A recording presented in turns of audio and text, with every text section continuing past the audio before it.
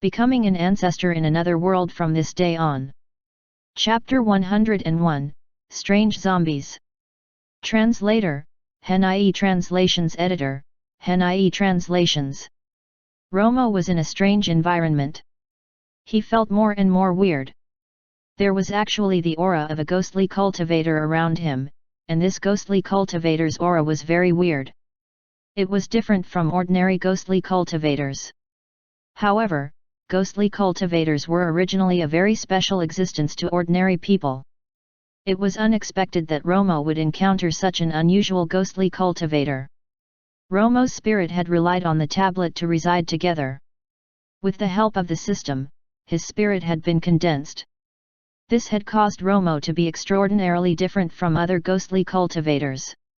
However, he had not expected to encounter an extraordinary ghostly cultivator here today. Romo could only sense a weird aura in the air. Moreover, the black fog in the sky had not only blocked Romo's vision, it had also affected his perception. He might have been thinking too much. While Romo was lost in thought, a dazzling white light appeared in the sky. A dark brown pot-shaped object flew up into the sky and was absorbing the black fog through the spout of the pot. This high-grade magical weapon had come from Harris. Seeing the power of this magical weapon, a group of people all looked at Harris enviously. Everyone had only been immersed in envy for a short while before they realized that the magical weapon did not have much effect against the black fog. Although it could absorb, the speed at which it absorbed was as good as not absorbing at all. My magical weapon can't deal with it. Seeing this scene, Harris retracted his magical weapon and shook his head. Mike looked at the black fog in the air. How did this black fog come about? Was it artificially created? Why is it so powerful? Everyone shook their heads in confusion. It must have been man-made. It might be a kind of formation I have never heard of or seen before, Edward said helplessly. Let's all look around again to see if there are any leads, said Harris. Although the upper three levels also had many formations and mechanisms that shocked everyone, they were still within everyone's level of acceptance. With the naked eye, one could see some gemstones and places for culturing magical medicines and so on. However, the fourth level was far beyond everyone's expectations. Even Magi of Harris and Romo's realms could not understand. They were careful with each step that followed, afraid that they would accidentally touch the mechanisms. Romo and the others walked ahead for a while. Although they were very careful, they had a feeling that something would suddenly appear in front of them and attack them. However, everything was still normal. Everyone found this unbelievable. However, the atmosphere became more and more strange. Suddenly, Romo discovered that there had been small craters on the ground that were neither too deep nor too shallow. They seemed to have been left behind from a battle. However, the craters were not obvious not because the magical power of the person fighting was weak, but because the defense of the ground was too strong, resulting in only shallow craters being left behind after the entire battle. The entire space was within the range of the formation. Leonard had been curious about the ground earlier, so he had tested it. It was unexpected that even someone of Leonard's cultivation base could only leave a small crater in the ground. However, what was strange was that Romo and the others did not see any corpses or traces of a mage despite the large-scale battle on the ground. However, the atmosphere was getting more weird. Everyone, be careful, said Harris, who had heard some faint sounds with his sharp intuition. Something is coming. It might be a corpse soul, Romo said with his experience. It might even be a mage's. Everyone instantly became alert and raised their magical power, ready to fight the corpse soul at any moment. A few seconds later, amid the sound of footsteps, everyone saw a figure appear with a black fog. So depressing, Romo muttered in his heart. After all, he had never seen a corpse when he was alive, so the corpse in his mind had always looked majestic. He did not expect it to be completely different from what he was seeing now. Not only were they not as awe-inspiring, they were also dressed in all kinds of clothing. Almost none of the corpses' bodies were intact. They were either missing arms or legs, or their bodies were decaying to varying degrees. They also emitted an odor different from the decaying air. This might be the so-called corpse aura. There was no doubt that these corpses were all magi when they were alive, and they were all magi of strong magical power. In this manner, Romo thought about many random things relating to corpses. When he came back to his senses, he found that there were corpses all around him. There was no doubt, in just a short time, he had been surrounded by corpses. And the number of corpses far exceeded everyone's imagination. Could this be the legendary corpses? Mike shouted as the corpses got closer. Everyone, buck up. There are definitely more corpses than we thought, Edward instructed them, with a sign of helplessness. Leonard said, perhaps these corpses were all those magi who had come here to seek treasures. They will not be easy to deal with. Shirley caught the main point. In that case, there must be a controller in this group of corpses. Can you guys find him? Romo, Harris, once we find the controller, we'll capture the leader first and it'll be easier to deal with this group of corpses. Harris shook his head. Even after he had summoned his magical items, he still did not find the controller. No, I am not able to. These corpses have strong magical power. Everyone, be alert. I have not found anything either. Let's deal with the corpse in front of us first. Romo shook his head. In such an urgent situation, he could not sense anything. As the corpses kept approaching, the black fog around them became more and more dense. The entire air was filled with a strange atmosphere, making everyone feel oppressed and suffocated. In the blink of an eye, the corpse was already very close to everyone. They could touch it with a stretch of their hands. The corpse could be seen emitting a black aura. Instantly, it was no longer as slow as before. It pounced on Leonard like a hungry tiger pouncing on its prey. Leonard picked up his weapon and struck it. Unexpectedly, it was instantly swallowed by the corpse. Not only that, the other corpses also pounced on him as if they had been given a signal. How can this be? Leonard said in disbelief. It looked like everyone had underestimated the strength of this group of corpses. Everyone, be careful. Before Leonard could finish his sentence, his voice was drowned by the screams of a group of corpses.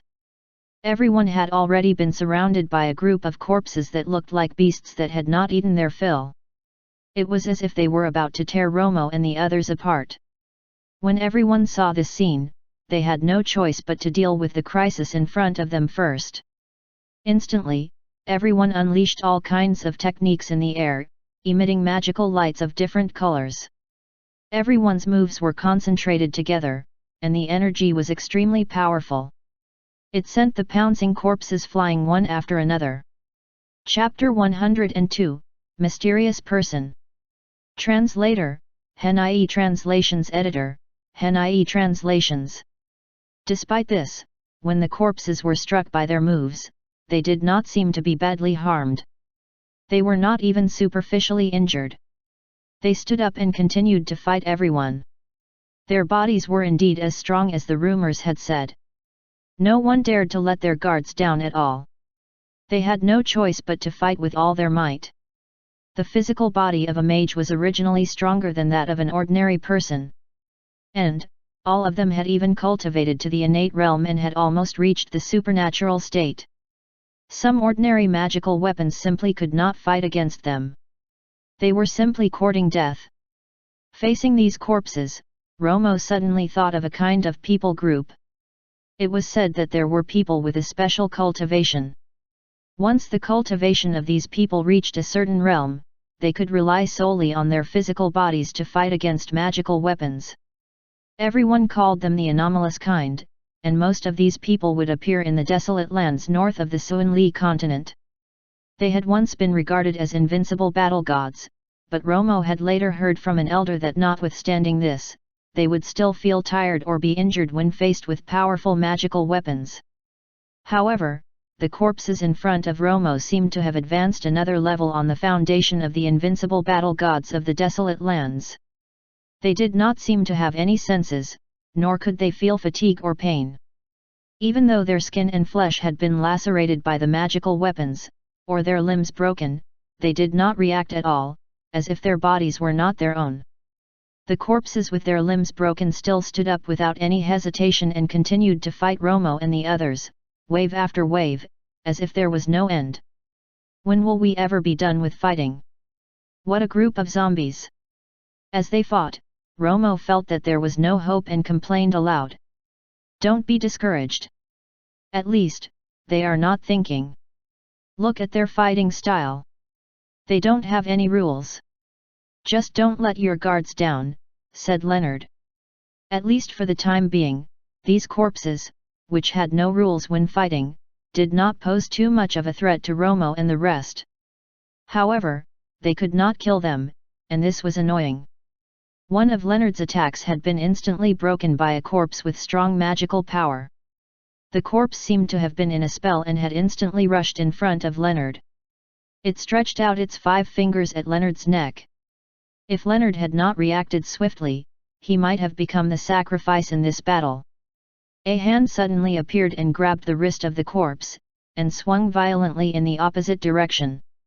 The corpse flew up in the air. In the blink of an eye, the other hand slapped on the corpse's head. To everyone's surprise, the head instantly exploded like a watermelon that had smashed onto the ground. The head of the corpse exploded and sent several corpses behind it flying. Leonard had thus witnessed everything. While he was still in a state of shock, he realized that the person who had helped him earlier was Romo. Thank you, Mage Romo. If it weren't for you just now. Before he could finish speaking, more zombies were continuing to charge at them. We won't be able to finish fighting no matter what if this continues. We have to think of a way. Mike was already exhausted from the fighting, yet he had no choice but to block the zombies one after another. Fellow Magi, I've decided to take a risk. Everyone, please cover me. I'll set up a defensive formation. Seeing that the corpses would not be cleared no matter how they fought, Edward decided to take a risk. Upon hearing Edward's words, everyone instantly had a target. They quickly adjusted their formations to protect Edward from the battle for the time being. Edward took out a bronze contract formation from his clothes and cast a spell on it. Instantly, many moving runes appeared in the air. Everyone, lend me some more magical power. The formation is about to be completed. Edward realized that his magical power was insufficient to support the formation, so he threw that contract formation into the air. In an instant, the entire sky was filled with golden light, and it continued to spread in all directions. In a short while, it had formed a barrier with a radius just enough for a group of people to rest. Initially, Romo was still worried that the formation would soon be broken by the corpses. However, he saw a corpse colliding with the barrier and being immediately repelled.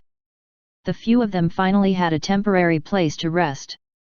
Edward looked at the corpses that were being bounced off outside and said with a solemn expression, "This formation won't last long. The corpses might break through soon. We have to think of a solution quickly. Senior, do you have a solution?" Mike was baffled by the situation, so he placed his hopes on Harris. Harris was lost in thought. Leonard said, "I have just discovered that although the bodies of these corpses are very powerful, their heads are very weak. I think we can kill them if we break their heads or hearts." Harris suddenly said, "Mage Romo, have you discovered anything?" Upon hearing Harris's question, Romo seemed to have gotten confirmation. He looked to the right and said, "Could it be that you have also discovered it? I was worried that it was my imagination." The conversation between the two was like an encrypted conversation, confusing everyone. "What are you both talking about? Why am I not able to understand? I have discovered a while ago that there was a special aura on the right, but I don't know if it is related to these corpses," Romo explained and pointed to the right. "It might be the controller of these corpses." Edward became hopeful, upon hearing Romo's words. Harris said, "It's useless to speculate here. Let's go take a look." Edward injected his magical power into the formation above them, and the semicircular barrier began to move with everyone's footsteps. The corpses kept crashing onto the barrier, which would flicker with each impact. Everyone was very worried. "We have to find a solution quickly. This barrier won't last long," Edward said with difficulty. After advancing about 100 meters, the group of corpses suddenly stopped in their tracks. They were no longer following them, as if they had seen something and were afraid. "They have actually stopped. It looks like our line of thought is right," Leonard said excitedly. "Look, there's someone ahead." Mike suddenly discovered a person in front, the special aura Romo had mentioned. However, everyone still dared not let their guard down, afraid that they would fall into a trap. As all of them continued to walk forward, everyone was surprised to find that the color of the black fog in front of them was becoming fainter and fainter. The closer it got to the special aura, the more thoroughly the black fog dissipated, and the clearer everyone's vision became. Finally, a person sitting cross-legged appeared in everyone's line of sight. When everyone looked again, they saw that this person was sitting on a huge stone coffin which was 10 meters long. Everyone was very curious about this person. They were both surprised and curious to see him.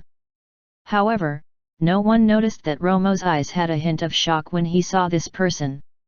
Chapter 103, Millennium Secret. Translator, HenIE Translations Editor, HenIE Translations. Everyone walked closer and saw that it was an old man sitting on the stone coffin. He was emitting the kind of aura Romo had mentioned earlier. The old man was very emaciated. His entire body was so thin that it was just skin and bones. The feeling he gave off was almost the same as that of the corpses that had fought with everyone just now. However, there was something different about him from the corpses. The old man's body was all intact. He was not like the corpses earlier, which more or less had signs of decay or missing limbs. Not only that, everyone discovered that the aura emitted from the old man's body was also 80% similar to that of a corpse. However, the old man's body was also emitting the aura of magical power. It was this magical power aura mixed with the corpse aura that had formed an aura they had never felt before. Soon, everyone discovered that the corpse aura on the old man's body was becoming more and more obvious. His magical power seemed to be dissipating, and sometimes, it even seemed to be at the verge of disappearing. It was like a candle, waxing and waning. At this moment, even Romo could not tell who this old man was or how powerful his magical power was. He could not tell if he was in cahoots with the group of corpses or if he was here to help him. Therefore, no one dared to act rashly. They could only watch this old man quietly. Suddenly, the old man's body twitched gently and he opened his eyes. At the same time, the aura of magical power on his body was much stronger than usual. When Romo and the others saw this scene, they instantly became nervous and prepared to fight. However, to everyone's relief, the old man did not have much hostility toward them. Instead, he smiled at them in a friendly manner. Even so, in everyone's eyes, the sudden smile on such a withered face was more terrifying than ever. "Don't be nervous, everyone. I'm not your enemy, fellow magi." The old man opened his mouth slowly, his voice echoing in the air. The old man's words did not calm everyone down. They were still very nervous and looked like they would fight at any moment. They were afraid that the old man would explode like a time bomb. Leonard and the others looked at each other, and they all simultaneously looked at Harris and Romo, who had the highest cultivation levels, in anticipation of their response. "Who are you? Why have you appeared here? Were you the one who led us here?" Leonard asked. The smile on the old man's face did not disappear because of everyone's attitude. "My name is Alan Heber. I want to help you, but at the same time, I have something to ask of you." When everyone heard the old man's words, they still maintained a skeptical attitude as they considered the following conversation. Only Romo looked like he was deep in thought. In reality, there was a dark hue which no one could sense. "Alan Heber. Are you Alan Heber from the Golden Lion Nation?" Edward suddenly thought of something and said, what did you say your name is? Alan Heber. That's right, that's me. I didn't expect that someone would still remember me after so many years. The smile on the old man's face did not decrease. Who is this? Do you know him? Shirley asked. This senior is a mage from 200 years ago. He was very famous at that time, and his most outstanding contribution was the invention of the Golden Lion Nation's hexagram formation. However, he subsequently disappeared, and no one knows the reason, Edward explained to everyone. I didn't expect you to be missing and trapped here, Edward said excitedly. When you were famous, I was just a person who knew nothing about magical power.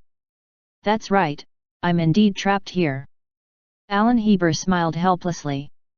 As he spoke, Edward suddenly thought of something. When Alan Heber went missing, his cultivation base seemed to be of the supernatural realm. Moreover, it had been so many years, how could he have survived for so long?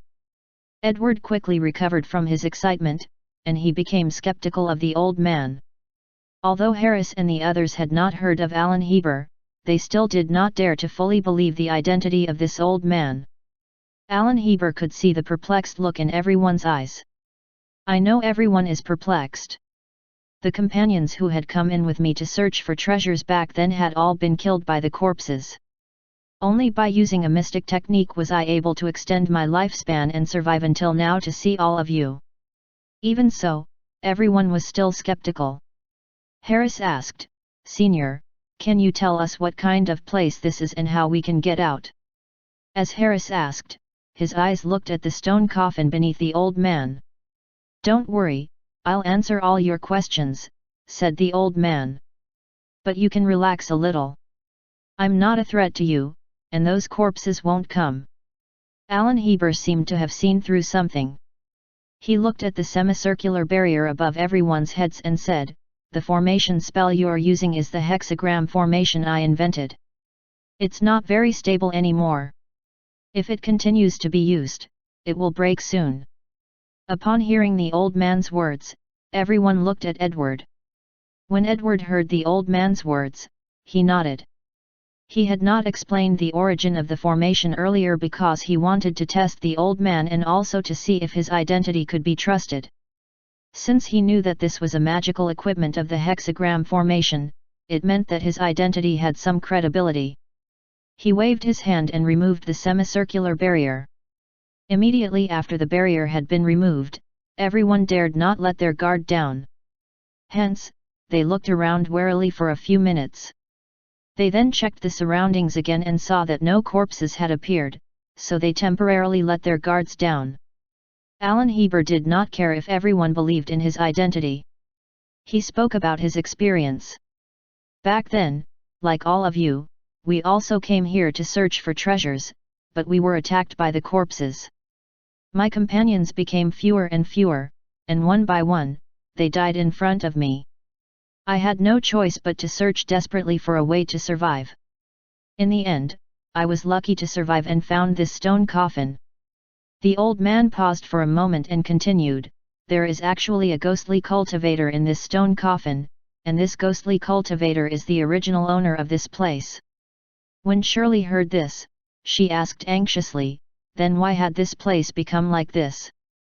And how did the corpses earlier come about? What do they have to do with the ghostly cultivator? Alan Heber ignored Shirley's questioning and continued. As the old man explained, everyone learned that this place had been a mage's cave abode originally. This cultivator and the mage's disciples had lived here. However, as the mage had not been to advance to the longevity realm, he developed an evil thought and started to cultivate the secret technique of the yin corpse reincarnation. And what happened thereafter, the rest of them already knew. Chapter 104, The Way to Escape. Translator, Hen-IE Translations Editor, Hen-IE Translations. The old man had finally finished his story, and everyone had learned all about that mage. That mage's name was Gajil. When he was cultivating the secret technique of the yin corpse reincarnation, he went berserk and killed all the disciples in his cave abode. This was not all. He had even refined them into zombies, hoping that they could help him refine a physical body that could allow him to be reborn. His method was to first cultivate himself into a ghostly cultivator, then refine his corpse and finally possess it and be reborn. The reason why this mage had gone berserk was that ordinary technique of possessed reincarnation was a forbidden technique. Very few people knew it. Not only was it very demanding on the one who cast the spell, the slightest carelessness would bring about a huge risk. Therefore, even a mage with a high cultivation level would not dare to try it readily. Hence, Gajeel chose this yin corpse reincarnation technique, which had a higher success rate. However, Gajeel soon discovered that although he had killed all his disciples and everyone in the cave abode, he still failed.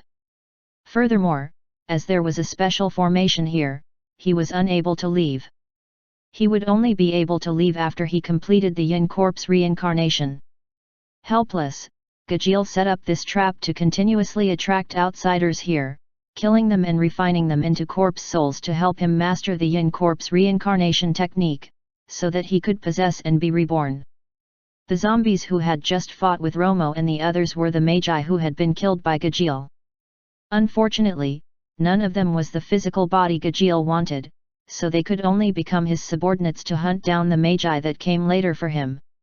As such, Gajeel had gone crazy for nearly 300 years and killed countless magi, but he was still unable to successfully possess and be reborn. Then, he regained his rationality for a moment and wanted to make up for his mistakes, but his consciousness was too weak. In order to prevent himself from making another mistake, he had no choice but to seal himself up and leave behind some information, hoping that his descendants would see it. At the same time, the old man reminded everyone that Gajeel had not been sealed all along.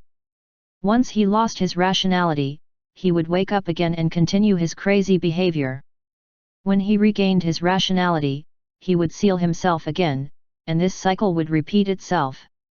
The reason Alan Heber had been able to survive was because he had come in just when Gajeel had chosen to seal himself. He had also found the information left behind by Gajeel near the stone coffin, and that was how he had learned all this. Unfortunately, Alan Heber did not manage to find any information on how to escape, so he had no choice but to wait here. Alan Heber knew that he had no way of forcefully breaking the formation. If he were to forcefully break the formation, the consequences would be unimaginable.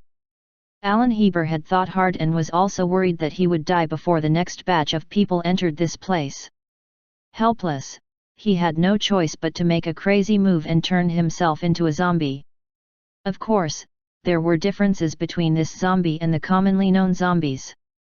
Alan Heber's zombie retained his own consciousness, only his physical body was a corpse. This meant that Alan Heber was a species between the living and the dead. The fact that Romo and the others could see Alan Heber here meant that he had succeeded. The success of this approach came as a great surprise to Alan Heber. Since his physical body had become a zombie, it meant that Alan Heber was not afraid of the attacks from the other corpses. His consciousness had also aged very slowly because of the special formation here. This was why he was still alive today.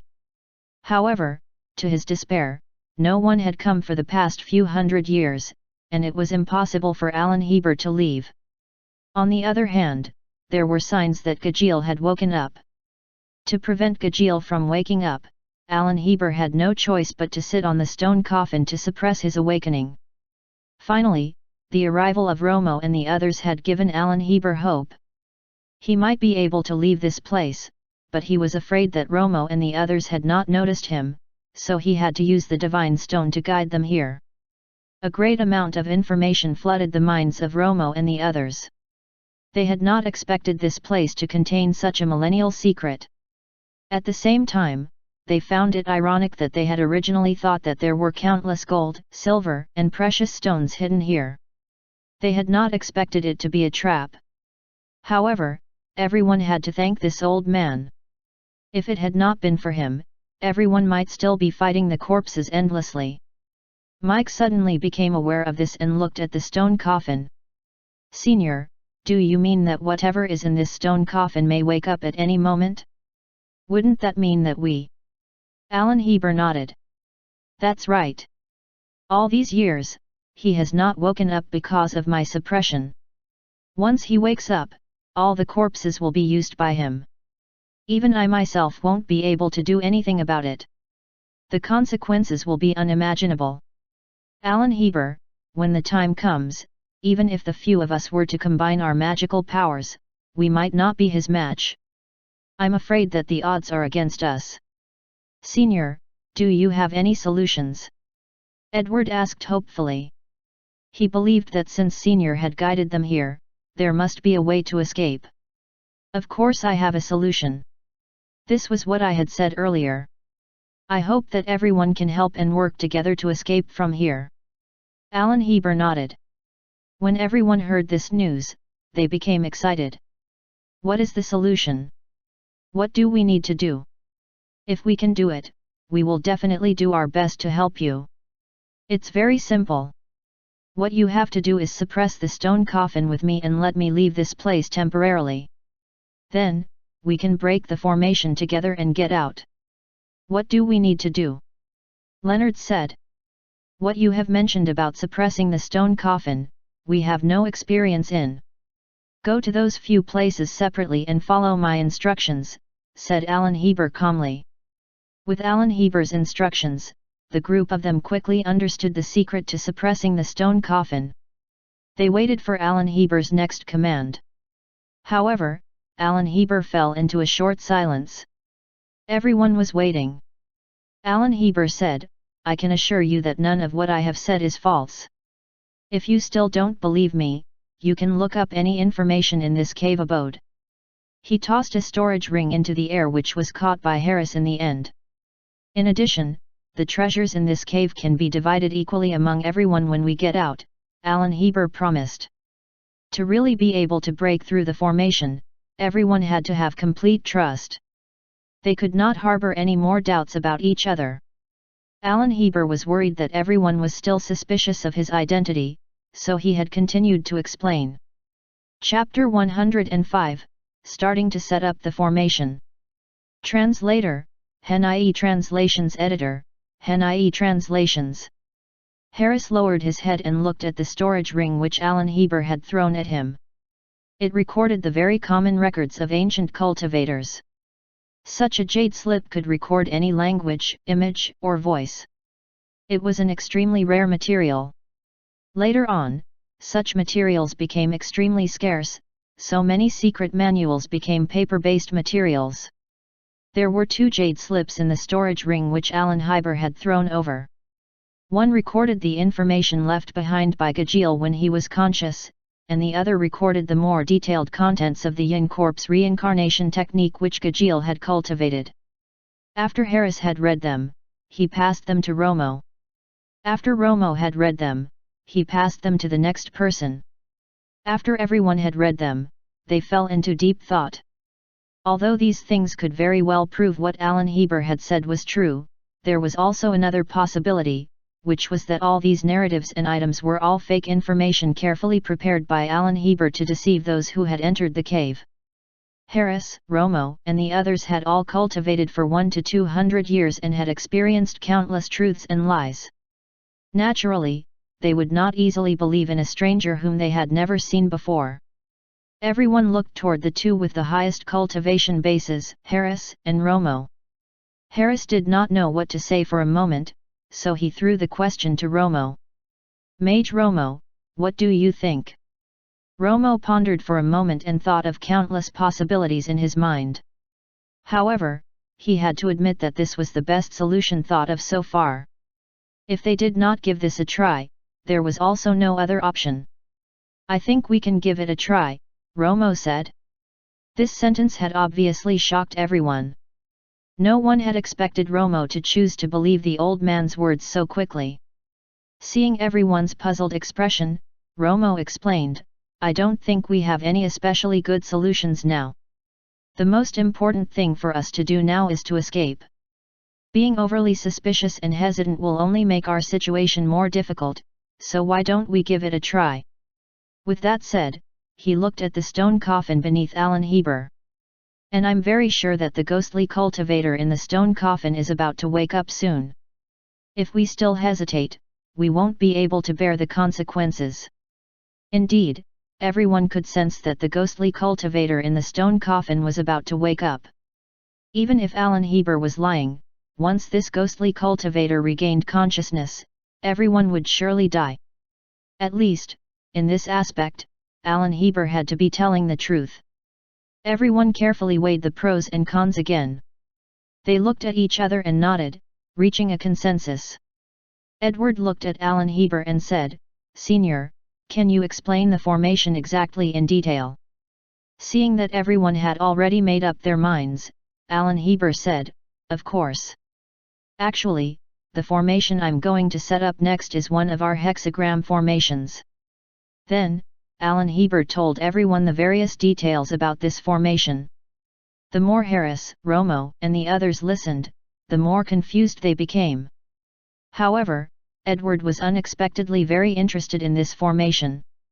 The more he listened, the more excited he became. He also kept talking to Alan Heber and asking him questions. Alan Heber also patiently answered him. However, time was getting tight, and he could not explain the formation in full detail. Alan Heber said, "Actually, this formation is not to be divulged to outsiders, but the current situation is very critical. I have decided to impart this formation to you. Consider it our fate to meet here." Upon hearing this information, Edward was extremely excited. "Thank you, Senior. Thank you, Senior." Harris and Romo looked and felt that they had no more questions, so they said, "Senior, we'll set up the formation according to your instructions." Alan Heber threw the 5 formation discs, which were hovering in the air, into the sky. The few formation discs flew toward the 5 of them. Edward was the first to catch the formation disc. He did not find anything unusual, so he gestured to the few of them to indicate that there was no problem, and that they could relax. After the others had received the formation discs, they took a closer look and did not find any problems. "It's up to you guys now," said Alan Heber.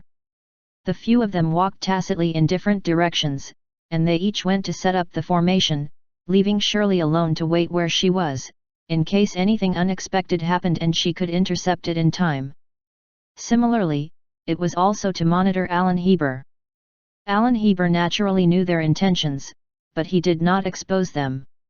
Soon, the few of them had reached the designated location and started to set up the formation. They kept releasing their auras to inform the others of their location and situation. However, no one had noticed that as Romo held the formation disc and kept walking forward, there was a faint smile on his face that no one could detect. After walking for a while, everyone's aura had become very weak, and they could only stop in their tracks. Romo discovered that many shadows had appeared in front of him, and they were swaying. Weren't these the corpses that had just fought with them? This should be the edge of the safe zone. If they took another step forward, they would be in danger. Romo stood there for a while and thought for a moment. Then, he stretched out his right foot and stepped hard on the ground. Instantly, a shallow crater appeared in the ground. Immediately, Romo placed the formation disc under his feet and began to set up the formation. In an instant, the formation disc emitted a scarlet light and started to gradually seep into the black fog. The same situation happened to the others. According to Alan Heber, the few of them would have to continue like this for a day before they would be able to form a complete 5 elements evil suppression formation. By then, they would be able to suppress Gajeel.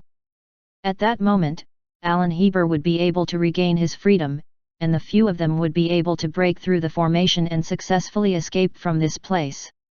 After they got out, they could split the treasures of Alan Heber. Wouldn't that be a very good thing? However, Romo had already made plans in his mind. As he maintained the formation, he turned around and smiled wickedly. Only Romo knew that the show had just begun. Suddenly, a series of system notifications appeared in Romo's mind. Your descendants have just completed a ritual by the entire clan and obtained the right to a special gift bag.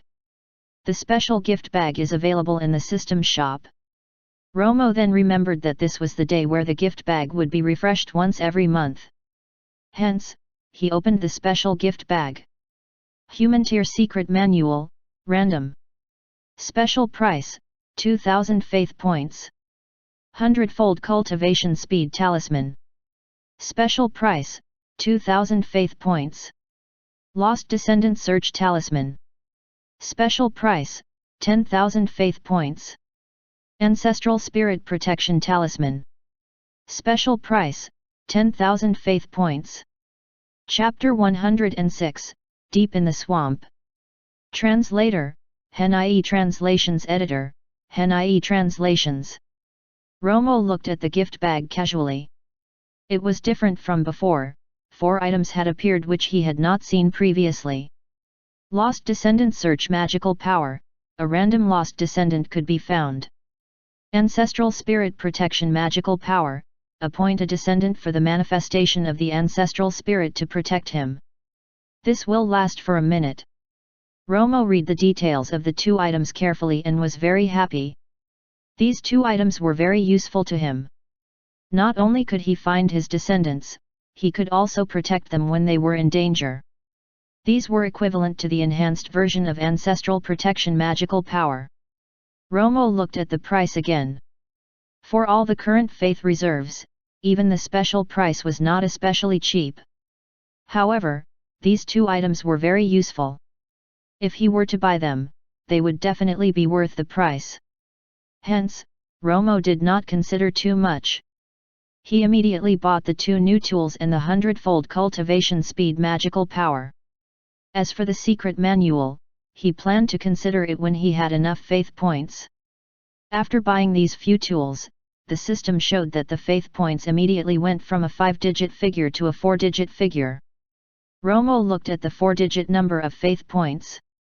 He planned that when everything was over, he would quickly visit his descendant, Ron, in his dream and ask him to continue to search for the descendants of the Nicholas family that had been lost outside.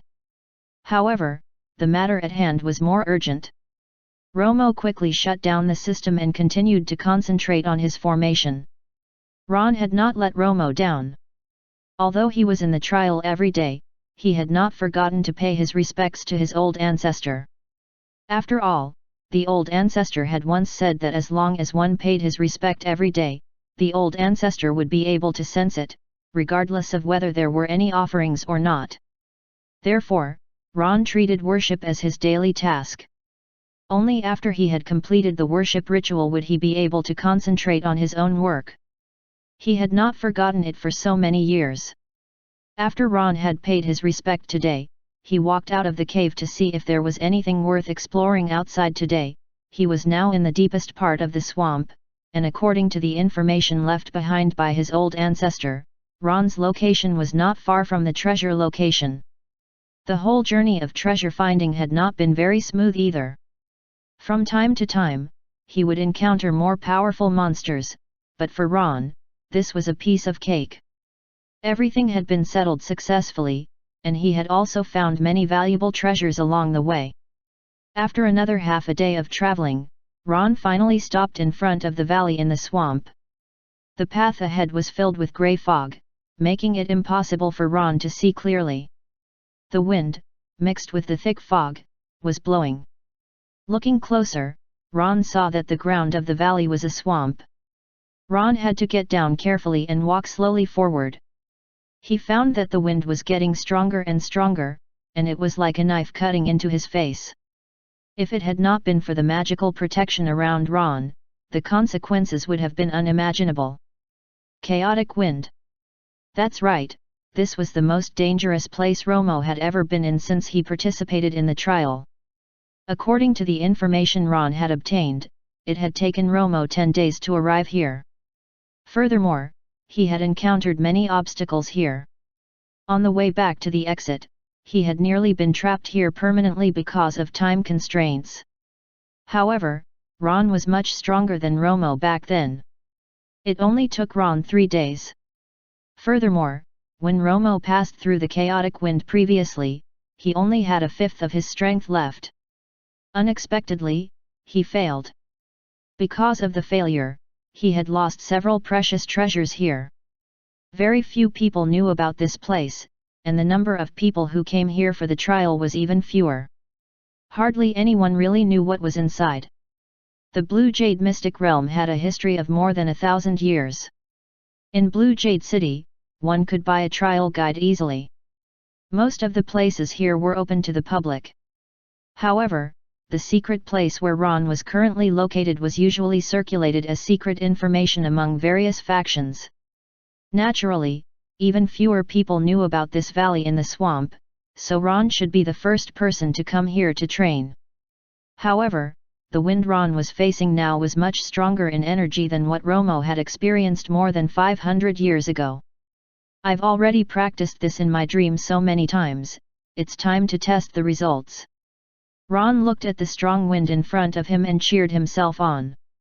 After making up his mind, Ron took the first step and entered the chaotic wind.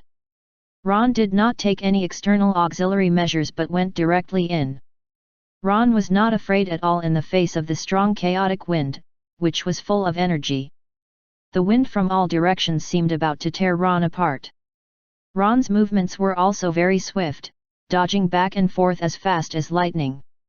After all, this was a trial Ron had taken the initiative to seek, and also a danger he had taken the initiative to come to. The reason why Ron had not chosen external auxiliary measures was that he wanted to rely on himself to resist the chaotic wind this time.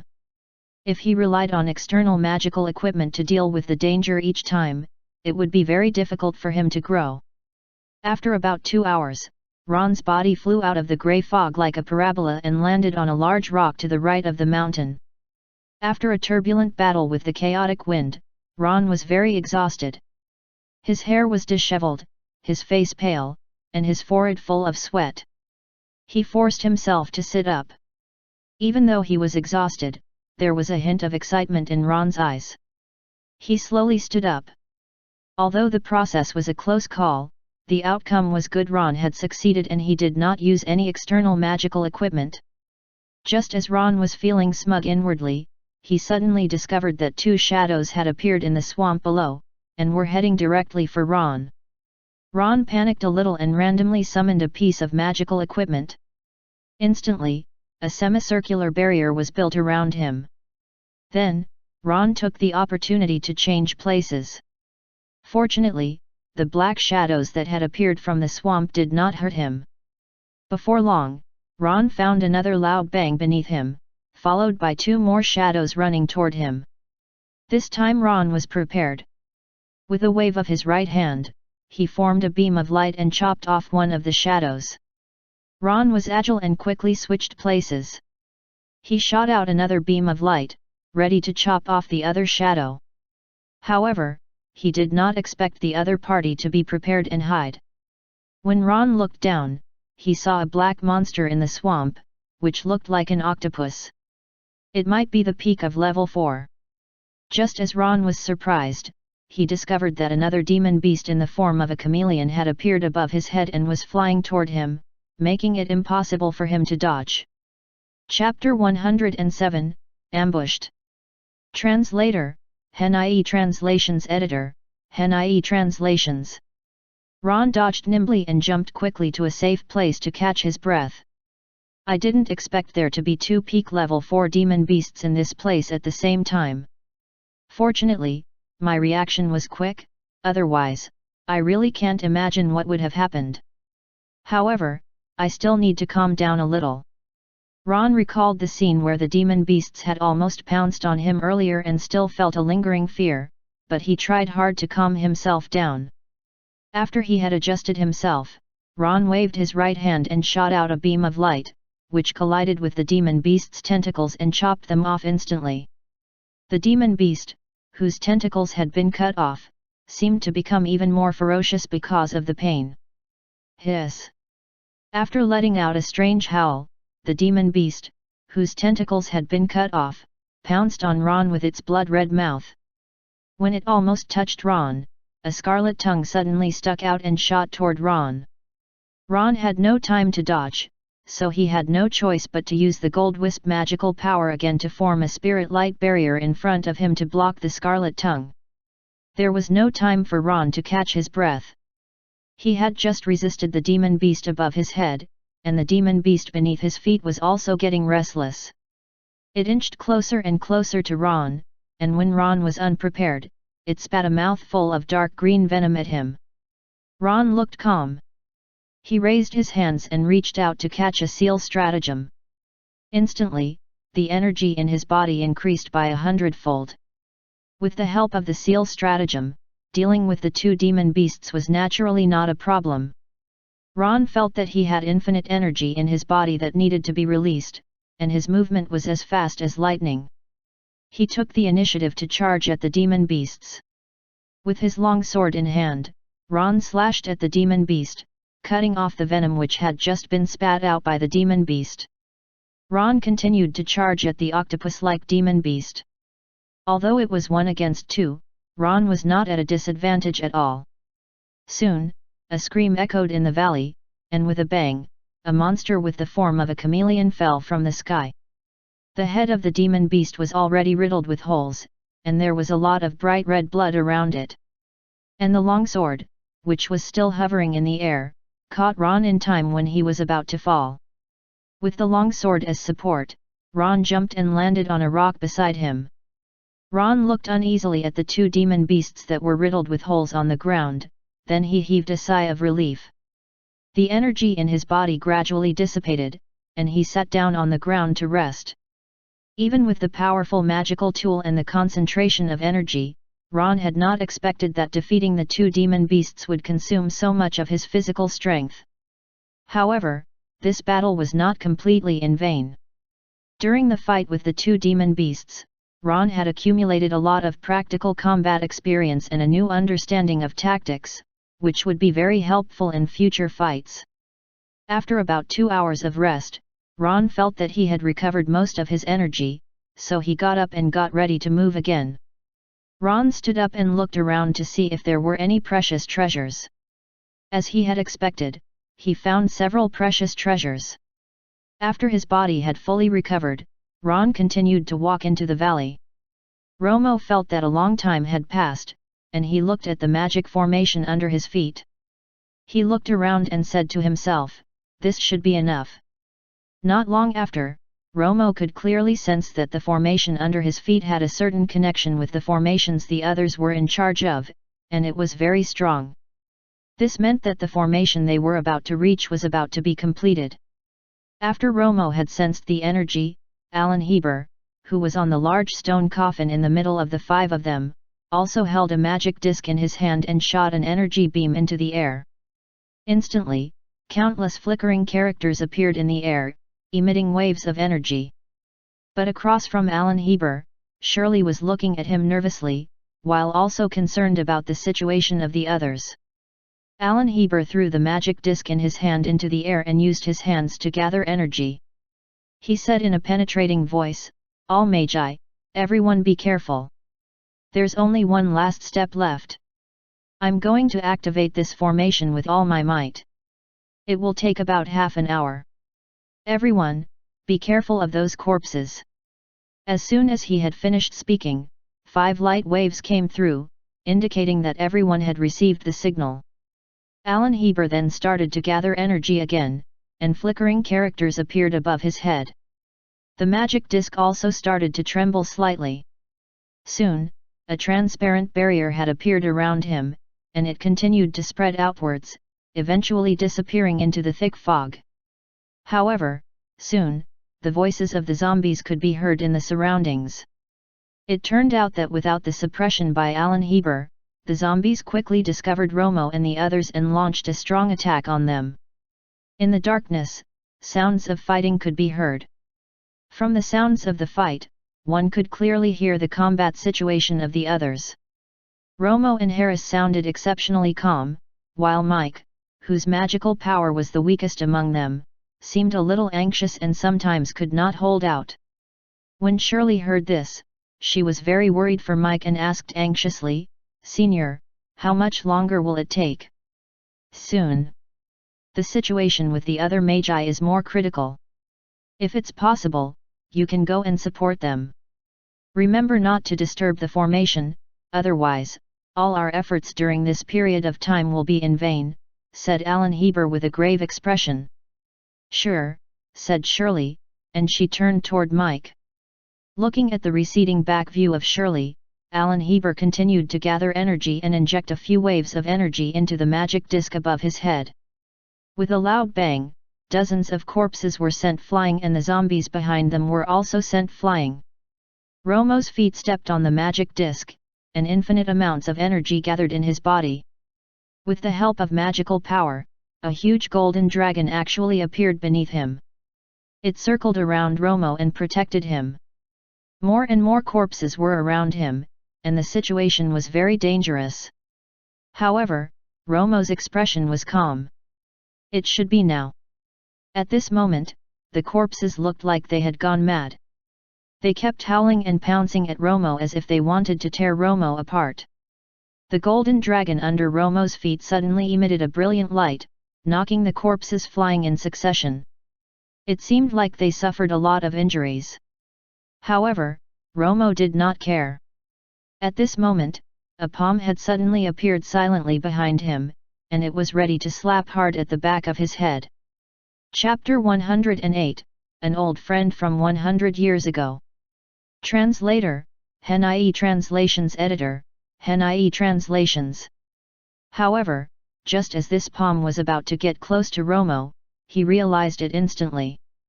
This was because in that instant, the energy in his body had instantly increased by more than 10 times. Romo's reaction was very sharp. Before the attacker could react, he quickly grabbed his wrist and exerted strength forward. His palm seemed to have gone through his body. Poof! A loud sound came from the darkness, as if something had been pushed out. Romo looked calmly at the thin figure in front of him.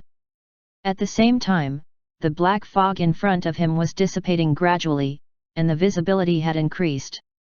Although he was very thin, Romo could still see the surprise in his eyes. That's right, this person was none other than Alan Heber. Alan Heber dared not look Romo in the eye at all. He had no choice but to look down at the ground.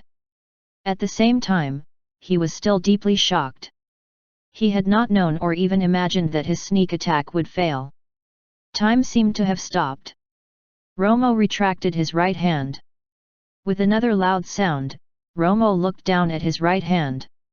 There was not a trace of blood, and there was even a lot of dried flesh. When Romo opened his hand, he was holding a golden pill the size of an egg. Romo had long known that when a top mage's cultivation base reached the 7th level, he would have the ability to refine a golden pill in his body. The effect of the golden pill not only increased the energy in his body greatly, but it was also equivalent to his second heart. When faced with a fatal threat, the golden pill could be used to save his life. The black phantom which had just been sent flying by Romo was Alan Heber's soul. The golden pill was also located in the heart of this phantom. The soul of a high-level mage would not perish for a short period of time. Even if the body were to die from a major attack, the soul would still be able to survive for a period of time. However, if he had a golden pill in his body, his soul would be able to survive for a longer period of time. If he could save his soul during this period of time, he would become a demon. Romo's actions just now had controlled Alan Heber's physical body and also extracted the golden pill from his body. His soul had also been separated from his physical body. This way, Alan Heber would not have any chance to resist Romo. Alan Heber had never expected Romo's reaction to be so fast. However, now that things had come to this, there was nothing he could do except let Romo decide his fate. Romo let go of his left hand, and Alan Heber's physical body lay on the ground. He looked at Alan Heber's soul and smiled smugly. Alan Heber finally came out from his shock. "Who are you? Did you already know that I was going to sneak an attack on you? Otherwise, why were you able to react so quickly? Have you concealed your strength earlier?" Romo heard the words, and another scornful smile slipped from his lips. "Of course. I have never believed in you from the beginning. You are not Alan Heber at all, are you, Stefan?" Hearing the name Stefan, the soul looked even more shocked. How? How do you know my real name? Who are you? That's right, Romo had long known that the person in front of him was not Alan Heber at all, and that his real name was Stefan. Of course, only Romo knew this. The others did not. In other words, it was impossible for anyone in this era to know Stefan. I didn't expect to see you here. Speaking of which, we are old friends from 500 years ago, Romo said slowly. To be honest, I had also doubted whether my guess was correct at first. I also couldn't believe that you were the person I knew hundreds of years ago. Who the hell are you? Stefan looked increasingly shocked, as if he had just seen a demon. Romo was about to say something when he realized that the surrounding zombies had started to attack again. Romo was still looking at Stefan, but he waved a book with magical power casually. The zombies exploded instantly, emitting a loud sound that reverberated throughout the valley. Romo was currently in the second stage of transformation, which meant that dealing with these zombies was a piece of cake. After the surrounding obstacles had disappeared, Romo continued to talk to Stefan. Of course you wouldn't have recognized me. After all, when we met, I was already an old man. Moreover, my magical power and aura were completely different from before. These few words naturally did not clear Stefan's doubts. Who are you? Tell me quickly. Romo, however, was not anxious. He prepared to tell the story of the two of them slowly. Don't worry, let's take our time to guess. When I introduced myself to you earlier, only my surname was real. I wonder if my surname has reminded you of anything. Stefan thought for a moment. Your surname is Nicholas. Slowly, as if he had thought of something, his eyes suddenly widened. You're Romo Nicholas, right? Is that you? But how is this possible? How did you become like this? You didn't expect this, did you? When all of you betrayed me in the secret realm and plotted against me, you definitely didn't expect this day, right? I also didn't expect to bump into an old friend from hundreds of years ago here. Romo deliberately emphasized old friend when he spoke. Upon hearing this, Stefan's soul began to shake. Romo, you actually did not die. How can you not be dead? Ah! Romo looked at Stefan like he was looking at a clown. He playfully enjoyed his shocked expression. My death is definitely related to you, but I never thought that one day I would be able to kill you myself to take revenge. However, this is really interesting. You came to this place because you had listened to me, right? That's right, Stefan was Romo's old friend from 500 years ago. 500 years ago, Romo, who was at the peak of magical power, had formed a treasure hunting team with a group of magi.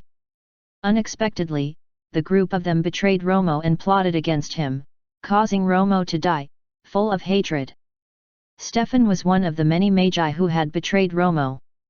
Romo had recognized Stefan from the first moment he saw him, but Romo did not expose him immediately.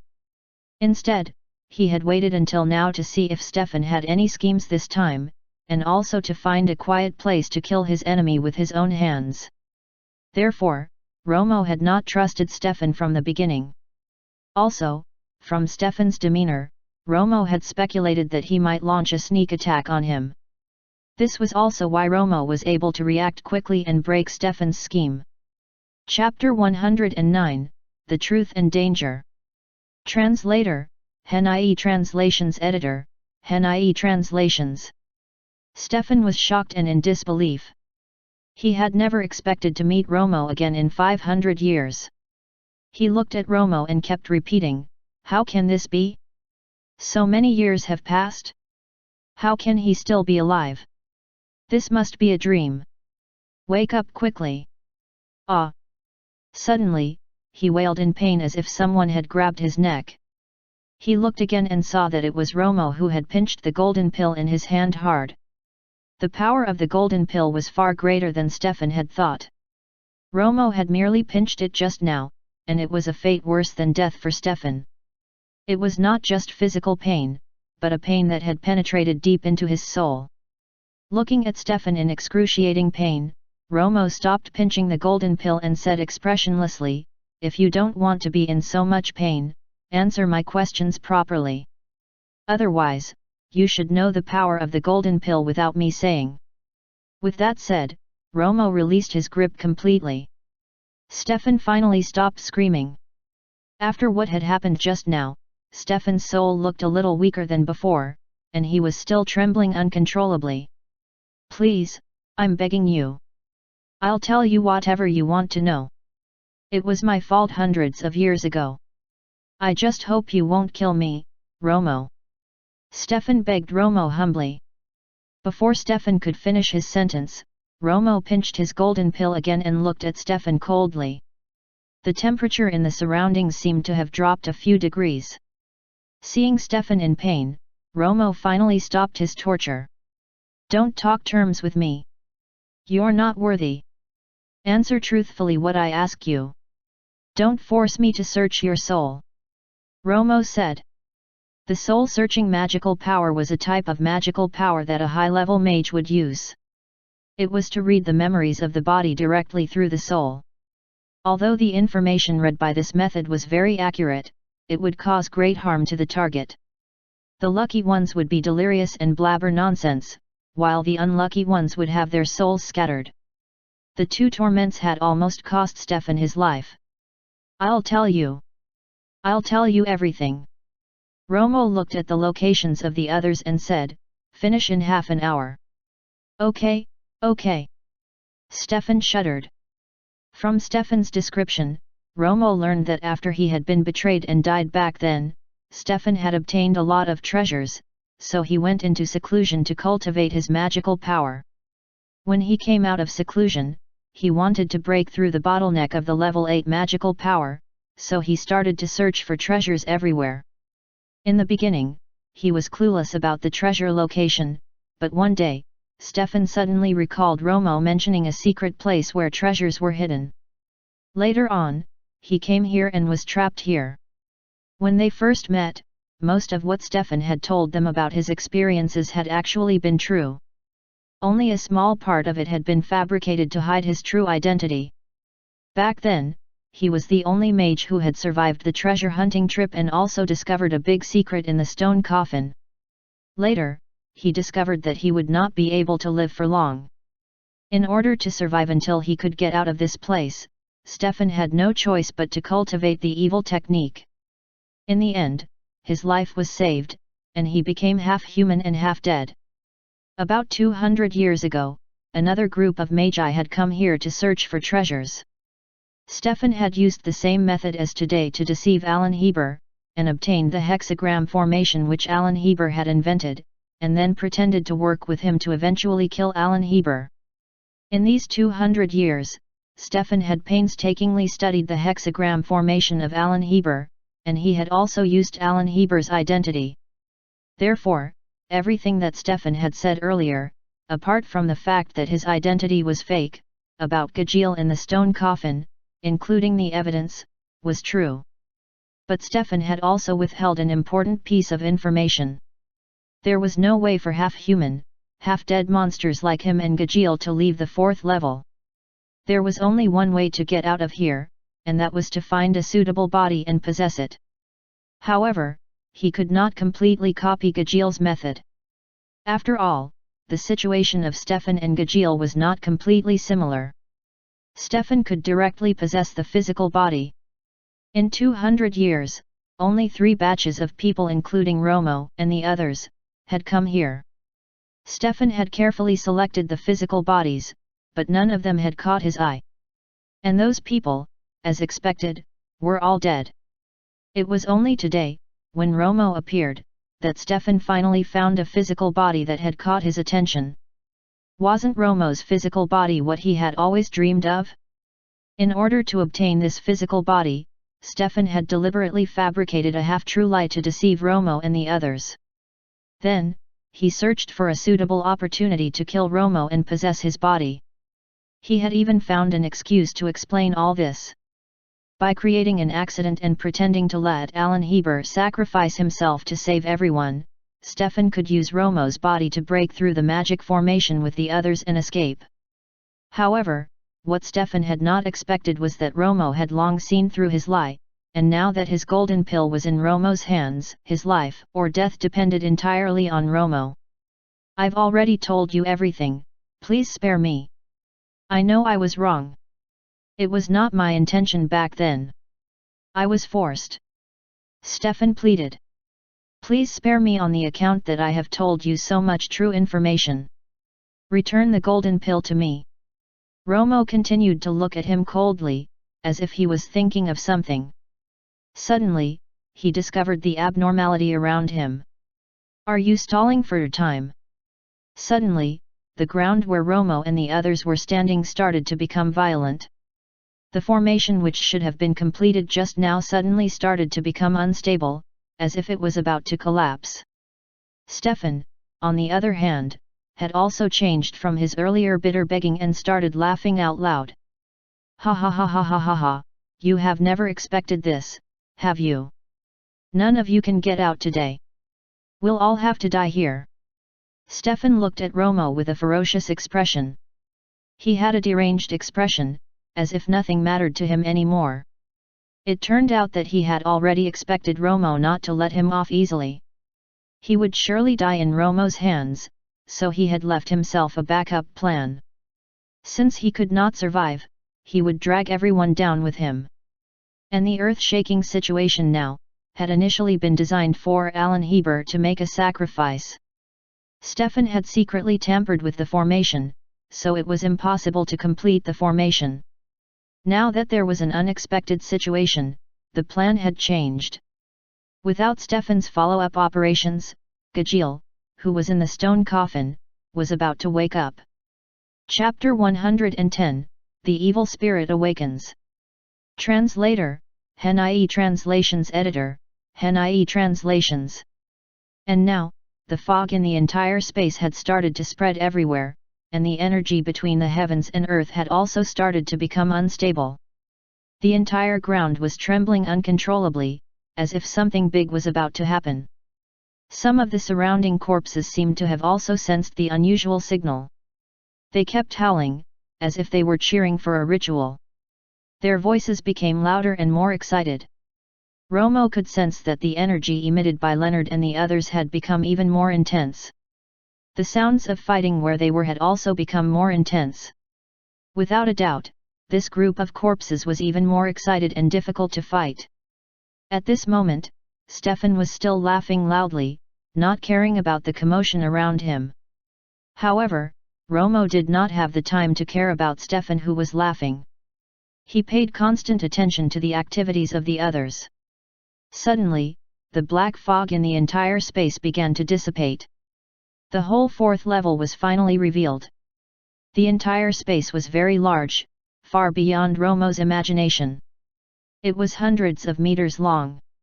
Looking up, he found that the ceiling of the cave was also dozens of meters tall. In each of the four corners of the space stood 4 huge stone pillars filled with characters. They looked very orderly, and the entire space was squarish. Romo took a quick look at the surroundings.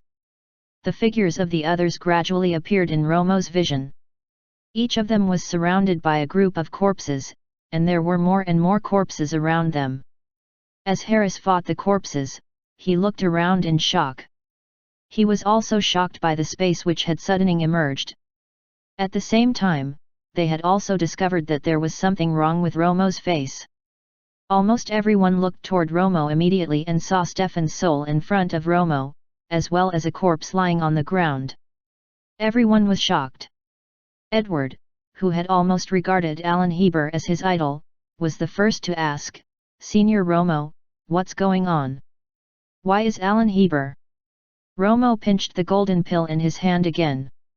Stefan no longer had the strength to laugh, and what replaced it was his trembling soul. "All of us have been deceived by this person. This person is not Alan Heber at all. The real Alan Heber had died more than 200 years ago," Romo explained. "Also, everyone must be careful. The person in the stone coffin will be coming out soon." After everyone had heard the news, they did not have the energy to care who the real Alan Heber was or where he had gone. They could sense a strange atmosphere permeating the entire space and spreading continuously. At this moment, everyone, including Stefan, looked toward the huge, trembling stone coffin. Almost all the black fog was surrounding the stone coffin, and the runes on the stone coffin were also emitting golden light and pulsating continuously. Everyone could only watch like this. They did not have any measures to prevent the changes in the stone coffin. With a few cracking sounds, the stone coffin suddenly exploded. In that instant, a ghostly aura hundreds of times stronger than before drifted throughout the entire space. A black figure shrouded in black fog flew out from the stone coffin. No one could see his face or body clearly. They could only see a pair of eyes filled with killing intent. Romo suddenly felt a very powerful magical power surging into his right hand. Before he could react, he discovered that the golden pill in his hand had already been thrown out by him. Sure enough, he had thrown it in the direction where Gajeel had woken up. Although Stefan had only a soul left, he was still in a state of endless fear. His soul trembled even more, but it was still restrained by Romo's magical power. At the same time, the newly awakened Gajeel was not someone to be trifled with. He had discovered Stefan's abnormality. Perhaps because he had just woken up, he let out a beast-like cry that resounded throughout the cave. With the thick black fog, he raised his right hand and instantly transformed it into a meter-long stone arm that grabbed Stefan's soul. Without any hesitation, a loud crack could be heard from his arm, followed by a loud rumble. Before anyone could react, Stefan's soul and even his golden pill had exploded. The arm, which was accompanied by thick black fog, was also blown into pieces. This was the arm of Gajeel's main body, and a painful roar reverberated in the air. Romo reacted quickly and ran to the others. When the explosion occurred, he had already run to Edward, who was closest to him, to help him kill the corpses. After he had settled the matter on Edward's side, Romo hurried to Mike and Shirley to help them get out of danger. Edward, who had just escaped danger, did not hesitate at all. He rushed to Harris to join him. The surroundings suddenly darkened, and Gajeel's hand, which was accompanied by thick black fog, appeared above Romo's head as if it was about to crush him. Leonard shouted a warning, but he did not know what to do. Just as he was thinking, Romo shot a beam of light at the black hand, shattering it instantly.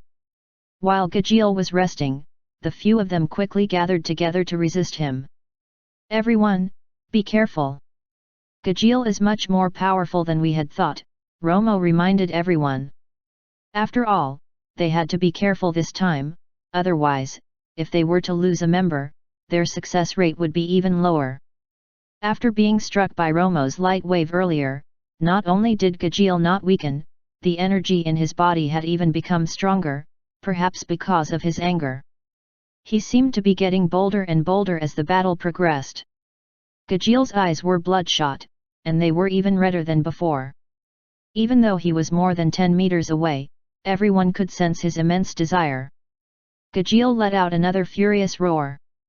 Instantly, Romo's surroundings were filled with black fog which gradually approached Romo and the others. The black fog gradually turned into countless black chains which became thicker and thicker. They pressed down on Romo and the others like a giant net. "Quick, let's go." Harris was the first to react, and he told everyone to run quickly toward the entrance.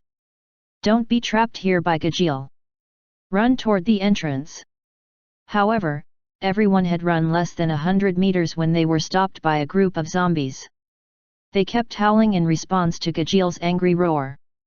Gajeel's screams became more and more powerful, and he glared at Romo and the others with his scarlet eyes. In the dark fog, he attacked Romo and the others. The difference from before was that the zombies' earlier attacks had been disorderly, so it had been easier for Romo and the others to defeat them. This time, under Gajeel's lead, the zombies launched an orderly attack on Romo and the others, causing them to be unable to withstand it. Chapter 111, Land of Longevity. Everyone could tell that these corpses were all being controlled by Gajeel. Although he had just woken up and his rationality had not fully recovered, he still had a powerful ability to control these corpses. At the same time, his awakening had injected more energy into these corpses. They were more able to fight than before, and at the same time, they had a stronger life force. Currently, the corpses were like magi who had used explosive techniques, and they possessed a strength that far surpassed what they originally had. Romo was currently at the second stage, so even if the energy of these corpses became greater, Romo would still be able to deal with them. However, Romo did not have the time or energy to care about these corpses. The chains, wrapped in thick fog, above their heads were about to come crashing down on them. Everyone present, including Harris, who had extraordinary magical power, was powerless against the awakening of Gajeel. There was nothing they could do. Only Romo could deal with Gajeel. Romo kept releasing his energy, hoping to shatter the chains which were about to crash down. The others were in charge of stopping the corpses which were about to charge forward.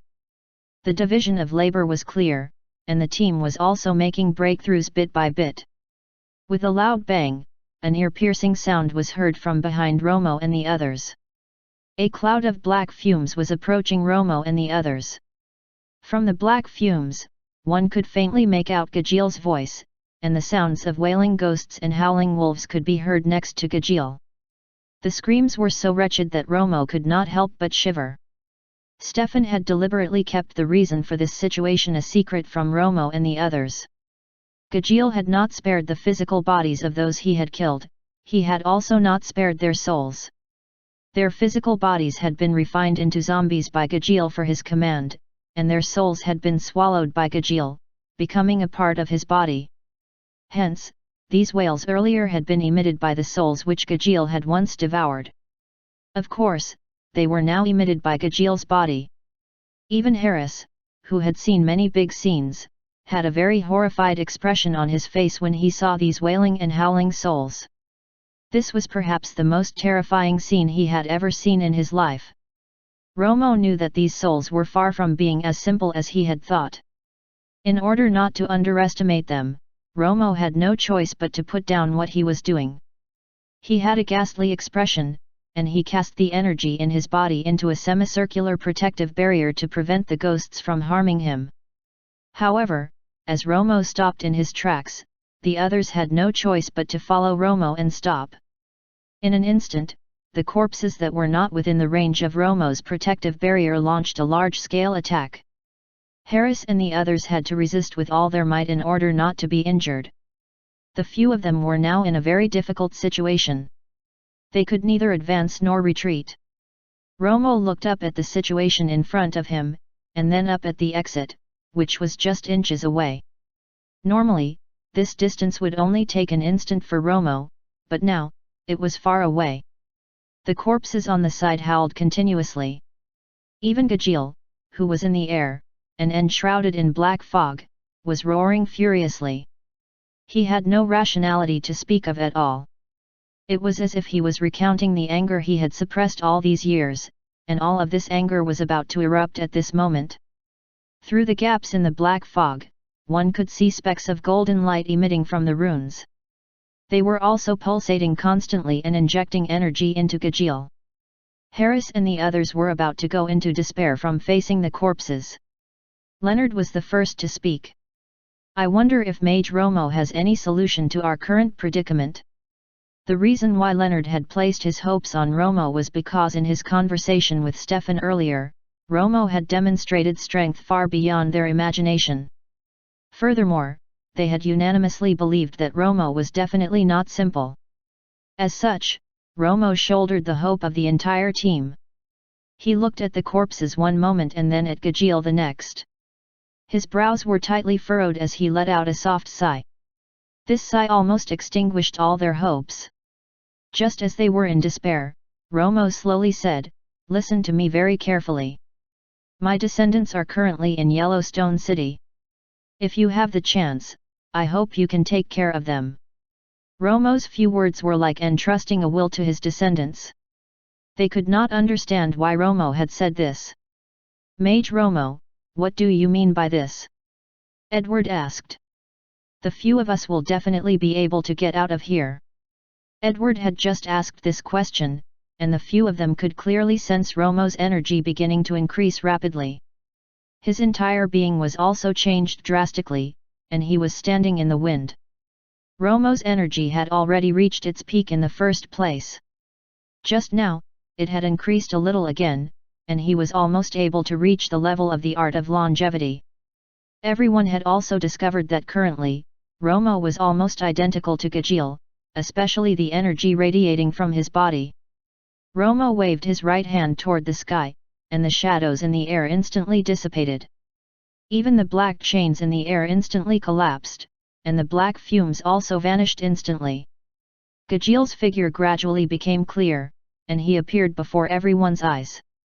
Gajeel, who seemed to have sensed the threat from Romo, let out an unprecedented roar.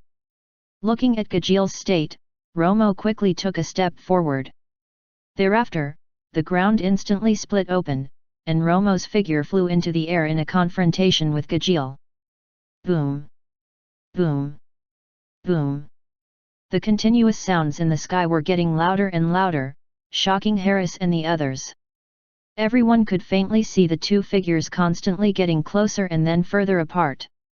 Every time they got closer, the entire space would tremble. Even the shockwaves of this battle had forced Harris, who was of such a high level, to dodge quickly.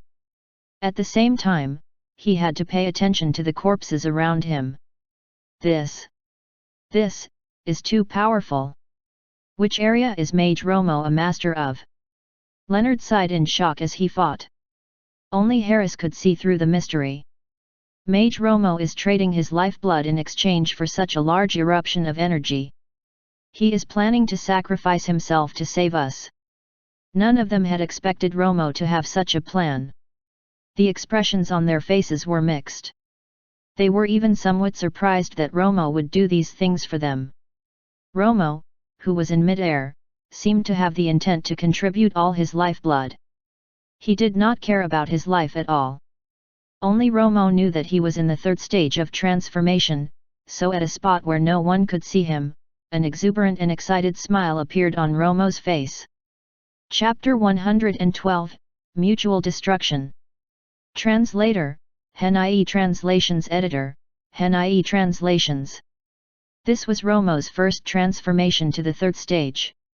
The energy contained in his body far surpassed his imagination. He even felt that he was about to reach the land of longevity. Just as he was about to transform, Romo even felt his body enter the land of longevity. He could also see a glimpse of a corner in the land of longevity. The land of longevity was a dreamland for all those who cultivated magical power. One would be extremely honored to get a glimpse of it. Although Romo had not completely entered the land of longevity, this kind of explosive energy, which he had exchanged for with his life, was a very precious experience for him. It even surpassed all his experiences in coming to the cave this time. This trip could already be considered a success. With a loud bang, Romo and Gajeel were sent flying with their collision. Romo flew in the air and landed beside a stone pillar. It's time to end this. Romo got up from the ground and wiped the blood from the corners of his mouth. He looked around and smiled. When everyone saw this, they all believed that Gajeel's energy had been powerful enough to cause Romo to bleed, but only Romo knew that this was due to the side effects from reaching the third stage. The third stage of the transformation was not like the first two stages, which were still within Romo's tolerance range. Romo felt that he was almost unable to withstand the third stage of the transformation. The fight with Gajeel also seemed to be a battle of attrition. After the third stage transformation, there would be a huge and irreversible effect on one's body. If one was lucky, one could suffer a reduction of one's energy, but if one was unlucky, one's life could end directly.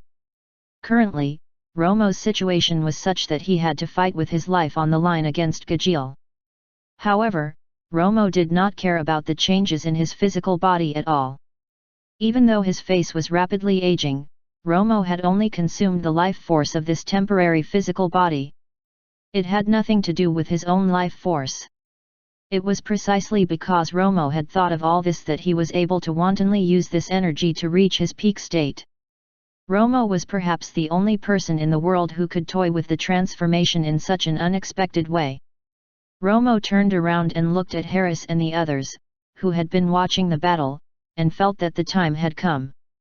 Although what you would see is completely different from what I had intended, my ultimate goal is to save all of you. I hope you won't disappoint me in the future.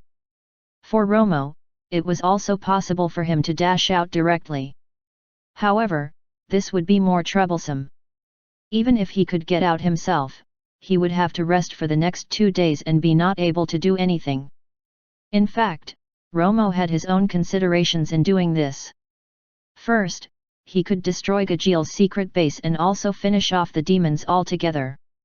Second, since he had to flee in such a sorry state, he might as well make it a heroic sacrifice and leave a good reputation in the minds of Harris and the others. It could be seen that Gajil was no longer able to suppress his anger. He was charging toward Romo. Romo also clearly knew that Gajil had been so excited because of his desire for his physical body and his obsession with finding a suitable physical body. Seeing Gajil like this, Romo's thoughts ran wild. After all, he had once been a powerful expert of peak level. I didn't expect him to fall into such a sorry state because of a single mistake. Although Romo had a flash of sympathy for Gajil in his mind, it did not stop his murderous intent toward Gajil. Confronted with Gajil who was charging at him, Romo also charged forward in his direction. While he had not used any special magical attack, Romo also did not expect his physical body to suddenly erupt with a powerful energy. Led by the powerful energy, Romo collided with Gajil and caused the other party's skin to split open. At the same time, dazzling light burst out from his body, blinding Romo until he could not open his eyes. While Romo and Gajil were engaged in an intense battle, the few people below were also engaged in a fierce fight with the zombies, but they also diverted their attention to keep track of Romo's progress in real time. Suddenly, Harris realized that something was wrong in the sky and shouted, "Everyone, be careful! Mage Romo is about to explode." As soon as he finished speaking, the 5 of them erupted simultaneously with all their energy and made defensive moves to prevent themselves from being injured. Strangely enough, the energy this time was so strong that even the mindless corpses seemed to have sensed it. In that instant, they stopped attacking and looked in the same direction where Romo had exploded. A powerful energy suddenly erupted in the air. With a loud bang, everyone on the ground felt an immensely powerful energy. The entire space was trembling. Even the 4 indestructible pillars had collapsed. Without the support of the pillars, the ceiling of the cave gradually collapsed, and the entire space was on the verge of collapse. And this loud sound not only affected the few of them physiologically, producing tinnitus, it also affected their internal energy to a certain extent. Instantly, blood spurted out from their mouths. The sound continued to reverberate in the cave. As time elapsed, the sound also became softer and softer. Finally, the surroundings regained their silence, and the entire space appeared as if nothing had happened. The impact this time had greatly damaged the internal energy of Harris and the others. Even a mage of Harris's level could sense his aura weakened, and Mike and Shirley, who were the weakest, had almost no strength to open their eyes. Hence, they rested for a while. Fortunately, the few of them were more or less recovered. Then, they walked out from the collapsed rubble. The tragic scene at this moment shocked them greatly. "All the corpses are dead," Leonard said in disbelief. "It looks like it, but Mage Romo should have perished together with them." "Everything has returned to normal," Harris muttered. Edward looked at the formation in the surroundings and knew that it had been completely destroyed. The corpses had appeared only because of the formation's energy. Now that the formation had been destroyed, the corpses naturally no longer existed. "I didn't expect Mage Romo to sacrifice himself for us.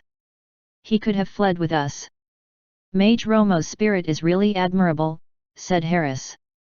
"Don't worry, Senior Romo. We've remembered all your instructions to us.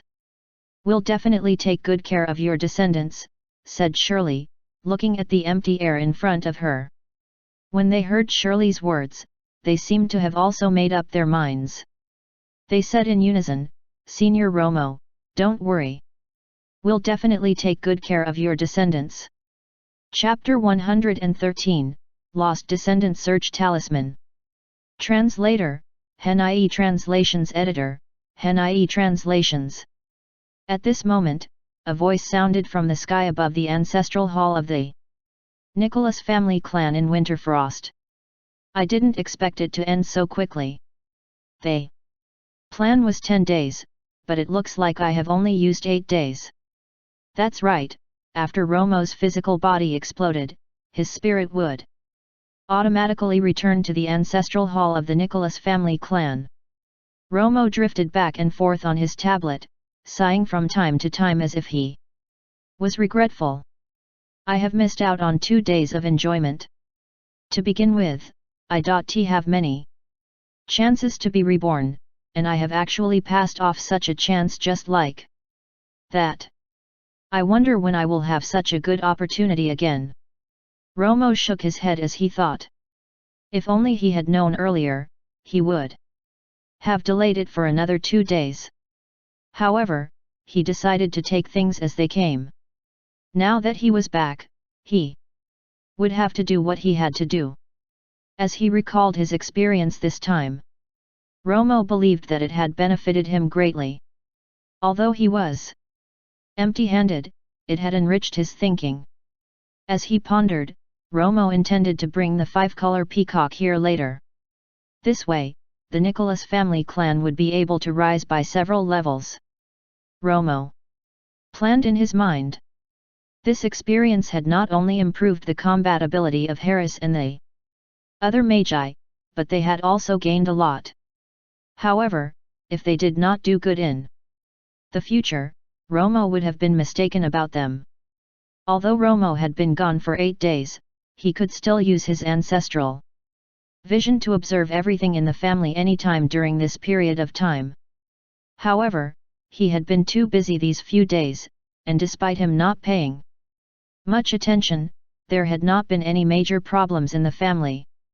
This had made Romo very glad. However, recently, many of those who had come to pay their respects had mentioned Ron. From their words, Romo learned that Ron had gone to participate in the Mystic Realm trial, and these people, who had come to pay their respects, all hoped that he could protect Ron and let him return safely. There was also good news. The businesses of the Nicholas family clan were booming, and their financial resources were improving steadily. They would likely become the #1 family clan in Winterfrost soon. Under the lead of the rising Nicholas family clan, the descendants of the Nicholas family had also advanced very quickly. Romo quickly learned of his family's recent situation, so he summoned the system again to see Ron's current status and see if he could protect him when the time was right. Through the screen, Romo could see that Ron was currently in a cave, undergoing a Mystic Realm trial. This valley was very familiar to Romo. "I didn't expect him to have already entered this valley. That's not bad." Romo nodded to express his affirmation. When Ron was in the valley earlier, Romo was dealing with Stefan with all his might and did not have the time or energy to see Ron's progress. Unexpectedly, Ron had already arrived not long after in the valley with his own strength. At this moment, Ron was fighting a level 4 demon beast. After watching for a while, Romo knew that Ron had already secured the victory, so he was intending not to watch. However, after thinking about it, he realized that he had nothing to do anyway. So he continued to watch Ron fight with the level 4 demon beast. In the blink of an eye, it was already evening. The scene he visited also became dim. After all, in the mystic trial realm, the changes in day and night were identical to reality. Romo then saw that Ron had defeated the level 4 demon beast, and found a cave to rest after seeing that it was getting dark. "There's nothing more to see," Romo said as he turned off the visiting scene. He summoned a few more buckets, clicked open his inventory, and used a tool. Instructions confirmed. Successfully used Lost Descendant Search Talisman. Randomly located a lost descendant. Target's current location: Verolan Continent, Gaze Nation, Noxie State, Lowland Town. With the system notifications, a map of the exact location of the lost descendant appeared in Romo's mind. It had even been meticulously labeled. The address is so detailed, it definitely won't be difficult to find him. Romo read the information and was somewhat happy. New mission has been generated.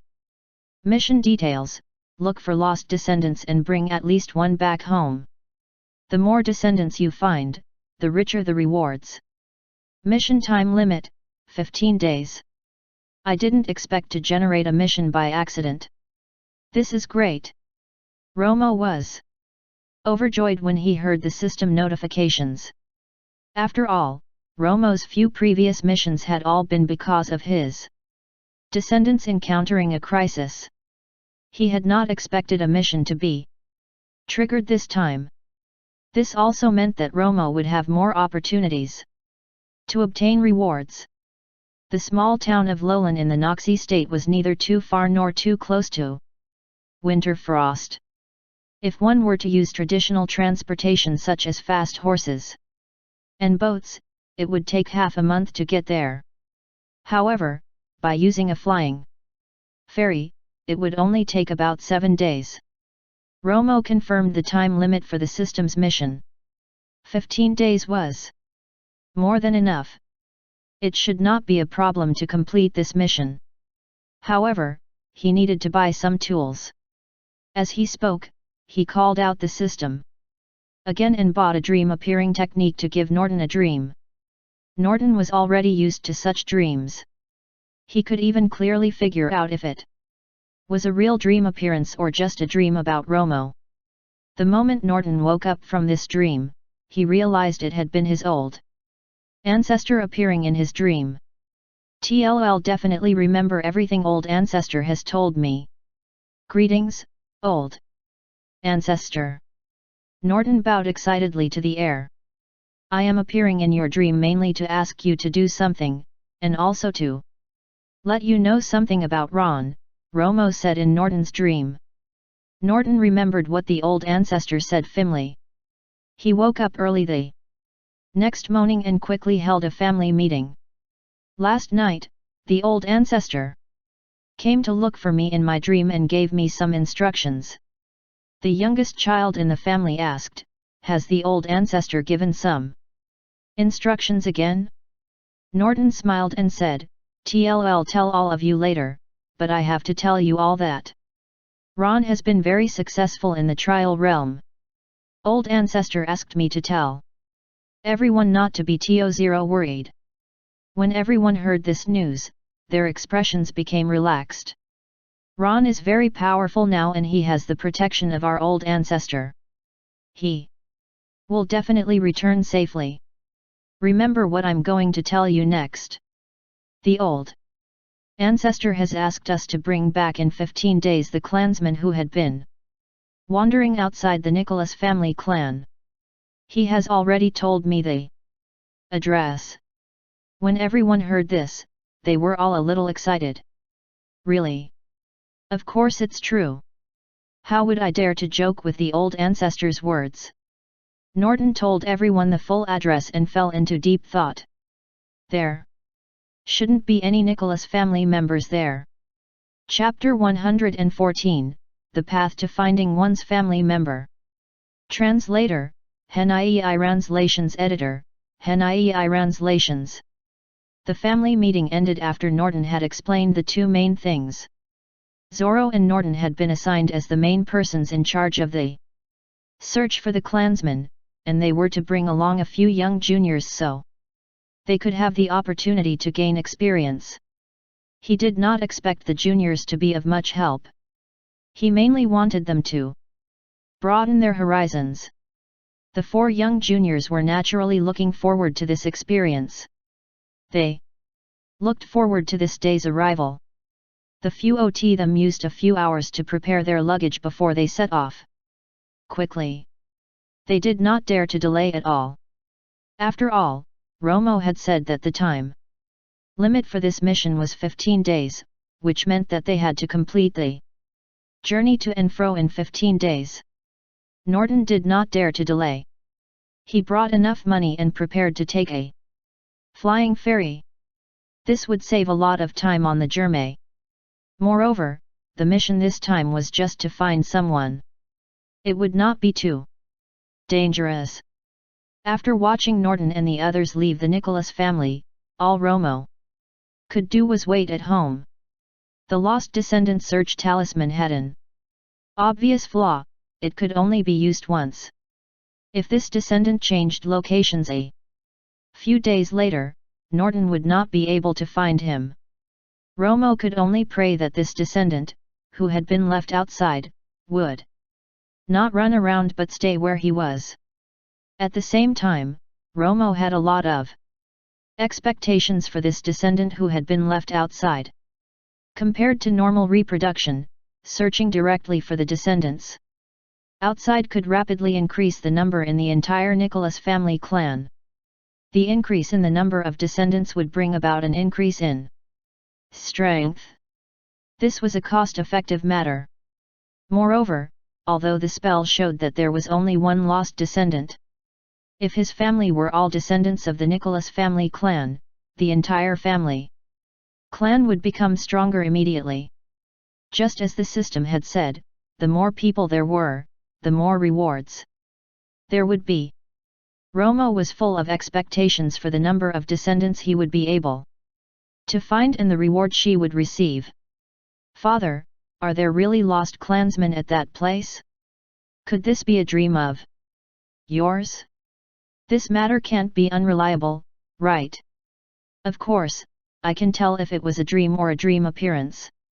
This is the instruction from our old ancestor.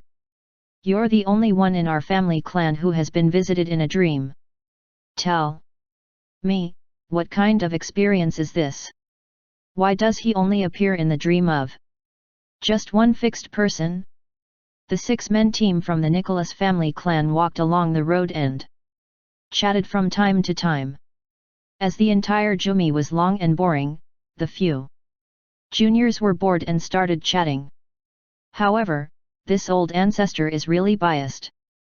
When can he visit me in my dream? And let me experience it? It will naturally happen when you are outstanding enough. If our old ancestor takes the trouble to visit you in a dream, and you cannot differentiate if it is a dream appearance or a dream when you wake up in the morning, and you orget everything, then what? Of course I won't forget. You make it sound as if you can tell them apart. Of course I can differentiate them clearly. If you don't believe me, ask the old ancestor to visit me in my dream. Tisk, if I can really get the old ancestor to visit you in your dream, why don't I ask him to visit me in my own dream? It's easy to say, but I'll definitely get the old ancestor to visit my dream first. If you don't believe me, let's wait and see. The two people who were talking were Zoro's children.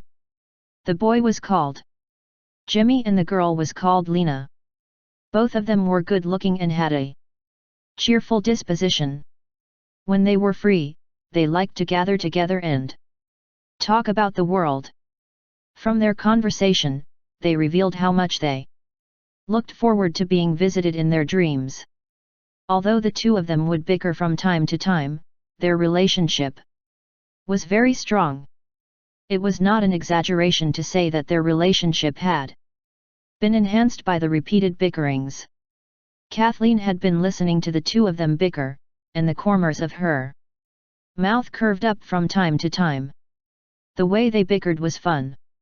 Sometimes they were exasperating, sometimes they were full of fantasies. Both of you, stop quarreling. Didn't Grandpa say that the old ancestor can't visit everyone in their dreams now, but I know that if both of you become outstanding when you grow up, the old ancestor will definitely know about you. When the time comes, it won't be long before he visits you in your dreams. The person who had spoken was Zoro's second child. She was 22 years old this year. Kathleen's appearance was different from Lena's pretty and delicate appearance. There was a heroic air in Kathleen's brows, and her long hair had all been combed back. In addition, Kathleen was one of the few in the Nicholas family clan who had advanced relatively quickly. She was already at the level 6 of the physical body. One of the 4 juniors remained silent throughout. He was Charles. He had an introverted personality and was still at the level 40 of the physical body. Even when his other brothers and sisters were bickering, he would always watch silently by the side without any expression. Zoro's eldest child, Ebner, was not in the family member search team this time because he was currently in charge of the family's spice business, so he did not have the time at all. With his outstanding talent, he had already started to handle the related matters of the family clan early on. Ebner is a genius. If I were to compete with him, our old ancestor would never visit my dream in this lifetime, Lena wailed sadly. But if we successfully complete the mission left behind by our old ancestor and perform well in this mission, our old ancestor will definitely see our hard work. He might even visit us in our dream that night, said Jimmy excitedly. That's right. Then, I'll have to perform well in this mission. You're not allowed to steal my credit, do you hear me? Jimmy said to Lena. Got it, Lena said helplessly, clearly not wanting to continue arguing with Jimmy. Norton listened to the children's conversation from time to time. However, Norton was not in the mood to chat here. His mind was focused on the mission left behind by the old ancestor and the time limit of 15 days.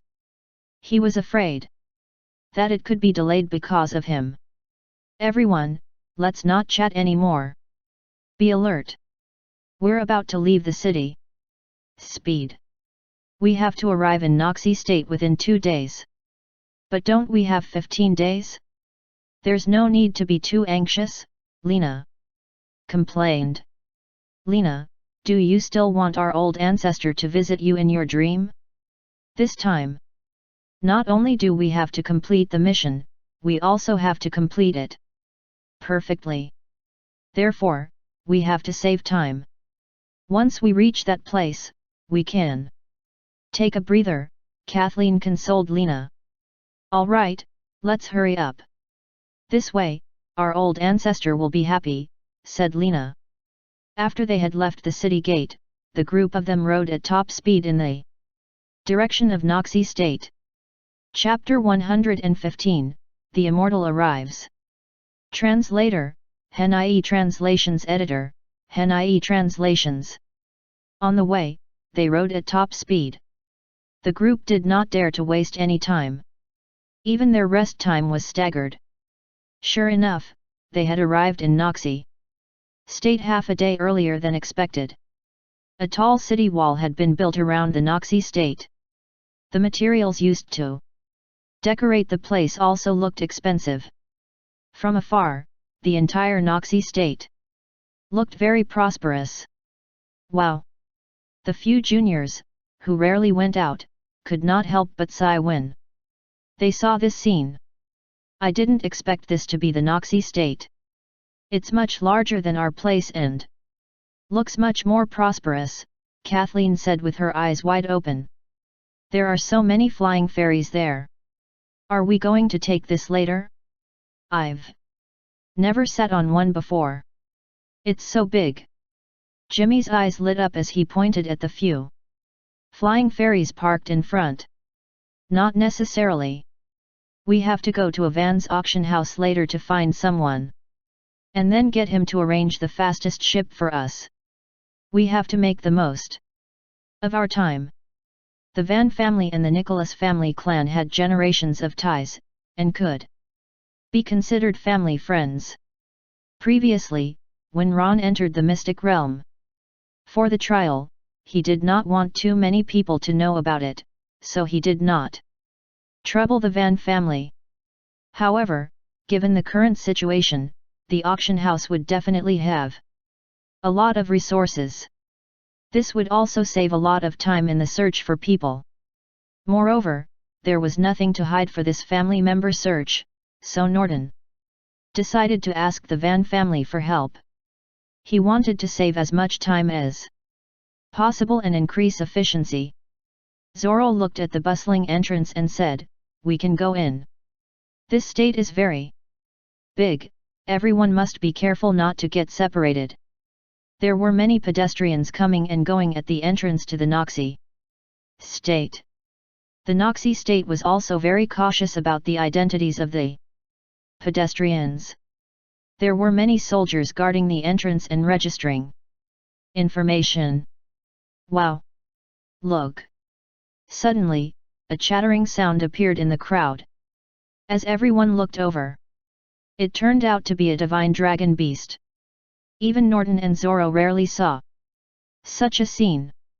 Their mouths opened wide in shock.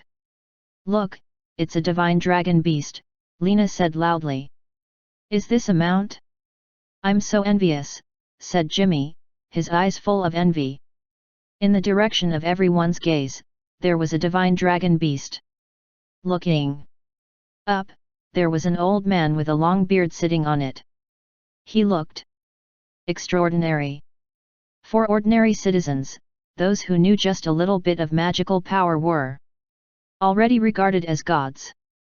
In the general sense of the people, gods were basically only in the divine power realm. After all, there were very few magi in the longevity realm to begin with, and they would not have any interaction with ordinary citizens. Therefore, the common people had very little understanding of magi of the longevity realm. And such gods who had reached a certain realm were even rarer in the magical world. Sometimes, they would not appear in the world for hundreds or even thousands of years. It was rare to see a mage who treated the divine dragon beast as his mount. The commotion had been caused because everyone had never seen such a scene before. That was why they were so excited. Jimmy looked at the god who was sitting on the divine dragon beast, his heart full of yearning. "How I wished to have his mount. I wonder if his disciple can inherit his divine dragon beast in the future. If this is the case, that would be great." When Lena heard Jimmy's words, she rolled her eyes. "What's so good about that divine dragon beast? Our family has the protection of our old ancestor. Who still wants that thing of his? I think if this person waved his hand, you'll run off with him. I was just saying it casually. Is there a need for you to be so harsh on me? Who does your vicious mouth resemble?" Jimmy was instantly exposed and felt a little embarrassed. He quickly explained, "Be gentler in the future, otherwise. Aren't you afraid that you won't be able to get married? You're the one who can't get married. There are many people who want me to marry them. Haven't you seen them?" Lena said proudly. "Stop arguing, everyone. Don't forget our mission." Only then did the few of them remember their mission. Hence, they quickly walked to the entrance and registered their identities before entering the Noxie state. However, what they did not notice was that the old man sitting on the divine dragon beast had a surprised expression on his face when he saw them. The old man had sensed Romo's energy. This family clan must have a senior who understands the mystic luck technique. Otherwise, why do the members of this family clan all have unfathomable luck? The white-haired old man had wanted to follow them to understand more, but after some thought, he muttered to himself, "Forget it, not having any clothes contact with me means that we're not fated to be together." The one who is fated to be with me is still somewhere else. As he spoke, he narrowed his eyes. Haha, if I didn't make a mistake in my calculations, then my destined one is not far ahead. He patted the divine dragon beast, and it instantly grew wings and flew forward. At this moment, in the ancestral hall of the Nicholas family clan, Romo was bored and he was watching Ron's trial again. As far as Romo knew, no one had set foot in the upper Spacewind Valley, where Ron was currently in for more than 100 years. It was filled with treasures, and Ron had reaped a lot of gains from it. According to Ron's situation, he should have completed the trial here and should have returned to the exit. Suddenly, Romo felt an abnormal aura enveloping the top of the Nicholas family palace. He shouted in his heart, "No," and hurriedly let his senses out to take a look. At this moment, near the little garden of the Nicholas family palace, Donna and a servant were playing with the little master in their arms. Suddenly, the little master laughed very happily and made giggling sounds. He grabbed the air with his little hands. "Little master, you're really happy today," the servant said and looked up into the sky in the direction of little master's hand. "Is this a divine dragon beast? There's someone on its back." The servant was shocked. "Madam, look, there's a divine dragon beast in the sky. There seems to be a person up there." A divine dragon beast could be seen flying slowly toward the Nicholas family palace. An old man with a long beard was sitting on its back. Just as the divine dragon beast was about to land in the palace, it seemed to have been deflected by some protective barrier. Layers of ripples appeared in the air. The divine dragon beast wailed in pain and even retreated about half a meter. The expression of the old man on the back of the divine dragon beast changed from one of placidness to one of great shock. A formation. His hand, which was stroking his beard, suddenly stopped in mid-air. He was suddenly stunned and let out a voice full of puzzlement. Chapter 116, Request for Disciple. Translator, Henai Translations Editor, Henai Translations. To the old man's surprise, he had not expected there to be a defensive formation in this place. However, the formation just now had only carried out a simple defense and did not launch a substantial attack on the old man. Although the old man did not know what level this formation was, he was certain that it was definitely not weak. With his many years of experience, the old man knew that he definitely could not barge in rashly when faced with such a formation, otherwise the consequences would be unimaginable. What the old man had not expected was that this place actually had such a powerful formation. This was only a small family clan. The old man looked around, and as if he had discovered some useful clues, he suddenly found the door in front of the Nicholas family palace. It was only the door that the protective barrier in the air had some gaps. Could this be a hint to him? This was really too strange.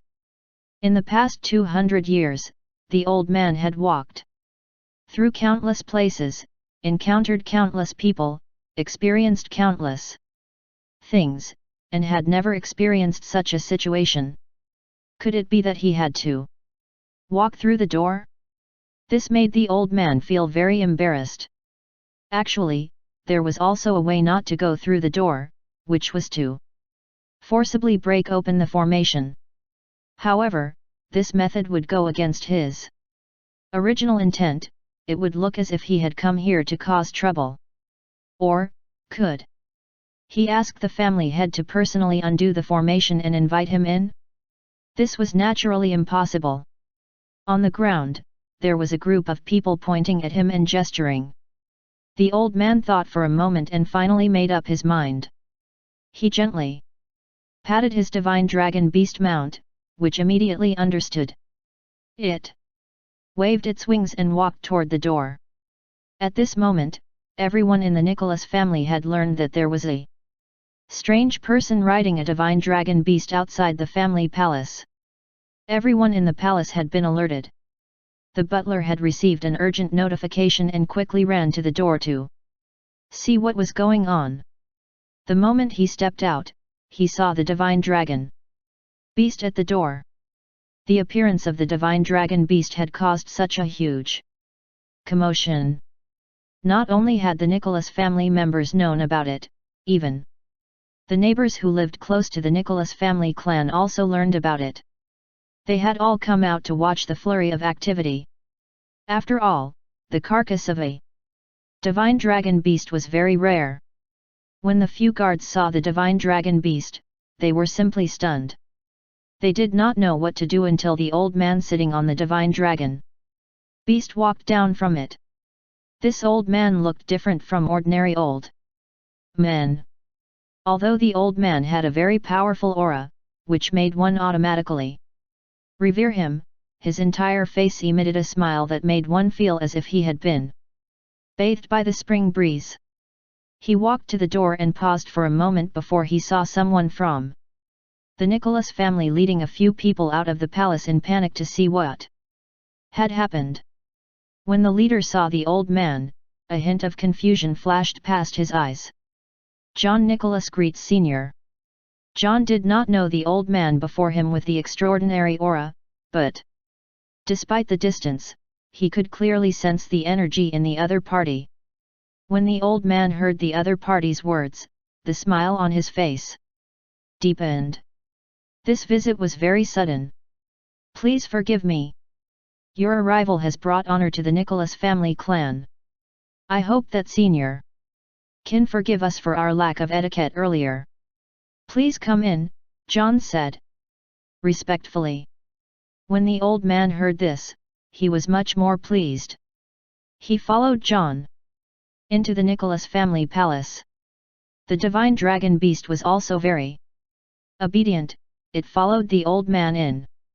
Even though the old man had already entered the palace, there were still people discussing spiritedly about him and the divine dragon beast beside him. The news spread like wildfire. In just a few days, the news of a senior riding a divine dragon beast visiting the Nicholas family palace had spread throughout winter frost. Everyone knew a thing or two about the divine dragon beast and the Nicholas family whenever the topic was raised. In the Nicholas family palace, the old man followed John's lead into the center of the palace.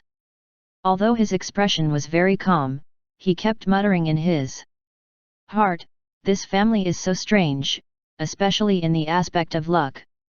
The old man closed his eyes and sensed. He had not expected the luck of everyone in the family clan to be unfathomable. This meant that everyone's luck could not be predicted. Logically speaking, although a person's luck was rather mysterious, there was a general pattern to it, especially when the old man was very adept at deciphering a person's luck. He could tell a person's luck with a single glance. But the entire family clan actually had a special luck that could not be fathomed.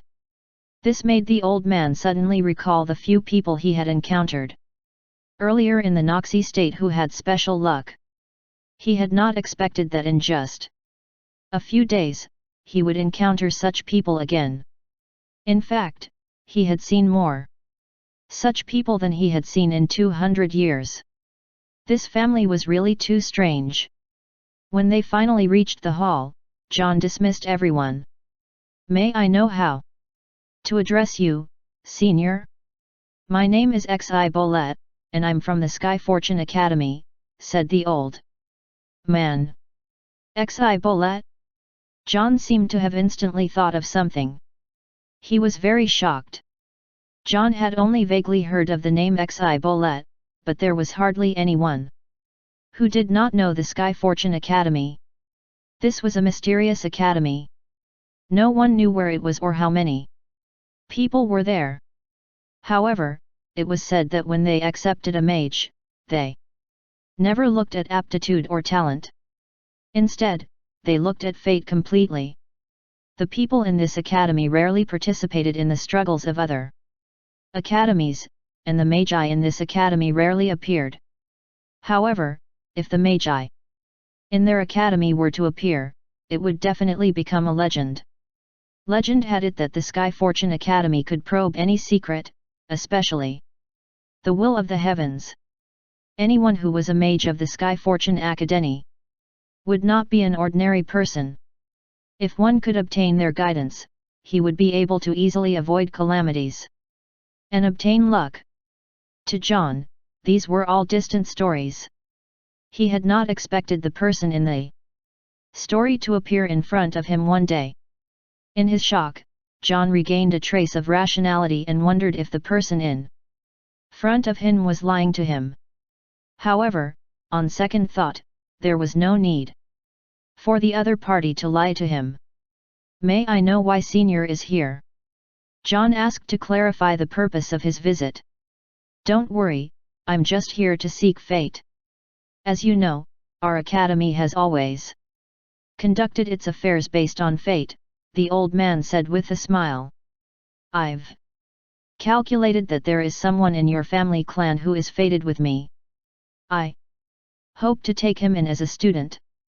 Xibola looked around and said, "When I first arrived, there was a child playing in the garden." Chapter 117, Strange Ancestral Training. Translator, Henai Translations Editor, Henai Translations. John recalled carefully. Wasn't the child playing in the garden Anthony? A mage from the Sky Fortune Academy had personally come to the door wanting to take in a disciple. This matter was a supreme honor for any family clan. The entire family clan would be proud of this. Unexpectedly, John did not feel this way. Instead, he was strangely calm. This calmness was as if he had become numb to everything. Xibola had not expected John's reaction. John thought for a moment and said to Xibola, "The fated person you're talking about should be my little great-grandson. His name is Anthony." "Anthony, what a good name." "Ha ha ha." Xibola laughed heartily. He did not expect John to remain calm. If he had been overwhelmed by joy earlier, he should have reacted by now, but John still looked surprisingly calm. In order to ease the awkward situation, Xibola continued to ask, "What do you think about this matter of me recruiting a student?" An awkward expression appeared on John's face. "Senior, thank you for your love for the family clan and for your affinity with my great-grandson. However, I'm really sorry.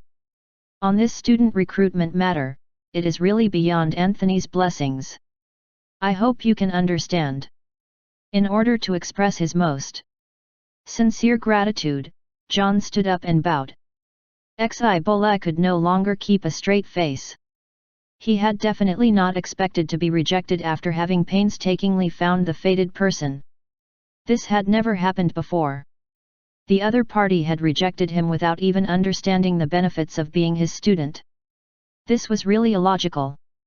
Xibola felt that the other party might not know his identity, but this was also not right. Even if he did not know him, he would have known the reputation of the Sky Fortune Academy. Could it be that a dignified mage from the Sky Fortune Academy could not even take in a student, and was even rejected so outrightly?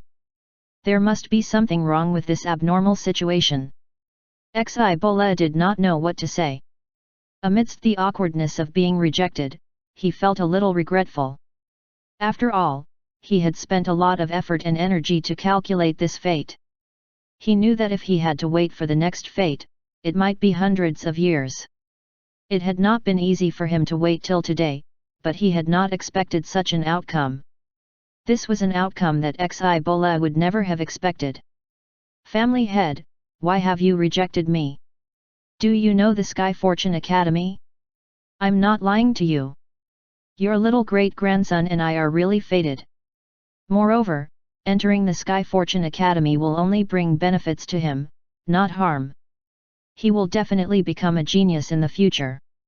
I wonder if family head should reconsider." Xibola tried to fight for it again. What he had said was not just empty talk. After all, the name of the Sky Fortune Academy was a bonus to anyone. The reason John had rejected Xibola was not because he had doubts about the other party's true identity. However, John had weighed the pros and cons. Anthony had a better choice, and that was to receive the guidance of the old Ancestor. He believed that it would not be inferior to the Sky Fortune Academy, and might even be better. It was common for someone to come personally to the family to take in students. John had also mastered the ability to refuse people, and he was very firm in his belief. "I'm really sorry, Senior. Our ancestors had instructed us not to acknowledge outsiders as our teachers. I hope you can understand, Senior." In order not to upset Xibola, John used the ancestral teachings to convince him. "You are not allowed to acknowledge outsiders as your teacher? Is this an ancestral teaching? This is strange." It would have been better if he had not said this, but after he had said it, the expression on Xibola's face became even uglier. He suspected that John had fabricated a lie at the last minute to fool him. However, after looking into the other party's eyes, he realized that it did not look like a lie. Could the ancestral teachings of the Nicholas family be so strange? It was really baffling. However, thinking back, this family clan was very strange. For example, when he came in earlier, the luck of the entire family clan was unfathomable, and then there were even strange ancestral teachings. It did not make sense for him to be fated with such a strange family. However, since the other party did not want to become his student, he could not force him. However, Xibola would not give up easily. After all, with his style of doing things, he would not force others to do things, but he did not want to waste this fate for nothing. Hence, Xibola planned to consider this matter carefully. Perhaps good things often come with many setbacks. This was God's test for him. In that case, I won't force it. I'm really sorry to have disturbed you so abruptly, but I have something else I would like to ask the family head for help with. I am really too tired from the long journey here. May I rest in the palace for a few days? Xibola said sincerely. What's going on? Could it be that because he has failed to recruit a student, he is preparing to stay here indefinitely? I didn't expect this old man to be such a scoundrel, John thought silently, but he did not dare to show it on his face. After all, the other party had a reputation. That's naturally good. It is our family's honor that you can stay in the palace for a few days, said John. After all, nothing serious would happen if he stayed for a few days. At most, he would just wait till tonight to see if old Ancestor would visit him in his dream. All of this could not escape Romo's eyes. He also became suspicious of the old man's identity. Don't tell me he's here to deceive, a mage from the Sky Fortune Academy. Romo muttered to himself. After all, the arrival of Xibola had also shocked Romo. He had not expected the descendant of his family clan to have such affinity to make a mage from the Sky Fortune Academy come personally. However, Romo thought about it again. Anthony's luck level was that of a son of destiny, so this was normal. However, Romo only knew a little about the Sky Fortune Academy. This was an academy with prestige mixed in with mystery. Even some of the top academies had great respect for the Sky Fortune Academy. This prestige had come from the ability of the Sky Fortune Academy to see through the mysteries of heaven. This ability was more terrifying than the combat strength of any academy. And the Sky Fortune Academy had a very long history. It had existed from ancient times until now. However, the Sky Fortune Academy was too mysterious. The magi of the academy rarely went out. Even Romo, in his previous cultivation as a mage for 100 years, had never seen a mage from the Sky Fortune Academy. However, since you have chosen my descendant, then the two of you are naturally not fated to be together. After all, I am going to personally nurture my descendant. Chapter 118, Not Leaving. Translator, Hen.ie Translations Editor, Hen.ie Translations. Hey, hey, hey. That old man who rode the divine dragon beast earlier was still talking to the family head. I wonder what they were talking about. How can we know such a thing? Aya, make a guess. I have nothing to do now anyway. I can't guess. However, where is that old man's divine dragon beast mount? It seems to be in the courtyard. When I saw it just now, the divine dragon beast was so majestic. The two servants who were talking looked into the courtyard as they spoke. This is the first time I've seen a divine dragon beast. I didn't expect it to be such a huge divine dragon beast. Several servants were chatting about the divine dragon beast and the old man. Their eyes were full of curiosity. At this moment, Donna was sitting on a bench in the garden with Anthony in her arms. Anthony had been playing for too long and felt a little tired. Donna was coaxing Anthony to sleep on the chair. Suddenly, she heard a cry. Anthony, who had just fallen asleep, was woken up and started to cry loudly. Donna was also frightened and her servants fled one after another. In an instant, they were gone. Donna took a closer look. It turned out that the divine dragon beast had gradually walked to the entrance of the garden. At first, it was fine. Apart from approaching slowly, it did not do anything else. However, it would speed up from time to time, causing the servants to scream. The head of this divine dragon beast was no different from that of a dragon, but its body had evolved to have 4 limbs, making it easier to walk. The entire beast was taller than a person when it stood up. Its entire body was dark gray in color, and from time to time, it would emit a golden glow. Its eyes were filled with intelligence as it looked at the people around it. The divine dragon beast's gaze seemed to be sentient. It swept its gaze across the people in the garden one by one and finally stopped on Donna. Then, it lowered its head and looked down. That's right, the divine dragon beast had locked onto Anthony, who was in Donna's arms, and kept approaching toward the garden. When Donna saw this, she was very shocked. She did not know what the divine dragon beast was going to do or if it had any ill intentions. She subconsciously stood up and comforted Anthony as she continued to retreat. Her hand was in a defensive posture. In the end, there was really no place to retreat to, so Donna decided to face it, come what may. Although her magical power level was only at level 3, she had also cultivated before. Based on Donna's intuition, this divine dragon beast was not going to hurt her and did not have any ill intentions. However, Donna did not understand why the divine dragon beast was staring at her. Ha ha ha ha ha ha ha. Just as Donna was lost in her thoughts, Anthony, who was in her arms, suddenly laughed. Anthony, who had been crying non-stop just now, suddenly started laughing. What a strange phenomenon. It turned out that he had seen the divine dragon beast in front of him. Its eyes were bright, and it seemed as if it was holding something in its hand. Donna recalled carefully. It seemed that when the divine dragon beast had appeared in the air earlier, he had also seemed especially excited. Donna really did not know what kind of inexplicable fate Anthony had with the divine dragon beast. Just as she was looking at the excited Anthony in her arms, she suddenly looked up and met the divine dragon beast's eyes. She did not know when the divine dragon beast had gotten so close to her. After being shocked, Donna was not afraid anymore. The divine dragon beast's eyes were filled with kindness, and no malice could be seen. It was shaking its whole head, and it looked like it was trying to express goodwill. The servants at the side were also stunned. They had been so frightened that they did not dare to move at all. They did not know what to do either. They could only stare at the divine dragon beast without moving and watch it do strange things. Suddenly, the divine dragon beast stopped shaking its head and lowered its head.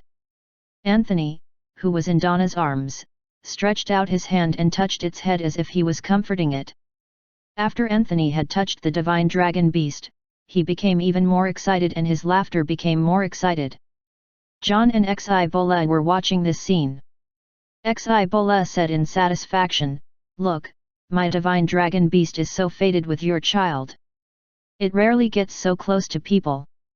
Xibola paused and said, No, I should say that it was not even that close to me. When John saw this scene, he did not know what to say. He did not know if the scene in front of him was really fate or if Xibola had deliberately done this for John to see.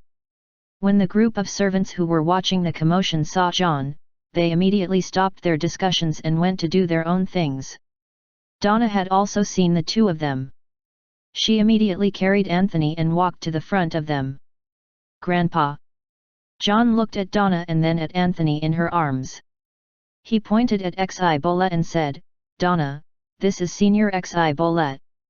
Greetings, Senior, said Donna respectfully. Both of us are fated, there's no need for formalities. Upon seeing Anthony, Xibola said excitedly, especially the one in your arms, we're even more fated. Look at how strong his luck is. He'll definitely become a great person in the future. Donna did not know if Xibola was being polite or if her child was really talented. Thus, Xibola stayed in the Nicholas family palace. John did not mind. It was having an additional person in the palace to protect it. Currently, in the upper Space Wind Valley, Ron was still undergoing the trial and he had a bountiful harvest. He had collected many treasures. After defeating a level 4 demon beast, he had also collected a spiritual bead. Just as he was about to rest, a light suddenly appeared in front of Ron, and a young man in a green shirt appeared with the light. When Ron found him, the other party was also looking at him, sizing him up a little suspiciously. Then, the other party looked at the signs of fighting around him. Perhaps he had been attracted here by the sounds of fighting just now. However, Ron dared not act rashly. The fact that this person could appear in the valley meant that he had a lot of energy. Ron had already sensed it, and he wondered if the other party had concealed his energy from him. Ron did not speak. Instead, it was the young man in green who spoke first. I'm Arfa. I heard the intense battle earlier, so I came over to take a look. This is too strange. He just appeared suddenly. Could he be up to no good? Or perhaps, is this a test for me? No matter what, I should be more alert. Ron, who was worried that the other party might be up to something, just nodded and prepared to leave this troublesome place. What's your name? Ron had started to walk away when a voice came from behind him. This place is very dangerous, if you don't mind, how about we travel together? Chapter 119, The Little Girl with the Wooden Sword. Translator, Henai Translations Editor, Henai Translations. When Ron heard his question, it would seem rude of him not to respond, so he turned around and asked, You want to team up with me? Ron clarified again to ensure that he had not misheard. That's right. If we continue to walk ahead, we will get to the most dangerous place in this valley. If the two of us team up, we can look out for each other, Arfa said warmly. But the more Arfa was enthusiastic, the more Ron felt that something was amiss.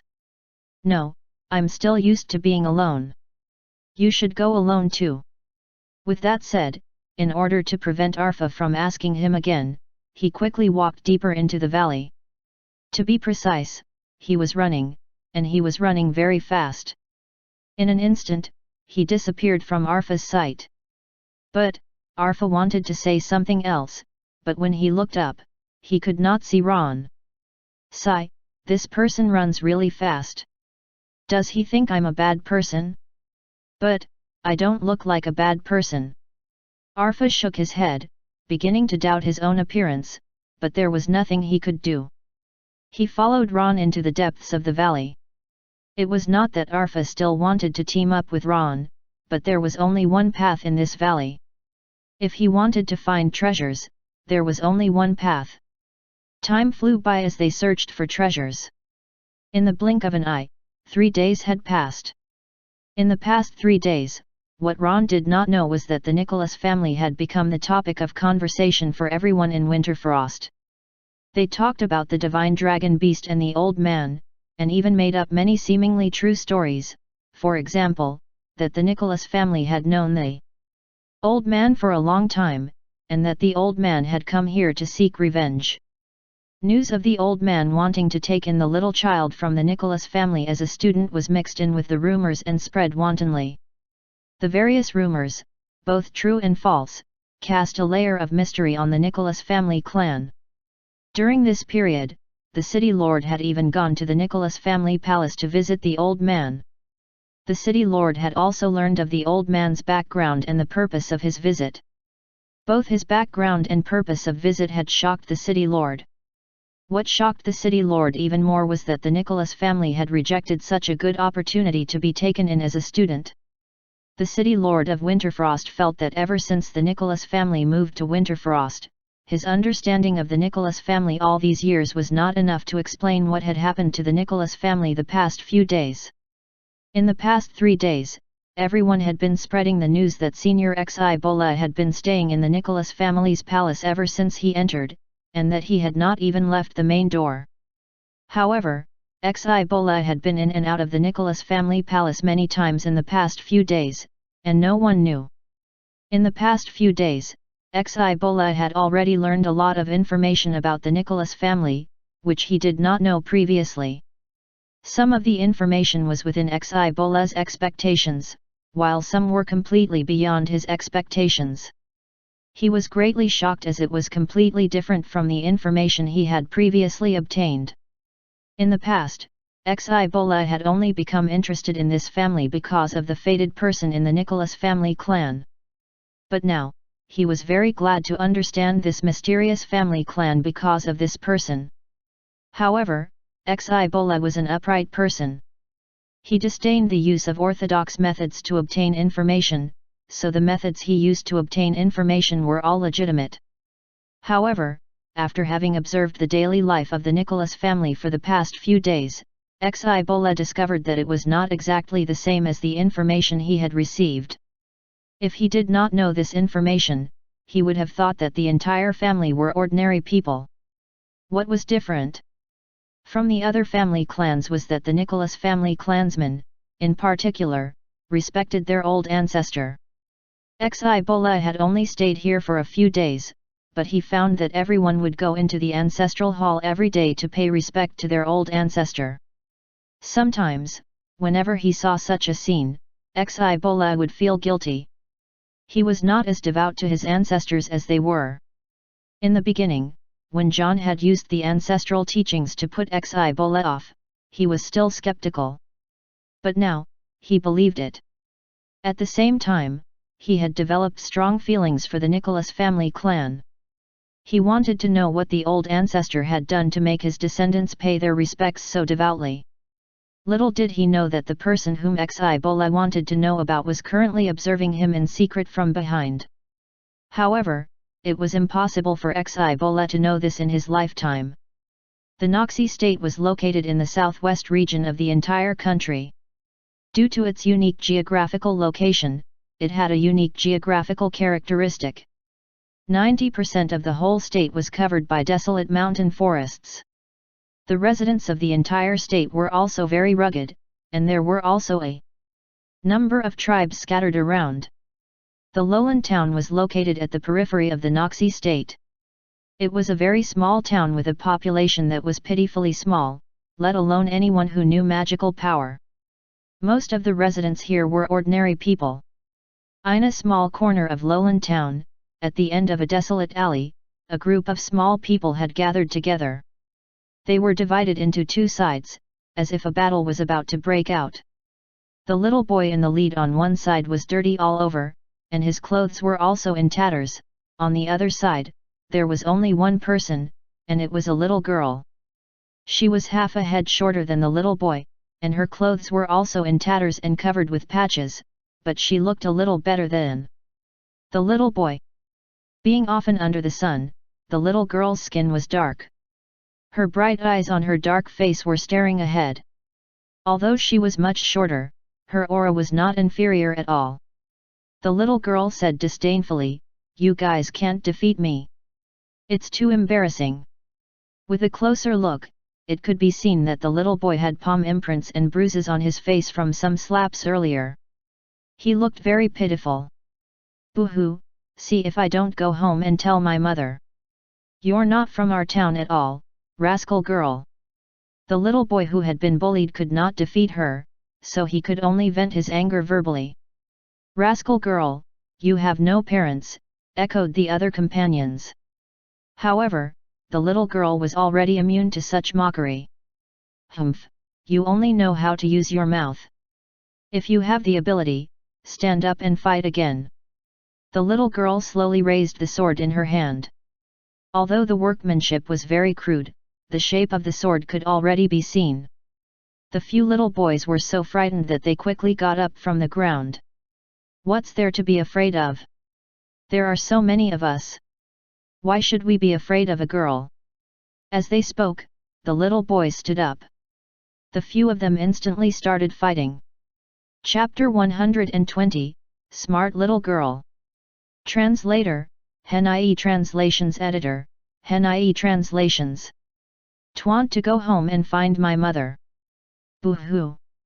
Do you believe that I'll tell my mother? Just you wait, I'll definitely come back for revenge." The few little boys could be heard crying and talking. With the cries, a few disheveled children got up from the ground and ran home quickly. As they cried, they did not forget to issue some threats to the little girl. They really made it hard for one to hold back one's laughter.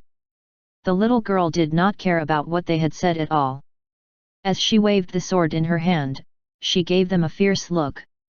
Looking at the fleeing back views of the four little boys, the little girl smiled smugly and looked at her sword to express her great affirmation. "My performance today was not bad. Fight a few more times with them, and my swordsmanship will definitely improve.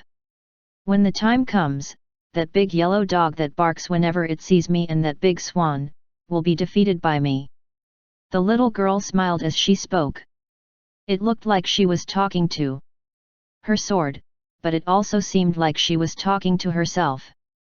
Suddenly, she seemed to have realized something. She turned around and saw that a group of adults had appeared behind her unknowingly. They were looking at her with smiles on their faces. The little girl's eyes were instantly filled with awkwardness and fear.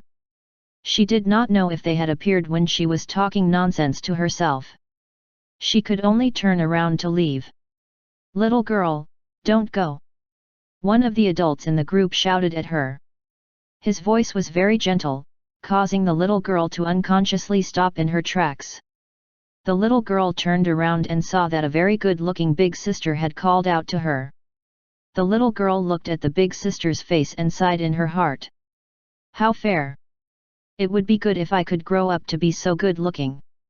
After a long while, she finally heard what the eldest sister had said to her. "Young lady, is this lowland town?"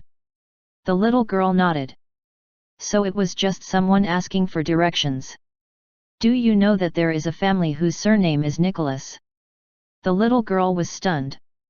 Then, she quickly nodded and said, "Yes, I know. I can bring all of you there, but you'll have to tell me why you are looking for him. We'll explain to you later, but you have to bring us there immediately."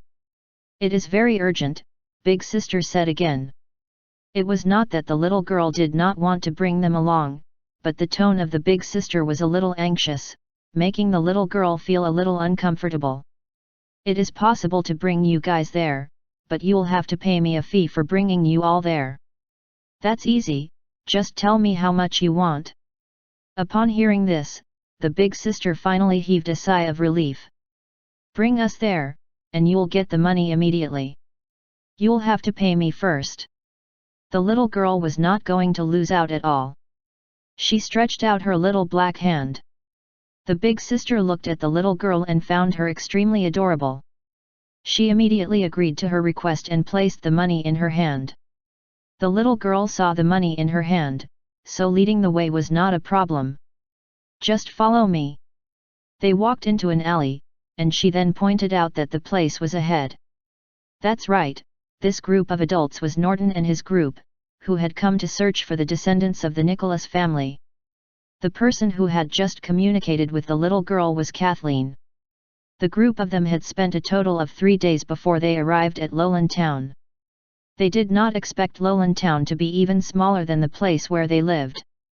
They could not help but wonder if there were really members of the Nicholas family clan here. After seeing the young lady's back view recede, Norton then saw the dilapidated house in front of him. The young lady had said that the person with the Nicholas surname lived here. The dilapidated condition of the entire house had exceeded everyone's imagination. It was as if a heavy rain could destroy the house. At this moment, whether it was the door or the windows, the house was tightly shut. No one knew if there was anyone in the house. TL knock on the door. Jimmy could not hold back his excitement and rushed forward. He knocked on the door. It looked like it had been a long time since anyone had knocked on the door. Just a light knock, and there was a layer of dust. He exerted a little more strength, and the door was actually pushed open. "Is anyone there? Is anyone there?" Jimmy shouted from the doorway. A few seconds later, still no one answered. There was no movement in the courtyard either. It looked as if there was no one here. "No one seems to be around," Jimmy told everyone with a sense of helplessness. This was undoubtedly bad news for everyone.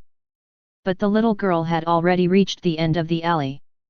Norton quickly shouted at the little girl, "Are you sure? Are you sure this is the house of someone who's a Nicholas?" When the little girl heard this, she said confidently, "Of course, Uncle is sometimes not at home. Wait a while, I'll go and help you see if he's buying groceries." With that said, the little girl skipped away. Everyone stood at the door of someone else's house for a moment.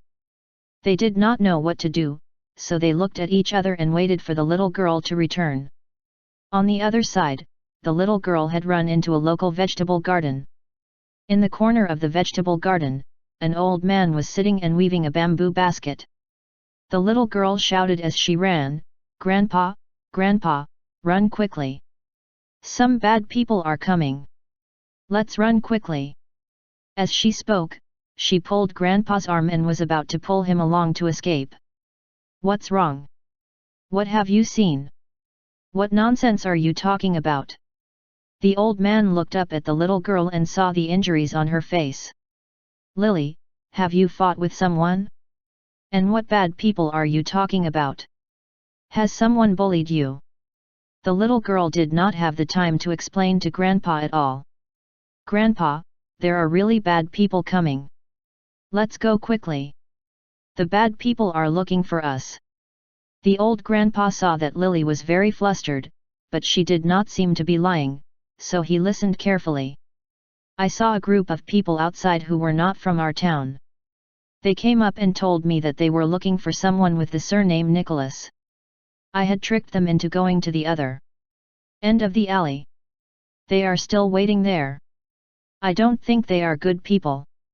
They must be bad people. Let's run. Looking for someone with the surname Nicholas. What is this?"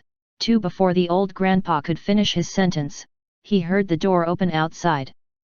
Lily quickly hid behind her grandfather and stuck her head out. It turned out that Norton and the others were outside the door.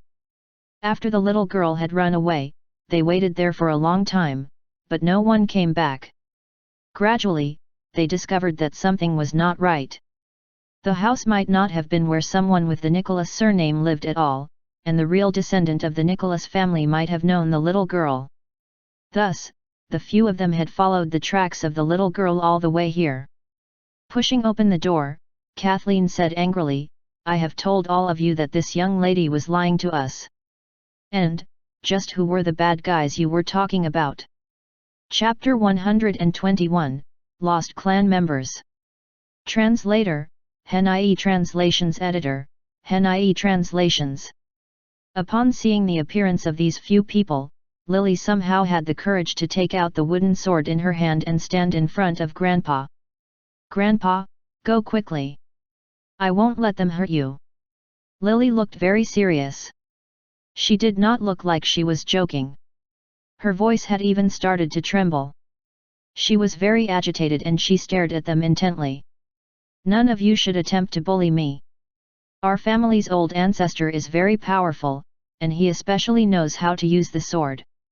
If any of you dare to bully my grandfather, I'll kill all of you, the little girl said with a serious look. Norton and the others were shocked to see the little girl like this.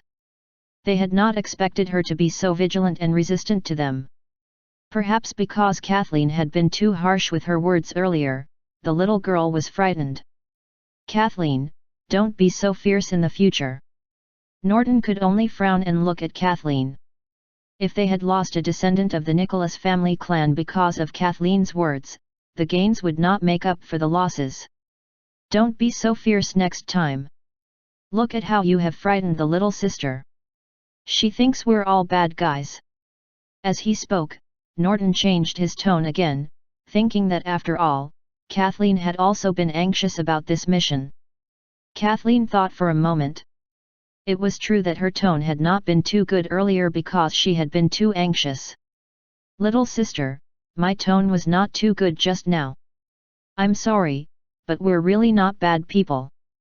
Seeing that Lily was still wary of her, she had no choice but to place her hopes on the old man behind her. Elder, we're really not the bad guys that the young lady has spoken of. We're here for something important. Can you help us? The old man had long known that these people were not bad people, and he somehow felt that he was fated with them. Lily, come here. He gently patted the little girl's shoulder and got her to stand behind him. Grandpa, now, Lily was also a little shaken. She did not know if these people were good or bad. Don't worry, Grandpa is not in danger. They should not be bad people. I'll go and ask what they want. The old grandpa patted Lily's head and comforted her. These people did not look like ordinary people. Furthermore, they looked both eager and anxious. The old grandpa also wished to know what they wanted. Lily seemed convinced. She stopped talking and stood behind her grandfather, but she kept her hands on her sword in a defensive posture. What can I help you guys with? The old man looked at everyone and asked. Norton saw that their attitude had finally softened. He quickly said, Elder, is your surname Nicholas? Norton had already seen through it. The uncle whom the little girl had mentioned was not with that family. Perhaps the little girl had already heard of the Nicholas family. With Norton's sharp intuition, he sensed that this old man in front of him was the person he had been looking for on this trip. They had also heard clearly the conversation between the little girl and their grandfather, which further confirmed their deduction. My surname is indeed Nicholas. Why are the few of you asking this? The old grandpa paused for a moment and answered truthfully. His surname was indeed Nicholas. Upon hearing the news, Norton and the others all smiled, but Norton did his best to hide the joy in his heart and pretended to be calm as he asked, I have some questions to ask you. Can we go into the house and discuss them in detail? The old man did not refuse. All right, please come in. The house is a little shabby. Please forgive me. The entire house, however, was a little dilapidated. Although it was a little better than that house he had seen earlier, it was not much better, especially when he saw the old man searching around the house and could not find enough cups for water. Elder, there's no need to be busy. I only want to ask you a few questions. Norton felt embarrassed for making the old man busy. He quickly got the old man to sit down. However, the old grandpa did not dare to sit down. He was afraid that his careless actions would make these nobles unhappy. The consequences would be unimaginable. It's okay. You can ask. I'll tell you what I know. I'll just stand. Whether it was the aura emitted by Norton's group or the way they dressed, they all looked out of place in this environment. The old man's cautious manner made Norton and the others especially uncomfortable. No. Sit down. We'll just stand. The few juniors stood up tactfully. Since the guest had already said so, the old man could not refuse. What do you want to ask? Relax, there's no need to be nervous. Our surname is also Nicholas. The reason we have traveled so far to come here is to find our relatives, or the descendants of our family, Norton patiently explained. Descendants. The old man was obviously stunned when he heard the word. He took a long time to react and looked at Lily behind him. Do you mean we're the descendants of the Nicholas family clan? Yes, that's what we meant. We might be of the same clan. Norton nodded in affirmation. I wonder how we can address you. My name is Aaron. This is my granddaughter. Her name is Lily, the old man answered truthfully. Norton had wanted to know their seniority based on their names, but he could not tell that from their names at all. Are you the only two in your family? Do you have a family genealogy in your family? Do you know where your ancestral roots are? Norton continued to ask. Unexpectedly, at the mention of his family, the old man's expression became extremely sorrowful. Yes, it's just the two of us relying on each other for survival. We don't have any relatives in this town anymore. As for the ancestral home, I heard the old folks mention it when I was young. It seems to be called Winterfrost City. After hearing it was Winterfrost, Norton and the others were almost certain that they were from the Nicholas family clan. That's right, we are from Winterfrost. You are indeed our clansman. The old man simply could not believe that someone would actually come so far to find him. He also could not believe that they were able to locate him. Norton explained briefly how his old ancestor had told him the address in his dream. This made the old man feel even more incredulous. He felt as if he had lived his life in vain. Out of the blue, a group of his fellow clansmen had appeared and said a bunch of words that he did not understand.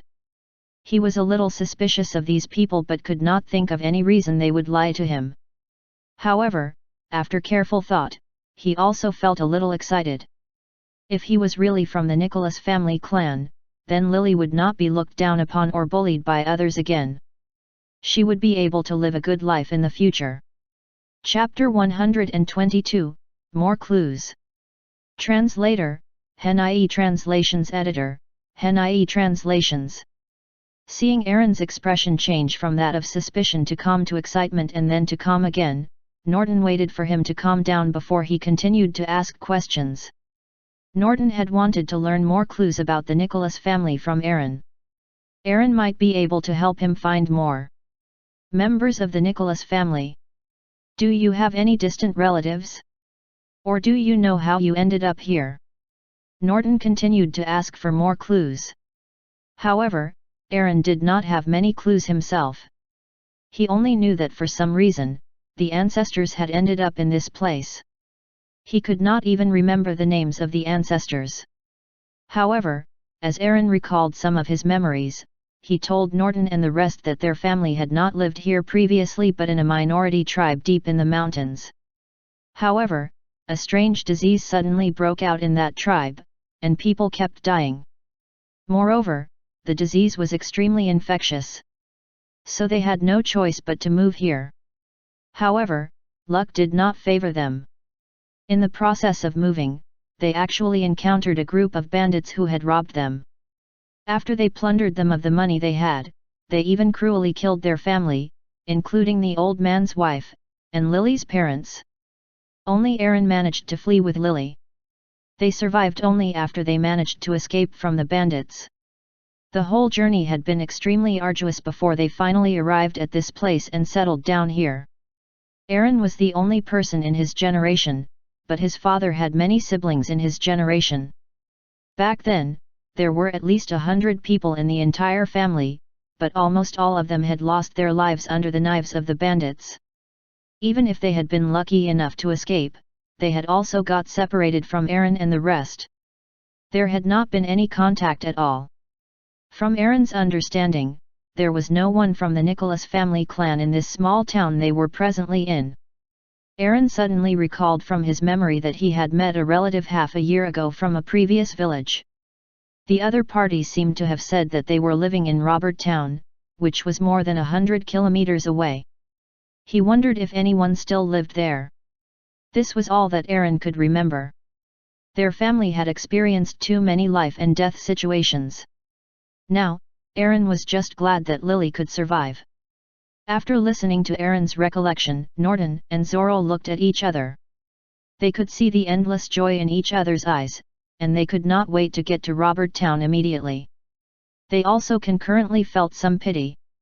They had not expected their own clansmen to have been so tragically harmed. Poor Lily had lost her parents at such a young age and could only depend on her grandfather for survival. However, more clansmen might be found in the Robert Town which Aaron had mentioned, and some more in that minority tribe too. The old ancestor had given the order to find more clansmen, so Norton could not let go of any clues. Currently, only 5 days of the 15-day deadline had elapsed. Even if they factored in another 5 days as the time required for them to return, they still had 5 days left. They could search for more clansmen. "Can you take us to that tribe previously to take a look? We would like to see if there would be more clansmen there." Aaron hesitated for a moment when he heard this request.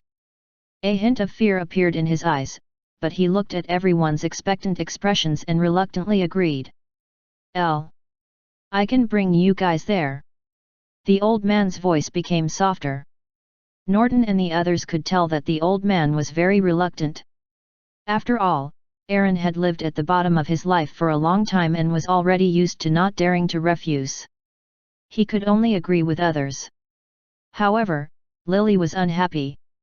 "Grandpa is already so old, and his health is not good. It is a long walk up the mountain. Grandpa can't go." After all, Lily clearly remembered that back then, in order to escape from the pursuit of the bandits, Aaron had carried Lily and rolled down a cliff to shake off the bandits. Aaron had also fractured a leg because of this incident. With the delay and the lack of medical help, it was still difficult for Aaron to move about now. "I's okay, I can do it." Afraid that Lily's words would make Norton and the others unhappy, Aaron quickly stopped her. Zoro understood their difficulties. "It's okay, Grandpa. You can just show us the way. I can carry you." However, Lily remained very determined. "Can you not torture my grandfather? He's not in good health to begin with. How about this, I'll bring you there. I know the way too, so let Grandpa stay at home." Upon hearing Lily's words, they all looked at her in disbelief. "You know the way? Really? You should have been very young then, and you actually still remember." At this point, Lily suddenly raised her chin and said proudly, "Yes, I could remember the way since I was 3 years old. I have a good memory." "Really? You wouldn't let us all get lost, would you?" The few of them still could not believe that the little child in front of them had such a good memory. "That's true. Lily has had this photographic memory since she was young. Her memory is very good," Aaron said. Although such a skill was not a special skill in the eyes of those who cultivated magical power, for someone like Lily, who had never come into contact with magical power, to have such an ability meant that her aptitude must be very high. "But I think I'd better take you there." Aaron was still worried about leaving Lily alone to walk the mountain path with a group of people he had only known for a few hours. However, Lily was also worried about Aaron. "Grandpa is already so old. He might remember wrongly. I definitely won't." Aaron did not know what to say for a moment, so he looked at Lily with a bitter smile. Speaking of which, Aaron's current memory had not been as good as before. He might really remember the wrong path. Seeing that both of them were in a deadlock, Norton came up with a good idea. "How about this? We'll split up into 2 groups. One group will follow Lily to the tribe to find people, and the other will follow Aaron to Robert Town to find people. This would save time, and everyone would have something to do." But Aaron suddenly became excited. "T'll take you to the tribe. Lily will take you to Robert Town. She knows the way too." Aaron's reaction was within Norton's expectations. He smiled and said, "Are you afraid of running into bandits again on the way?" Once Norton spoke, Aaron and Lily's thoughts seemed to have been seen through. Their expressions suddenly changed, afraid that the other party would be angry. Just treat us like family. As for the bandits, we can deal with them. In order to reassure Aaron, Norton even showed him a bit of magical power. Actually, our family clan all cultivates magical power. We're a magical family clan. We're not afraid of those puny bandits at all. Chapter 123, Becoming a Mage. Translator, Hen.ie Translations Editor, Hen.ie Translations. Upon hearing these words, the two of them seemed to have been scared silly and could not react at all, especially after they had seen Norton's magical technique. After a few minutes of silence, Aaron was the first to react. Mage? Are you a mage? Someone who cultivates magical power, but there's still a long way to go before I can become a real mage. Zoro could only explain it as such. But Lily did not care about their answer at all. She was still very excited. You said earlier that we are from the same family. Then, was our ancestor a human? It seemed like a very simple question, but when asked by a child, it seemed exceptionally innocent. Of course, our ancestor was certainly a human, Zoro explained patiently. Then, was our ancestor a top mage? Lily became more and more excited. Yes, our ancestor was a mage of the divine power realm. In the eyes of ordinary people, he was indeed a top mage. Facing such a child, Zoro had no choice but to answer these seemingly simple questions in a serious manner. Lily became even more excited. She wanted to open her mouth to ask something else, but was stopped by Aaron. He asked Lily not to speak any more. In the end, Aaron still followed Norton's arrangements. They split up into two teams and went their separate ways. Norton gave instructions on some related details and things to take note of. The two teams then separated in the lowland town. On the way back to their hometown, the few of them found a few horses. Lily and Kathleen rode one horse, the little girl sat in front, leaning against Kathleen's arms. She kept taking food out of her pocket and eating from time to time. She also looked at the surrounding scenery from time to time. She was very relaxed. Despite the fact that everyone had eaten a meal in the best local restaurant before they left, which was the best meal Lily had eaten since she could remember, she kept asking questions about this and that at the meal time, and her big curious eyes kept blinking. Just one full meal was nothing to Lily. As she was leaving, she ran into the few little boys who had fought with her earlier. At this moment, Lily was sitting on her horse, looking very impressive. The few little boys instantly looked dumbfounded, making Lily beamed with pride. After a short journey, they encountered a fork in the road. Which side should we take? Lily's mouth was stuffed with delicious food. She answered unintelligibly, let's go left. The few of them continued to walk according to Lily's instructions.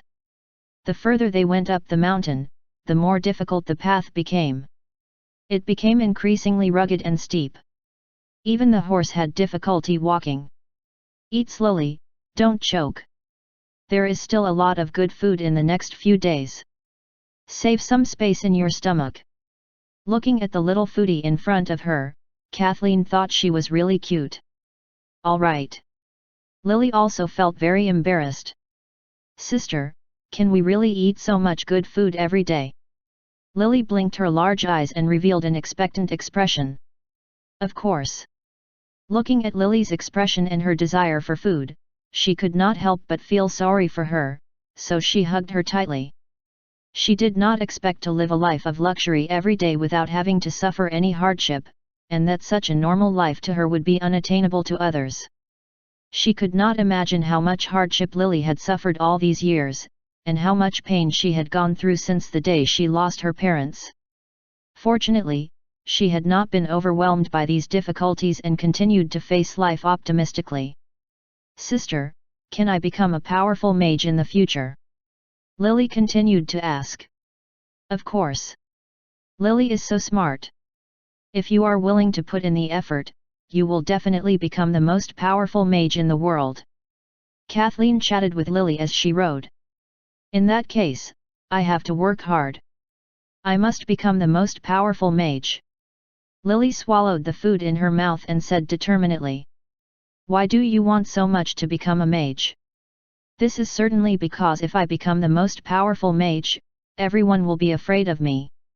This way, no one will bully Grandpa and me. And, I will be able to fight those bandits one-on-one, and take revenge for my parents.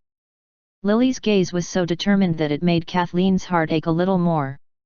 Don't worry, your parents will be very happy to see you like this. The old ancestor of our family clan will also bless you from heaven. Old ancestor? Who is the old ancestor? Is he very powerful? Lily asked curiously. Of course, our old ancestor is very powerful. We were able to find you because of his instructions, Kathleen said as she caressed Lily's hair. Really? How did he instruct? Sister, please tell me. Hearing this, Lily became even more curious. It's a long story. I'll tell you slowly when we get home, okay? Kathleen did not know how to explain this matter simply, so she decided not to explain. Is our old ancestor really that powerful? Lily asked again. Of course. Kathleen's voice was full of pride. Lily suddenly lowered her head and said, why didn't the old ancestor bless me earlier? Knowing that Lily was thinking of her parents again, Kathleen pulled Lily into her arms. Don't worry, we won't let you get bullied again. Charles had been listening to their conversation. He, who had never liked to talk, spoke for the first time. We can try to find traces of the bandits. Although his tone was calm, his eyes revealed a strong murderous intent. Although Zorro, who was by the side, also did not say anything, there was also a hint of murderous intent in his eyes. In the ancestral hall of the Nicholas family, Romo was watching them through the visitation talisman and listening to their conversation. He could not help but sigh.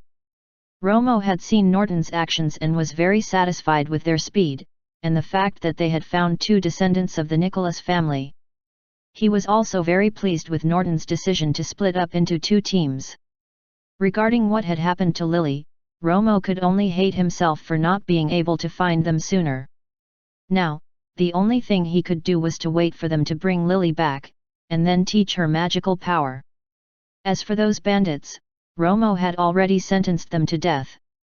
There were names added to Romo's ledger book. This meant that whether Zorro and the others could find the bandits or not, the deaths of these bandits were imminent. After having learned Norton's situation, Romo quickly switched to another visitation talisman to check on Ron. Currently, Ron was still searching for treasures in the upper Spacewind Valley, but an unfamiliar face was beside him. Chapter 124, Sad Place. Translator, Hen.ie Translations Editor, Hen.ie Translations. Arfa had a feeling that it was going to be dark soon, so he said to Ron, let's find a place to rest. It's getting dark soon, and it might be dangerous if we continue to go further. Ron did not say anything else and nodded. Then, the two of them found an empty place, and got ready to rest. As of now, Ron had already been in this place for 8 days, which meant that he had already been in the trial for 8 days. He had already discussed with Arfa that he could only walk forward for 3 days at most, and then, whether he could find any treasures or not, he would have to get back on the return route. It was night. Zorro and the others had already entered a forest, and Lily was so tired that she could not open her eyes. Zorro had to decide to let the few of them use the tent to get through the night. In fact, the tent had been mainly prepared for Lily. The others could fall asleep even if they were sitting outside. However, Kathleen was worried that Lily would be afraid of sleeping outside for the first time, and that there might be wild beasts out at night scaring her, so she went into the tent with Lily to sleep. At first, Lily was sound asleep. Suddenly, as if she had a nightmare, she hugged Kathleen tightly and said something. When Kathleen leaned closer to listen carefully, she realized that Lily had called for her mother. From time to time, a tear would fall from the corner of her eye. Kathleen knew that Lily was dreaming of her parents again. It might again be the scene of her parents being killed. It was not unexpected, as after all, she had returned to the same old place for the day, to the place that had made her sad. In order to prevent Lily from being woken up by the nightmare, Kathleen could only pat her gently on the back and comfort her slowly. "It's okay, it's okay." Knowing that Lily no longer made any sound and that her expression had begun to relax, Kathleen's worried heart was relieved. Suddenly, Kathleen found a little movement outside the tent, as if there was someone. Looking out, Kathleen had guessed what had happened. At this moment, Zorro and Charles had already quietly left the vicinity of the tent and were walking towards the forest ahead. In the process of consoling Lily, Kathleen soon fell asleep. The night passed quickly. Early in the morning, when Lily and Kathleen had just woken up, Zorro and Charlie had already returned. They had even made a pot of delicious fish soup and grilled fish. Wow! I didn't expect to be able to eat such delicious food so early in the morning. Lily was very surprised to see the delicious food. "Grandpa, is this the fish you went to catch early in the morning?" "Thank you, Grandpa." Lily thanked Zorro politely. Kathleen communicated with Charles with her eyes. She knew it had to be Zorro and Charles last night. They must have gone to see if they could run into the bandits, so she wanted to ask if they had found any traces of them, but Charles shook his head gently. Indeed, it would not be easy to run into these bandits. After breakfast, they set off again. When they reached a steep cliff, Lily pointed to the cliff ahead and said suddenly, "Back then, Grandpa and I had fallen from here." Even Charles had to hesitate for a moment when he saw the steep cliff. He could not imagine how hard it had been for the grandfather and grandchild to survive. Fortunately, they had survived and were able to lead him to find more descendants of the Nicholas family. This could be considered a blessing in disguise. At this moment, the horses already could not even move an inch forward. The group of them had no choice but to abandon the horses. However, to them, this cliff was not difficult. When they used the magical power to fly, in just a few seconds, the few of them had already gone up the cliff. "Sister, this is amazing, we can fly." Lily clung onto Kathleen's back obediently and felt the wind blow past her ears. Before she could react, she was already on top of the cliff. "Ha ha ha, I'm so happy." Lily was so excited that she cried out loud. After being excited for a while, Lily realized that she could not delay everyone's journey because of her, so she immediately quietened down. They walked on foot for another hour. The few places they walked past did not seem to differ much, but Lily suddenly stopped, a hint of sadness in her eyes. "We were attacked by bandits here." They were currently at the bottom of a hill. It was indeed a very suitable place for bandits to lay in ambush. Looking down the hill, he even saw a pile of bones. These should have been the bones of the people who had been killed back then. Due to the sudden nature of deaths, the bones had not even been collected. Mom and Dad were killed here back then. Lily's voice was already choked with tears. She had probably recalled those unhappy past events. She had begun to move toward the cluster of bones. Kathleen instinctively wanted to stop Lily's action, not wanting her to be reminded of the past scenes, but she was stopped. Zorro felt that some things had to be faced, and besides, Lily was not an insensible child. Lily had walked under a large tree, and her tears suddenly fell uncontrollably. "Sister, my father and mother have disappeared. My parents were killed here, but there was nothing left here." Kathleen hurried over to take a look. She found nothing under the tree, but she could see several scratched marks on the tree trunk. She could tell that a very fierce fight had probably taken place here back then. The missing bones of Lily's parents should have nothing to do with the bandits. After all, they did not have the habit of clearing up the bodies. The corpses of Lily's parents' bodies might have been dragged away by some wild animals. After all, 2 years had passed. However, losing her parents was already difficult for Lily to accept. Now, she could not even find her parents' bones. Her only hope for her parents was also gone. Why? Mom, Dad, where are you? I'm Lily, Mom, Dad. Lily could no longer control herself. She hurriedly used her small hands to dig at the soil at the roots of the tree. Mom, Dad, do you all still remember me? Lily, don't cry. Mom and Dad might have been buried by a kind person. They wouldn't want to see you so sad when they are in the heavens. Lily, be good. Let's not cry, okay? Kathleen could only comfort her in this manner. After all, anyone would be sorrowful when faced with such a circumstance.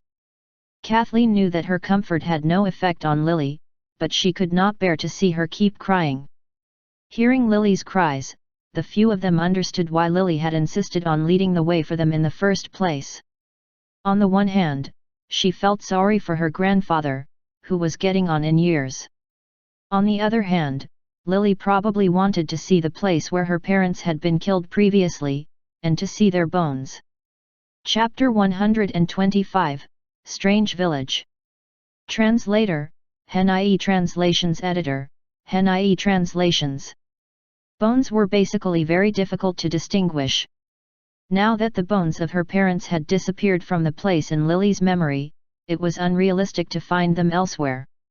However, Kathleen did not want Lily to accept this brutal reality. She wanted to preserve the beauty of a child's fantasy, so she dug the ground with Lily to find the bones of Lily's parents. Even if she could not find the bones, she might be able to find some of the personal items of Lily's parents so that she could have some keepsake for remembrance in the future. Although she did not hold out much hope, Kathleen did her best to rummage around. Suddenly, beneath a pile of dead leaves, she saw a tattered piece of cloth. Just as she was about to take the cloth out, Lily quickly took it away. This is Mom's clothing. Through this piece of cloth, it could be seen that Lily's mother had also led a very difficult life when she was alive. There was a patch on the cloth. Lily could recognize immediately that it was her mother's clothing because of the patch, which she had sewn together with her mother 2 years ago. Thinking of this, Lily fell back into painful memories. Mom and Dad. Lily, who had been struck by the painful memories again, could no longer control herself. She collapsed into Kathleen's arms and burst into tears.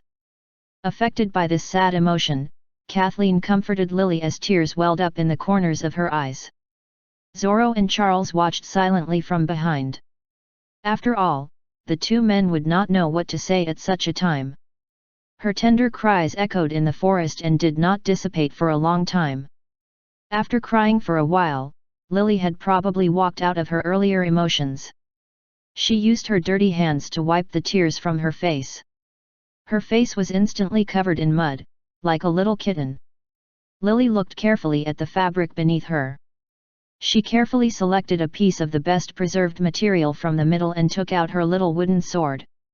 She tied the cloth to her wooden sword. Lily's actions did not make sense to Kathleen, but she was also a little worried that Lily would start to be sad again another day when she saw this cloth. However, Lily looked up. Her face, which had just been covered in dirt and tears, had a maturity and strength that surpassed her age. Sister, I'm fine. Grandpa has told me before that I can't be sad anymore after having cried over some things. I can't cause a delay to all of you. Let's go. As she spoke, she waved the little wooden sword in her hand and walked forward. Zorro and the others were much faster than Aaron and the others. Under Lily's lead, the few of them had arrived at their destination before dark, much faster than they had expected. Their target was a minority tribe without even a name. According to what Aaron said previously, there were less than 300 people in the tribe back then. The village was rich in resources, and the people were very hard-working. They were able to be self-sufficient. It was just like an utopia. However, things had not remained blissful. 2 years ago, a strange disease suddenly broke out. There were constantly people having fever and coughing. Those who were infected would eventually die no matter what medicine they took. Hence, when Aaron left, the entire village was no longer as prosperous as before. It had become exceptionally desolate. But now, from Zoro's perspective, this village was not only desolate, it also emitted an aura of death. There seemed to be not a single person in the village. There were not even any animals. The house looked like it had not been inhabited for a long time. The entrance had piled up with weeds. As such, this village was a dead village. There was no one at all, and it had even been abandoned for many years. This meant that not long after Aaron had left, the entire village became empty. It was not known if it was due to the strange disease or if everyone had moved elsewhere. Zoro did not give up. They entered the village again and looked at the few houses, only to find that there was a lot of food and clothing inside. They did not look incidental. They could not have left in such a hurry, could they?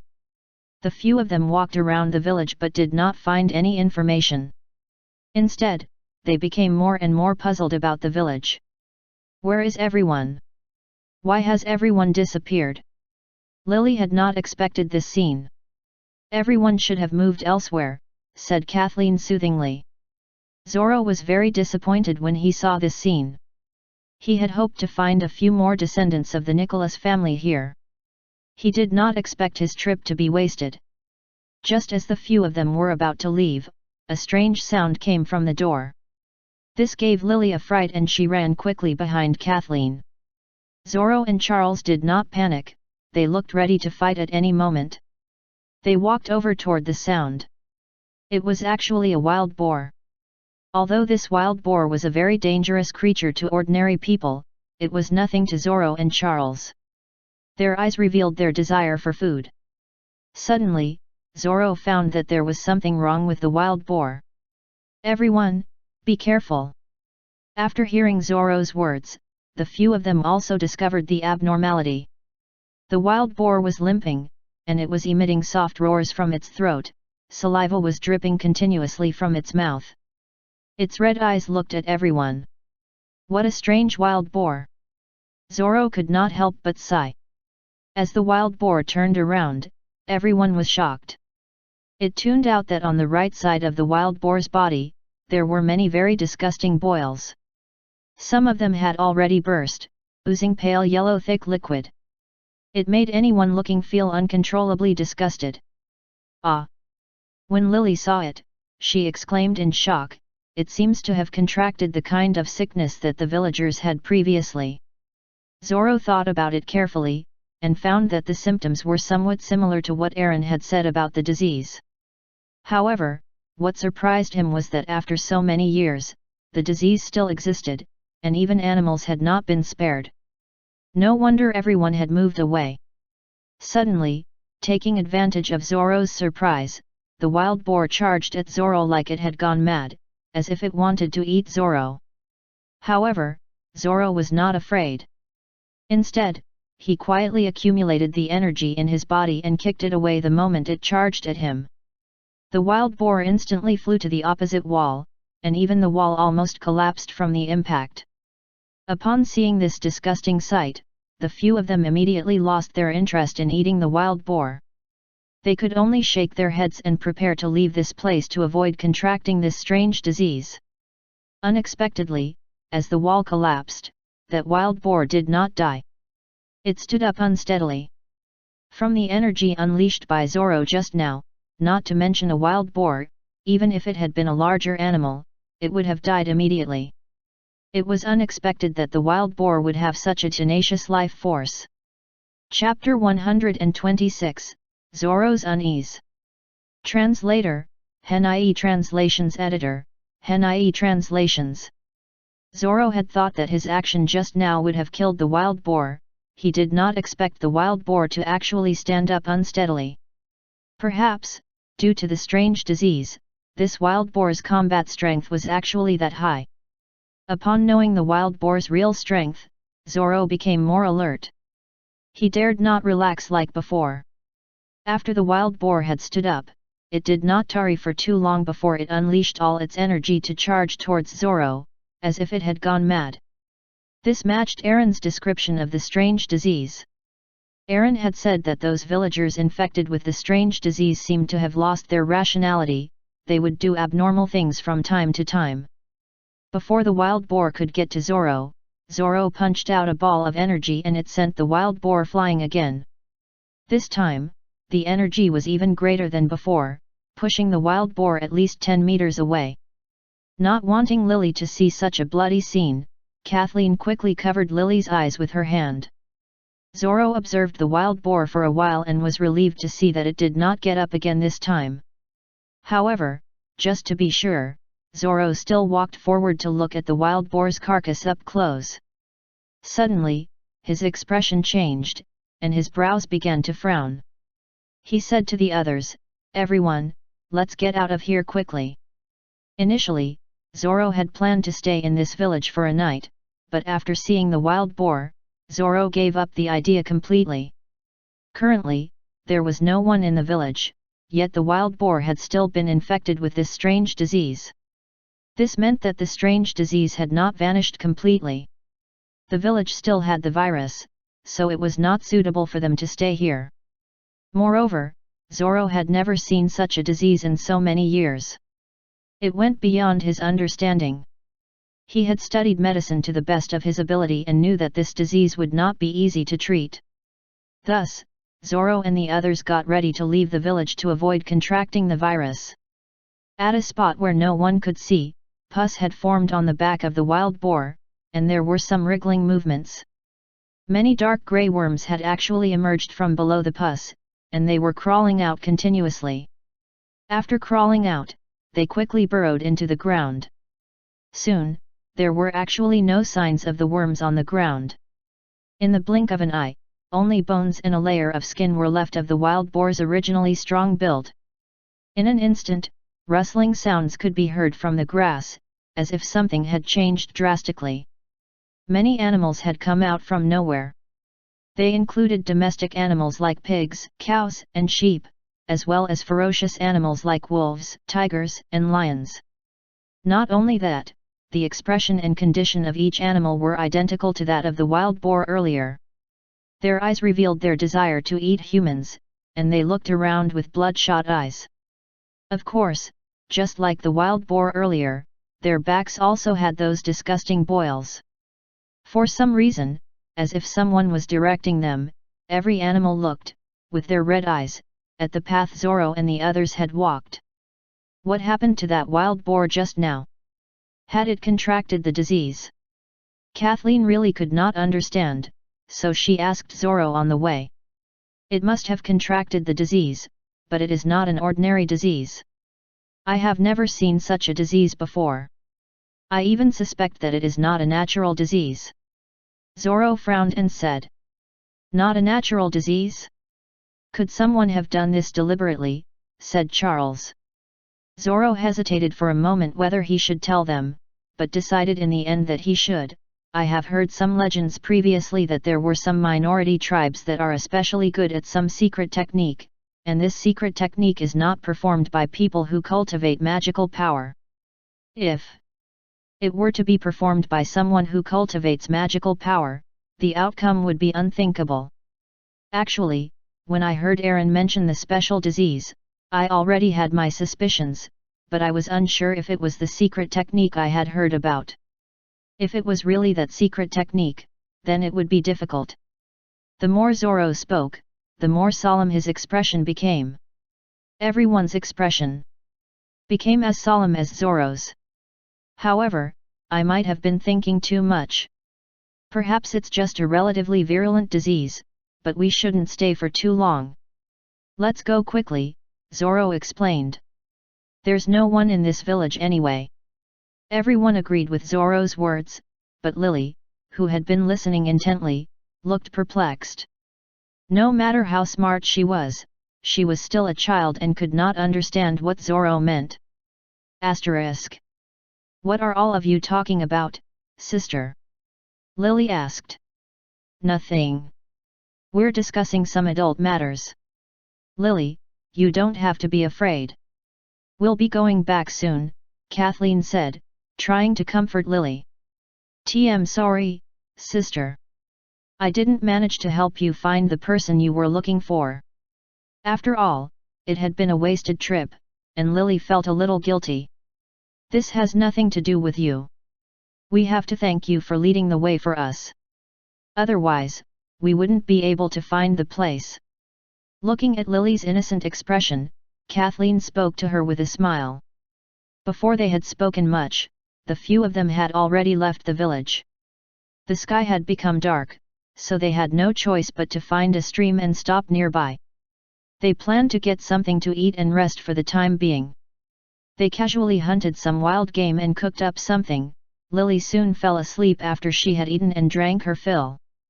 This night was the same as before.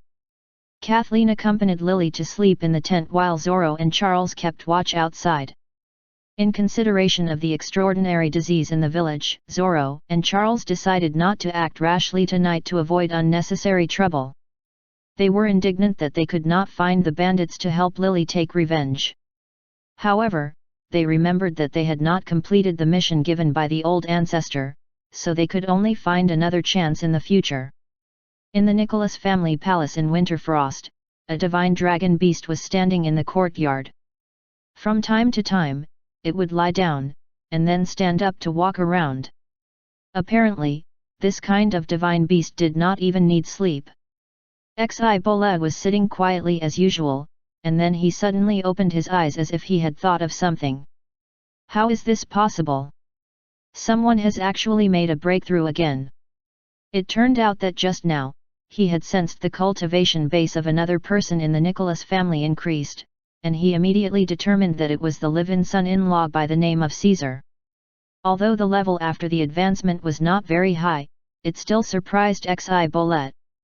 In Xibola's imagination, he should not have advanced so quickly. Moreover, in the past few days, he had discovered that many members of the Nicholas family had advanced at an extraordinary speed. Chapter 127, Another Crisis. Translator, HenIE Translations Editor, HenIE Translations. Just as Romo was idling in the ancestral hall, the system suddenly popped up. A notification sounded in Romo's mind. Warning! Warning! Many descendants of the Nicholas family clan are in danger. An urgent mission has been generated. Mission content. Upon hearing the news, Romo immediately guessed that it could be Zorro and Norton running into problems while searching for the descendants. He quickly checked. On Zorro's side, it was already night. Zorro and Charles had checked the surroundings and found almost no movement. They closed their eyes and got ready to rest. After a day's hard work, they had lost a lot of stamina. Suddenly, sha-sha-sha sounds entered Zorro's ears. He quickly opened his eyes and looked in the direction of the sounds. He did not care too much because wild beasts would inevitably appear at night in such a forest, and it was easy for him to deal with them. However, he suddenly discovered that the matter was not as big as he had thought. His facial expression was that of great shock, and he quickly stood up. The noise Zorro made had also alerted Charles, who was about to fall asleep. Charles knew that something big was about to happen. He stood up quickly and looked in the direction Zorro was staring at. He was already in a defensive posture. What is it? What have you seen? Charles asked softly. There seems to be something coming, be careful, Zorro said softly. Although the two of them made very little noise, they had still alerted Kathleen, who was in the tent. Seeing that Lily had fallen asleep, she hurried out of the tent. Looking at the grave expressions on both their faces, Kathleen stared at her surroundings warily. Although the night sky had a visibility range of only 1 meter for ordinary people, with the help of energy, the few of them could see almost 20 meters, especially Zorro. His vision at present was almost no different from that of daytime. Shat, shat, shat, shat. The sounds seemed to be getting closer and closer to them. Countless red dots appeared in the gaps between the leaves. It turned out to be pairs of scarlet eyes. In this manner, one wild beast after another appeared in their line of sight. Their eyes were very similar to that of the wild boar in the morning. Everyone be careful. Charles, Zoro called out softly to Charles, and motioned him to take out his bag, which contained a knife and 2 swords. Charles threw the weapons to Kathleen and Zoro. These weapons looked no different from ordinary weapons, but they had been possessed by energy. Together with the energy from the few of them, the power had increased tremendously. Zoro looked at the beasts and then looked worriedly in the direction of the tent. Kathleen, take care of Lily. Don't let the beasts hurt her. Leave the beasts to me. Just as Kathleen was about to respond, she saw that Zoro had already rushed in front of the group of beasts, and Charles was following closely behind Zoro. And Kathleen was in charge of the rear. She stood outside the tent in case any beasts came. Howl! A heart-stirring howl resounded in the air. As if they had heard the command, the wild beasts increased their speed and charged toward the few of them. In particular, that bear, which was as tall as Zoro when it stood up, walked towards Zoro and stretched out its bare paw. Zoro could be seen slashing down with his sword, and the bear's paw fell to the ground. Immediately after, Zoro leapt into the air and slashed down, splitting the bear into 2. After dealing with the bear, Zoro dared not stop at all. He continued immediately to fight with the animals. Every time he swung his sword, the life of an animal would end. Although the wild beasts were already extremely ferocious, with the extraordinary virus, they became even more ferocious. However, they were still very weak to Zoro. Even to Charles, to kill those wild beasts was just too easy. Seeing these scenes, Kathleen then heaved a sigh of relief. She gradually relaxed. Sister, what's going on outside? Suddenly, she heard Lily's voice coming from inside the tent. Lily was about to go out of the tent. It was not unexpected that Lily would wake up, given the sounds of battle and the howls of the beasts outside. However, just as Lily poked her head out, her initially sleepy brain was instantly awakened because she had seen Zoro splitting an animal into 2. Kathleen quickly covered Lily's eyes to prevent her from seeing the bloody scenes. It's okay. It's just some wild animals. Lily was a little frightened, but she was afraid that Kathleen would be worried, so she closed her eyes tightly. Her face had turned a little pale, but she held back her tears. She was still holding her little wooden sword tightly in her hand. However, she could not hold back her curiosity. From time to time, she would open her eyes and sneak a look at the battle scene.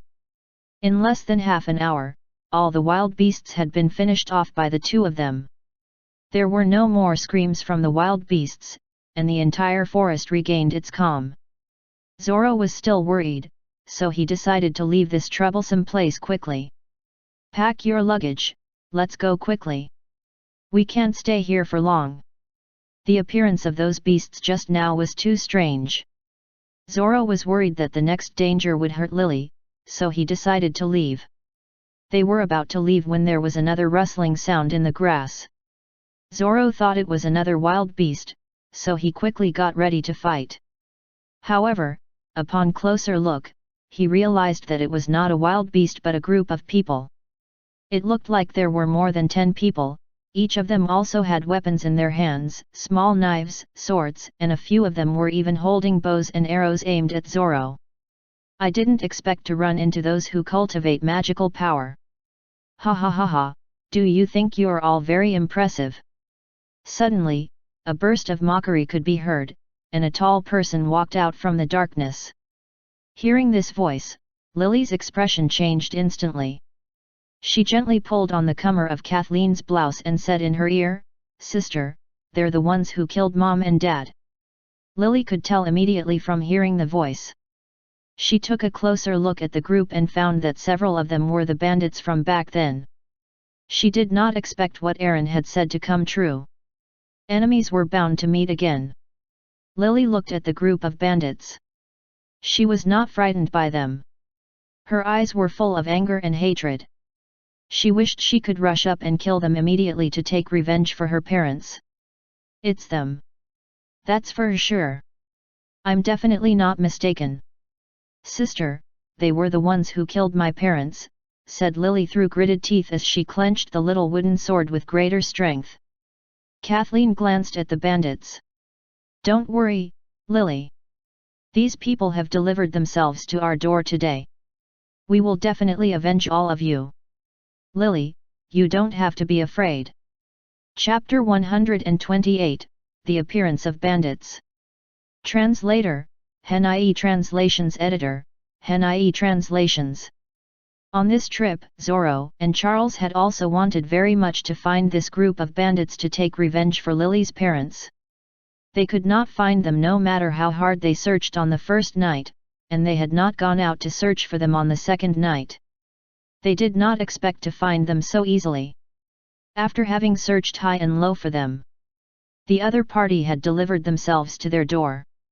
Zoro had thought that they were just a group of ordinary bandits, but unexpectedly, these bandits had also been infected with the strange disease like those wild beasts. Zoro took a closer look and realized that the tall and well-built bandit, who had just spoken, was covered in boils on the right side of his face, the skin had completely rotted, and even the gums and teeth could be seen. He looked very scary.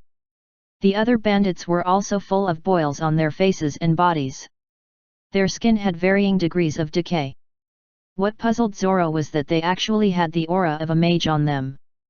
From what Eren had said previously, if they were infected with the disease, it would be impossible for them to survive. How could they still become a mage in these 2 years? Could all this have been premeditated? After all, the crazy wild beasts, the suddenly infected village, and this group of abnormal bandits, all this could be more dangerous than he had thought. Catch them! Before Zoro and the others could make the first move, the bandit gave the order and more than 10 bandits rushed towards them. Furthermore, the leader of the bandits had actually wanted to capture them, not kill them. They had not used their bows and arrows, and it seemed that he wanted to capture them alive. At this moment, when Charles saw how arrogant the bandits were, he could not wait any longer to kill them. Before the bandits charged over, Charles planned to dash to the leader of the bandits and kill him in one strike. But before Charles could get there, a large man had blocked his path, and was chopping down on him with a large machete. Charles's expression was grave, but there seemed to be wind beneath his feet. He dodged the attack of the machete, swinging his long sword in his hand concurrently. Within a second, the head of the bandit hit the ground and rolled several meters away. After he had killed a bandit, Charles dashed directly to the front of the bandit leader, intending to kill him directly. However, the alertness of the bandit leader surpassed Charles's expectations. The two of them fought for a few rounds, but despite this, the bandit leader was far from being Charles's match. Charles did not have much time to fight him. Seeing the situation of Kathleen and Zoro, he got ready to end the battle quickly. Actually, Charles had already sensed that this bandit's cultivation base was much higher than the other bandits. He had already reached level 5 of the innate realm, much higher than him. However, the bandit leader had one thing in common with the other bandits, which was that he did not know how to utilize his cultivation base at all. Charles dodged and went swiftly behind the bandit leader. Before the other party had time to react, he was already split into two. When the other bandits saw that their leader had been killed, they all seemed to have gone berserk. Their eyes became even redder than before, and their behavior became even crazier. They surrounded Charles and Zoro and kept attacking. Looking at all this, Kathleen kept her guard up as she protected Lily from being frightened by the sight. Suddenly, a few bandits gave up on Zoro and Charles. They probably saw that they were too strong, and they were not a match for them, so they turned their attention to a woman and a child. However, Kathleen was not to be trifled with. Although this was her first outing and also her first kill, Kathleen did not hesitate at all, especially after she had recalled how they had killed Lily's parents. "Lily, hide quietly in the tent. Don't come out no matter what sounds come from outside. When I'm done with these bandits and have avenged you, you can come out again, all right?" Kathleen quickly settled Lily down, afraid that she would be harmed by the bandits. Lily was also very sensible. She quickly got into the tent and sat on the ground, hugging her knees tightly. There were not many bandits on Kathleen's side, so it was resolved in a few minutes. On the other side, Zoro kept holding back the bandits who were trying to attack Kathleen. He fought against many bandits alone, but he was not at a disadvantage at all. It did not take long before he killed 5 to 6 bandits. The other bandits realized that it was impossible to attack by brute force, so they got ready to use their wits to shoot arrows in Charles's direction. However, how could mere arrows stump Charles? Charles had been known for his speed all along. Not only had he dodged the many arrows that had been shot at him with ease, he had also killed those who fired them before they could react. As for Zoro, there was naturally no need to even say more. With his strength, he could treat dealing with these puny bandits as a form of practice. He definitely had the upper hand. Ah! The enemy's screams could be heard constantly between the flashes of the blade and the shadows of the sword. With the screams and the bloodshot eyes, they looked completely different from their earlier arrogance. Soon after the battle started, Charles had discovered the weakness of the bandits. They were most vulnerable at the parts of their bodies that had the boils. After discovering this unique characteristic, Charles used his swift footwork to attack the boils on their bodies continuously. The screams of the bandits became more frequent. They would lose the prowess of their attack the moment they were struck at the parts of their bodies with the boils. In just a few rounds, 4 to 5 bandits had been killed. However, everything changed after Zoro cut off one of the enemy's arms. Not only did the danger not decrease, it increased instead. After the severed arm fell to the ground, it instantly exploded, generating a ball of energy which erupted in the air and hit Zoro, who had been unprepared. Zoro was instantly sent flying more than 10 meters away. When Zoro was in the air, he tried hard to gain control. After he plunged his long sword into the ground, he managed to stabilize himself, but he still slid along the ground for a few meters before coming to a stop. From this, it could be seen how powerful the arm was. Not only that, when he landed on the ground, a splash of red appeared on his face, and blood flowed out from the corners of his mouth. Thereafter, Charles discovered that those before him were completely different from before. They had become like zombies, with no sense of pain. The energy generated by their bodies was also dozens of times stronger than before. The person missing an arm did not seem to have any reaction at all. It was as if the severed arm was not his. He stood up and walked unsteadily toward Charles. As he walked, he said, "What a useless bunch of things. In the end, I still have to do this myself." Chapter 129, Lily's Courage. Translator, Henai Translations Editor, Henai Translations. When one of the bandits was undergoing such a great change, no one present expected it. Not just Zoro, Kathleen, Charles, and the others, but even the few bandits who were still alive did not expect this. Moreover, it seemed that the change in the bandit caused a fright to the other bandits. The eyes of the bandit with the missing arm became even redder. He kept sizing up Zoro and the others, and in the end, his gaze stopped at Kathleen and the tent. He stared fixedly at the tent for a long time as if he knew someone was inside. Suddenly, with his only remaining arm, he waved. A strong gust of wind blew up the entire tent. Lily ran quickly behind Kathleen.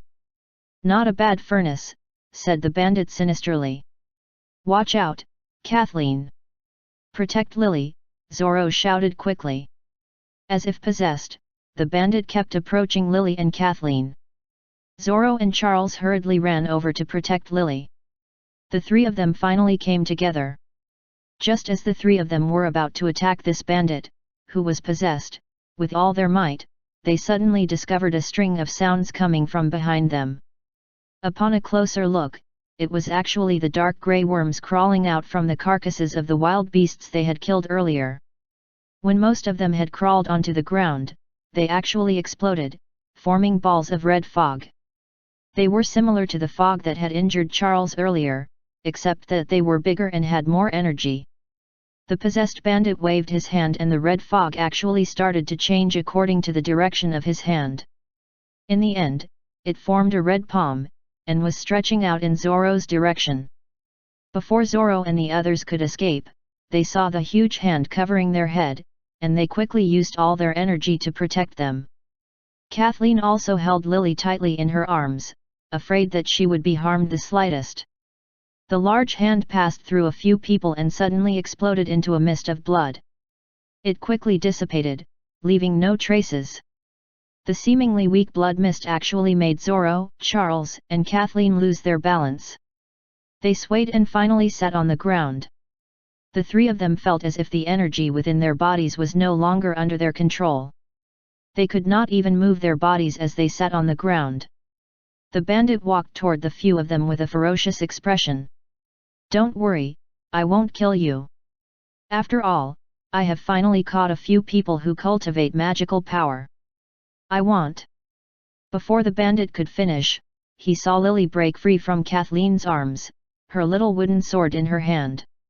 Despite the fear which had caused her hands to begin to tremble, she forced herself to be calm. "Don't come over. I'm very powerful too." The mist earlier had been mainly targeted at Zoro and the other two who had energy, so Lily, as an ordinary person, had not been affected at all. "Lily, don't go over." Zoro quickly used the last bit of his strength to speak to Lily. He even wanted to stand up to stop Lily, but his body was not under his control. Lily's hands were trembling more and more, and so was her little wooden sword. However, Lily continued to walk forward, one step at a time. "My ancestors were top-notch magi. I'm not afraid of you. I have very good genes. Moreover, it was you who killed my parents. I'm going to kill you to take my revenge." At the mention of her parents, Lily suddenly dashed out and held out her wooden sword. "I want to kill you." After she had finished speaking the last few words, Lily closed her eyes in fear. In fact, she had already spoken those few words countless times in her mind. However, previously, Lily had wanted to say this to her enemy only after she had become a particularly powerful mage. She did not expect to have to say this so early. And when she charged forward, she was almost certainly going to die, but Lily did not regret this. She closed her eyes and waited for death to arrive. Soon, it was over. It was very quiet around her. Lily could only hear her own heartbeat. Why hasn't the bad guy made a move yet? Lily thought. Out of curiosity, she opened her eyes and saw a scene that she could not believe. The little wooden sword, which had just been ordinary, now emitted a golden light. The light carried the wooden sword and penetrated the enemy's chest. The bandit's expression was blank, and he could not believe all of this. Lily looked around in disbelief and suddenly realized that a white fog had appeared behind her. In the white fog, there was a long-bearded old grandpa looking at her benevolently and smiling at her. All of this had happened so suddenly that Lily could not believe what had happened. For a moment, she even wondered if she was dreaming. Then, the wooden sword seemed to start to vibrate. It kept flying outwards as if it had a life of its own. Lily tried her best to control it, but it still flew out. Enveloped by the golden light, the wooden sword began to gradually grow in size, turning into a golden longsword. It pierced toward the bandit's heart again. Unexpectedly, the edges of the bandit's wound began to rapidly disintegrate outward. In an instant, he had turned into dust and scattered in the air. The golden longsword danced in the air, and killed the few bandits who were still alive. Then, it flew toward the distant mountain peak at an even faster speed. At this moment, in a dark cave, an old man in a local ethnic costume was sitting cross-legged as if he was casting a spell. Suddenly, the old man seemed to have sensed something. He let out a muffled groan from his throat and suddenly opened his eyes, spitting out a large mouthful of blood. What is going on? What kind of magical power was that? There is actually such a person in this world. The old man simply did not dare to believe that a person of a higher level than him had actually appeared. No, he should not have described him as a person because he was only an illusion, and should not even be a real person. The other party was many times stronger than his own magical power. Faced with such a situation, the old man suddenly dashed into an even dimmer room, intending to find some strategies to resolve this.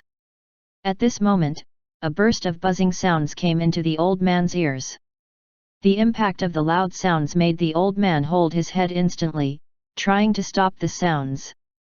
As he turned around, a beam of golden light shot out from the wall and pierced into the old man. Ah! The old man was shocked by the sudden light. He did not have the chance to react at all. He watched powerlessly as the golden light pierced his body and continued to exert force downwards. He was sliced into two just like that.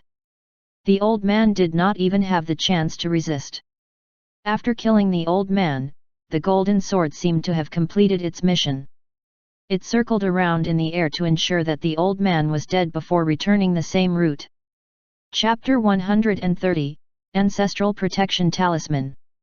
Translator, Henai Translations Editor, Henai Translations.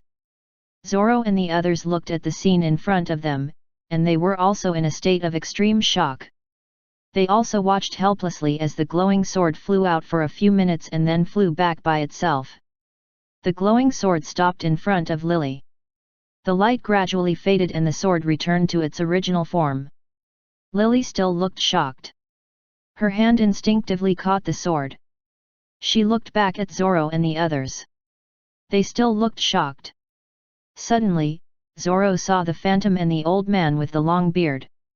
Zoro suddenly understood and shouted excitedly, "The old ancestor has manifested himself." At this moment, Kathleen and Charles finally reacted. The person before them was identical to the portrait of the old ancestor in the ancestral hall. Therefore, it was Romo who had saved everyone from the danger earlier.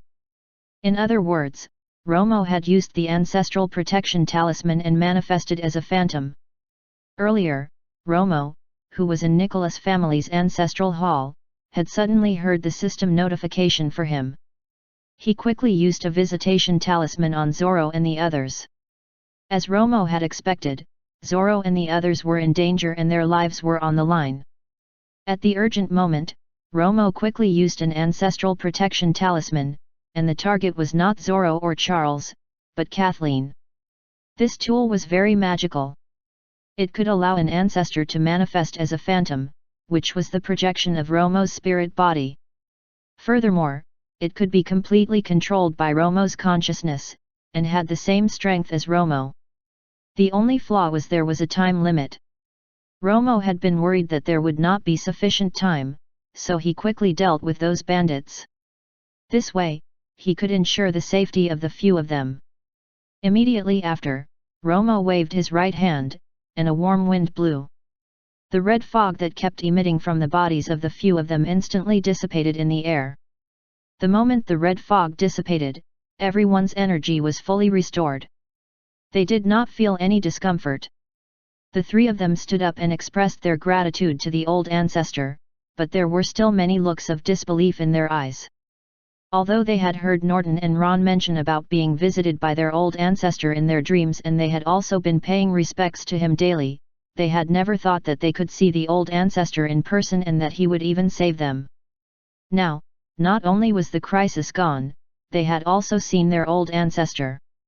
The three of them were so excited that they were speechless. "Go further ahead. There's a cave. I'll need all of you to investigate it later." Romo realized that he did not have much time left, so he quickly assigned the mission. "Yes. Old ancestor. I promise to complete the mission." Hearing that the old ancestor had given him a mission, Zoro quickly accepted it. "The few of you have completed the mission well this time. It is commendable," Romo said after looking at them. The few of them, who were led by Zoro, not only saw their old ancestor this time, they also received his praise. They became even more excited. After he had finished assigning the mission, Romo looked at Lily, who had been looking at him but still did not understand. A benevolent smile immediately appeared on his face. "Lily, You're really brave. Don't be afraid in the future. I'm the old ancestor of the Nicholas family clan. No one can bully you in the future with me around. Hearing this, Lily did not know what to say, but she felt warm inside. In the past 2 years, no one had said such a thing to her except her grandfather. Lily was about to say something when she realized that the old grandpa's phantom was becoming fainter and fainter until it completely disappeared. It was as if this person had never appeared in the air. Closing her eyes, she could still recall the gentle voice of the old ancestor and the warmth in her heart. Sister, what happened just now? Lily turned to look at Kathleen. And sister, are you all right? Kathleen suddenly regained her senses. She quickly looked at Zoro and Charles to verify what had just happened was real. From Zoro and Charles's excited expressions, Kathleen knew that it had definitely not been a dream. TM fine. Sister has completely recovered. It was our old ancestor who appeared just now. Kathleen hugged Lily and checked to see if she had any injuries. When she found out that Lily had not been injured at all, Kathleen said proudly, "Look, I did not lie to you, right? The old ancestor is very powerful, and he will really protect our family." Was the grandpa just now really our old ancestor? Then why has he disappeared? Lily asked, her eyes wide open. Sister doesn't know this either. Lily might find out in the future, Kathleen replied. Zoro looked at the place where Romo had pointed just now and suddenly thought of something. The back and forth reaction of that sword seemed to have confirmed Zoro's speculation. Everything had probably originated from that cave. Let's go take a look at that cave. We might be able to find many secrets there. Zoro looked at the cave and said, I suspect everything that happened just now had been caused by the cave. Let's pack up and set off. Then, the few of them started to set off in that direction. Lily climbed onto Kathleen's back, and lay there quietly, recalling everything that had just happened. Everything had happened so quickly that no one had time to react. The bad guys who had killed her parents were already dead, sister had almost been injured, and the old ancestor was actually so powerful, and her little wooden sword could even fly by itself. As she thought about all this, Lily touched her little wooden sword, her eyes beaming. They really did not lie to me. My ancestor is actually so powerful. I must work hard and become someone who can protect everyone. Lily held the little wooden sword tightly in her hand and swore in her heart. Mission completed. Received rewards: Advanced Experience Talismans X30, Incense Doubling Talisman X1, 100 Cultivation Speed Talisman X1, Ancestral Protection Talisman X1, Aptitude Strengthening Talisman X1. In Nicholas family's ancestral hall, Romo heard the system notifications. The gains this time had really not been small. Although I have lost an ancestral protection talisman, I have not only protected Zoro and the others but also received so many rewards. Romo was secretly delighted. As he spoke, he used all the advanced experience talismans. Command confirmation: Advanced Experience Talismans X30 successfully used. The host's level has increased to level 5 of the Yin Spirit Realm. Although he had advanced another level, the further he advanced, the more difficult it became to advance. In the future, he would definitely need more experience talismans. Then, Romo also used the Incense Doubling Talisman. He did not need the rest of the tools for the time being. Romo put all of them into the inventory and opened the Visitation Talisman to continue to observe the progress of Zoro and the others. Chapter 131, The Baby Among the Poisonous Worms. Translator, Henai Translations Editor, Henai Translations. Zoro and the others followed the direction indicated by the old ancestor and finally arrived at the foot of the mountain. They also found a long ravine in it, as if the old ancestor had specially left a mark to guide them. Following the mark, the few of them finally saw the cave. Upon closer look, there were also many worm carcasses at the entrance of the cave. Although the cave was dark and oppressive, Zoro had a lot of trust in his old ancestor. He believed that there would not be any danger inside, so he went in directly. This did not mean that Zoro had completely let down his guard. The few of them were still in a tense state.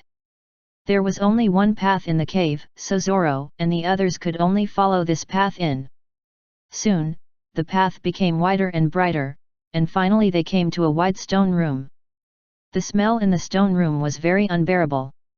Lily kept retching. She had to cover her mouth and nose with her sleeve before she could manage to move forward. A few candles had been lit up in front of them, emitting a faint glow. Everyone could see clearly what were hanging on the walls, which included the bones of animals of all sizes and even the bones of humans. In the middle of the stone room, there was a circular platform. In the surroundings, all kinds of items had been placed. The few of them thought that they were used for worship. When they were unprepared, a corpse suddenly came into view. Ah! The sudden appearance of the corpse gave Lily a shock. Zoro quickly walked closer to the corpse.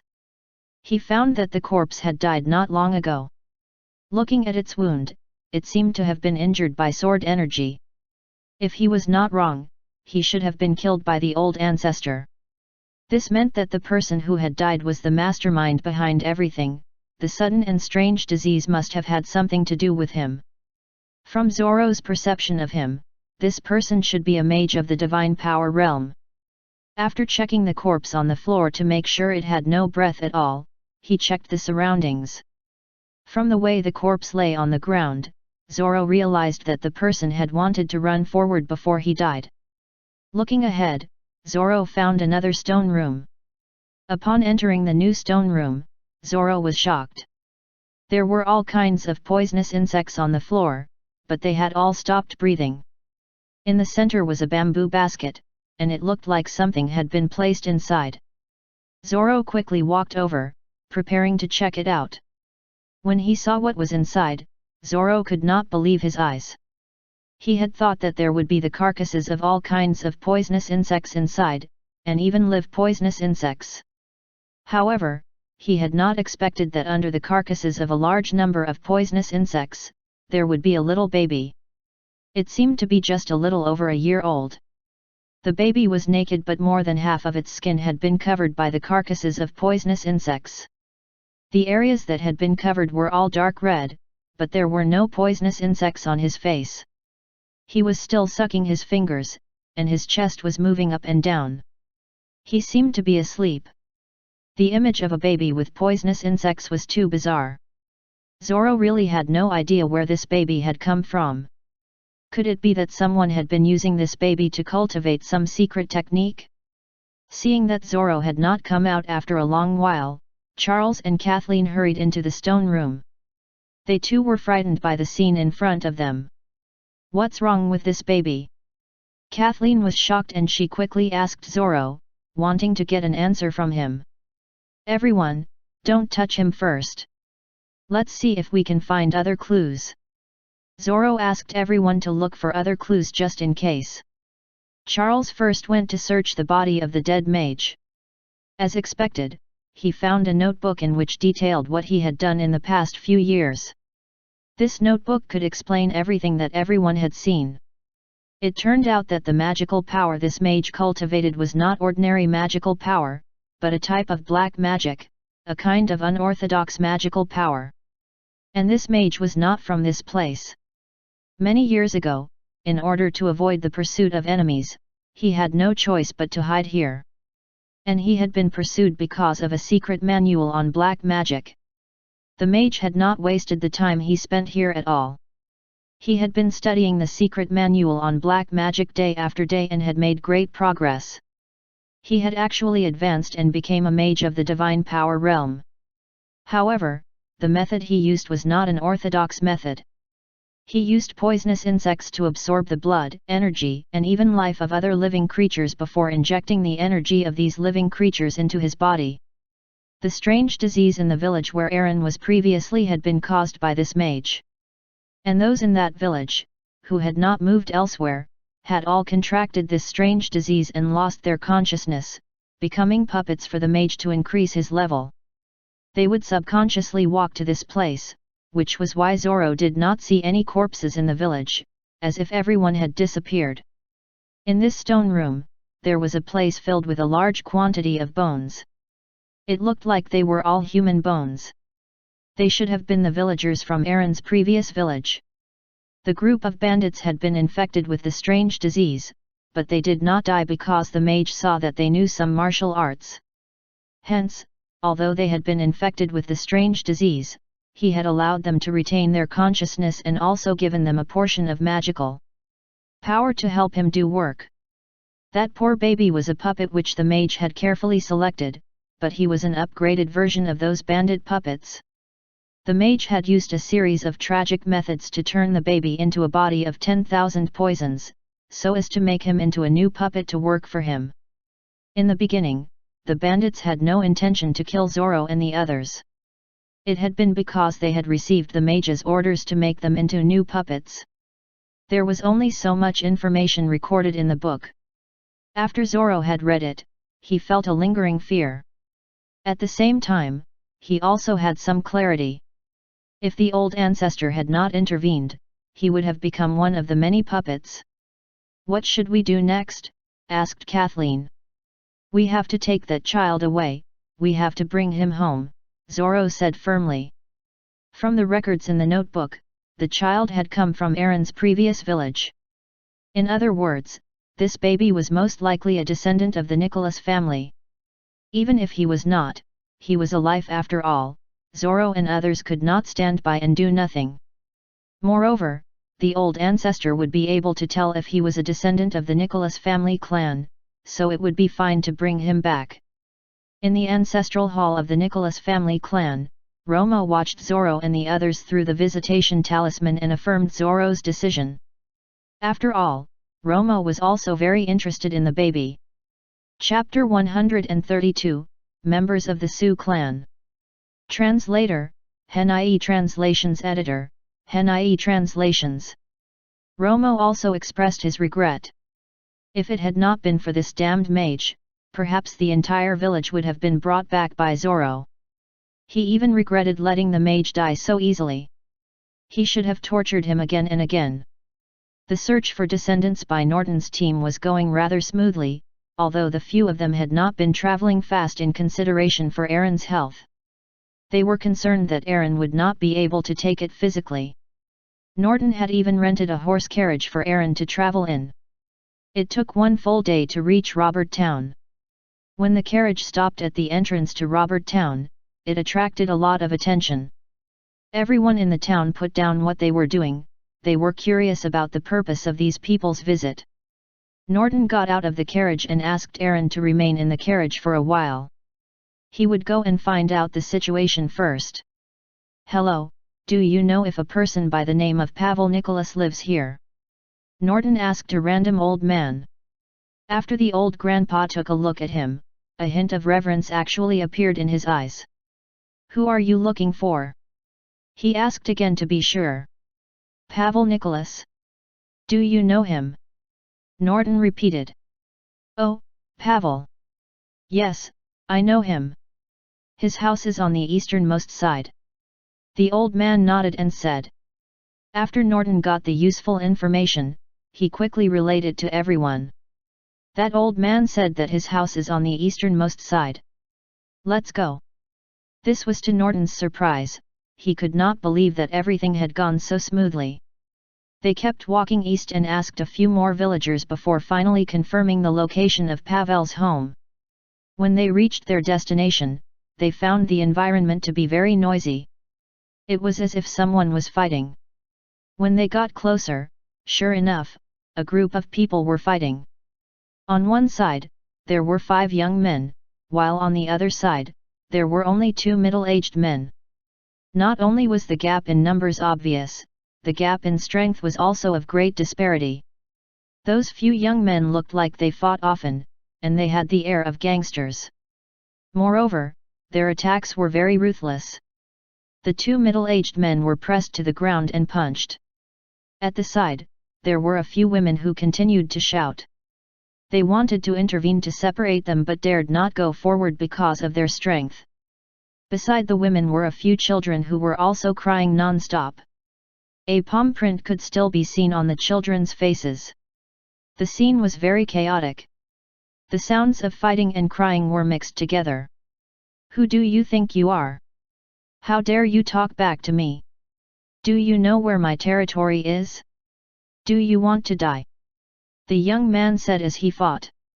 Do you know the family name of this village and what is your family name? You're an outsider. Do you still want that piece of land? Do you still dare to want it? Let me tell you, that piece of land belongs to me. If you still want that piece of land, I'll hit you every time I see you. And mind your own business from now on. The few young people cursed and swore. They talked as they fought. It was as if they were venting their emotions. The villagers by the side had wanted to go up and mediate the fight, but when they met the fierce gaze of the few young men, they dared not go forward. It was not difficult to tell that these few local ruffians were like bullies in the local area. The locals were all very afraid of them and dared not do anything to them. One of the middle-aged men who had been hit looked a little indignant. We had worked hard to reclaim that piece of land. What right do you have? Before he could finish, he received another punch. You're still talking back. Looks like you haven't suffered enough beating. Let me tell you, that piece of land not only belongs to me, but you also have to pay the rent for 2 years. Otherwise, don't even think of walking out of here on your feet today. As he spoke, one of the local ruffians even picked up a very thick wooden stick. He stood up and looked down at the middle-aged man from above. He glared at him viciously and raised the wooden stick, wanting to smash it down. At this moment, the local ruffian suddenly felt someone grab his wrist. Who dares to grab me? Do you believe I'll? Before the ruffian could finish his sentence, he suddenly let out a scream. Ah! The onlookers had not expected that there would be a day where the local ruffian would be subdued. They all looked toward the man who had grabbed the local ruffian's wrist. The other local ruffians, perhaps because they were afraid, also stopped what they were doing. It could be seen that his wrist was being held by a man who looked to be in his 20s, and his expression was that of severe pain. Let go of me. Do you know that? The young man did not wait for him to finish his sentence. Instead, he exerted more strength in his hand. Damn! It hurts a lot. Let go of me, ah! The local ruffian felt as if his wrist was about to be crushed. He could even hear cracking sounds. Finally, there was a crack sound. The back of the ruffian's hand was almost completely folded. Only then did the young man let go. The ruffian was in so much pain that he immediately knelt on the ground, unable to stand up. Instantly, all the ruffians dared not move, afraid that they would provoke this young man from God knows where. The young man glanced coldly at the ruffians. Get lost quickly. Don't bully others in the future, or I'll hit you every time I see you. One of the ruffians was even a little indignant and tried to stand up to reason with him. Damn you! Before he could finish, he met Norton's gaze. Instantly, he became petrified. They could see a murderous look they had never seen before in Norton's eyes. Now, face was no longer important. Their lives were most important. The few ruffians quickly stood up. We're sorry, we were wrong, please spare our lives. So, whose land is it now? Norton asked. It's theirs, it's theirs. It has been theirs all along, the local ruffian said hurriedly, afraid that he would be beaten up again because of his words. Then get lost. Norton spoke again.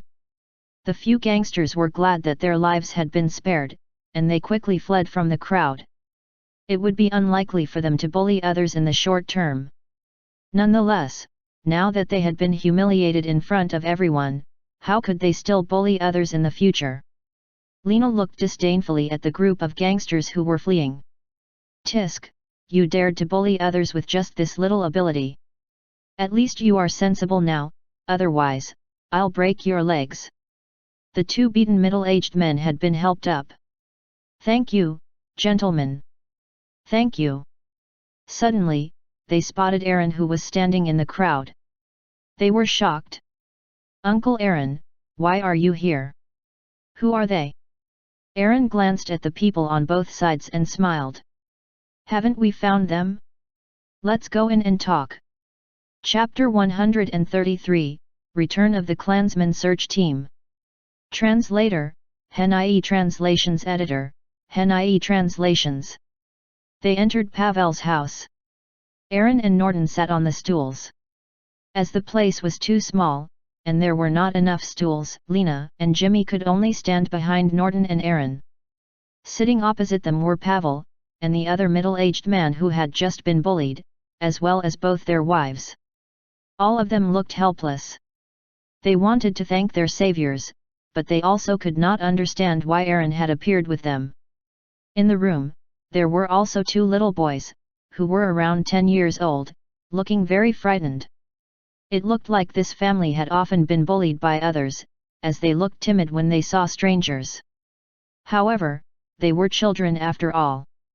Although they were afraid, the two little boys could not help sizing up Norton and the others. Norton quickly explained to them that they were descendants of the Nicholas family, and that the family had sent him to fetch them home. The man beside Pavel was also a descendant of the Nicholas family. His name was Peter Nicholas. The two little boys were their sons. When they understood the purpose of everyone's visit, Pavel and Peter were so shocked that they could not speak. It was a few minutes later before they reacted. Only then did they seem to have digested what Norton had said. However, they were also worried that they were being deceived, so they said to Aaron, the only person they knew, "Uncle Aaron, is this true? The Nicholas family wants to take us home." Aaron naturally knew it would be difficult for anyone to believe upon hearing this. He quickly said, "It's true. Peter, Pavel, let's go together quickly. This way, we won't be bullied anymore and we can live a good life." Clearly, to have a good life ahead was much more attractive to the two of them than the Nicholas family clan. The two of them did not care much for a mage family clan. They only knew that if they could live a good life, they would not have to suffer and be bullied anymore. Pavel and Peter looked at each other, still in disbelief. To them, this was like a huge pie falling from the sky, and it was falling directly on their heads. "Let me convince them." Seeing that the two of them still looked unconvinced, Jimmy took 2 steps forward and followed the method Norton had used to convince Aaron, performing a spell in front of them.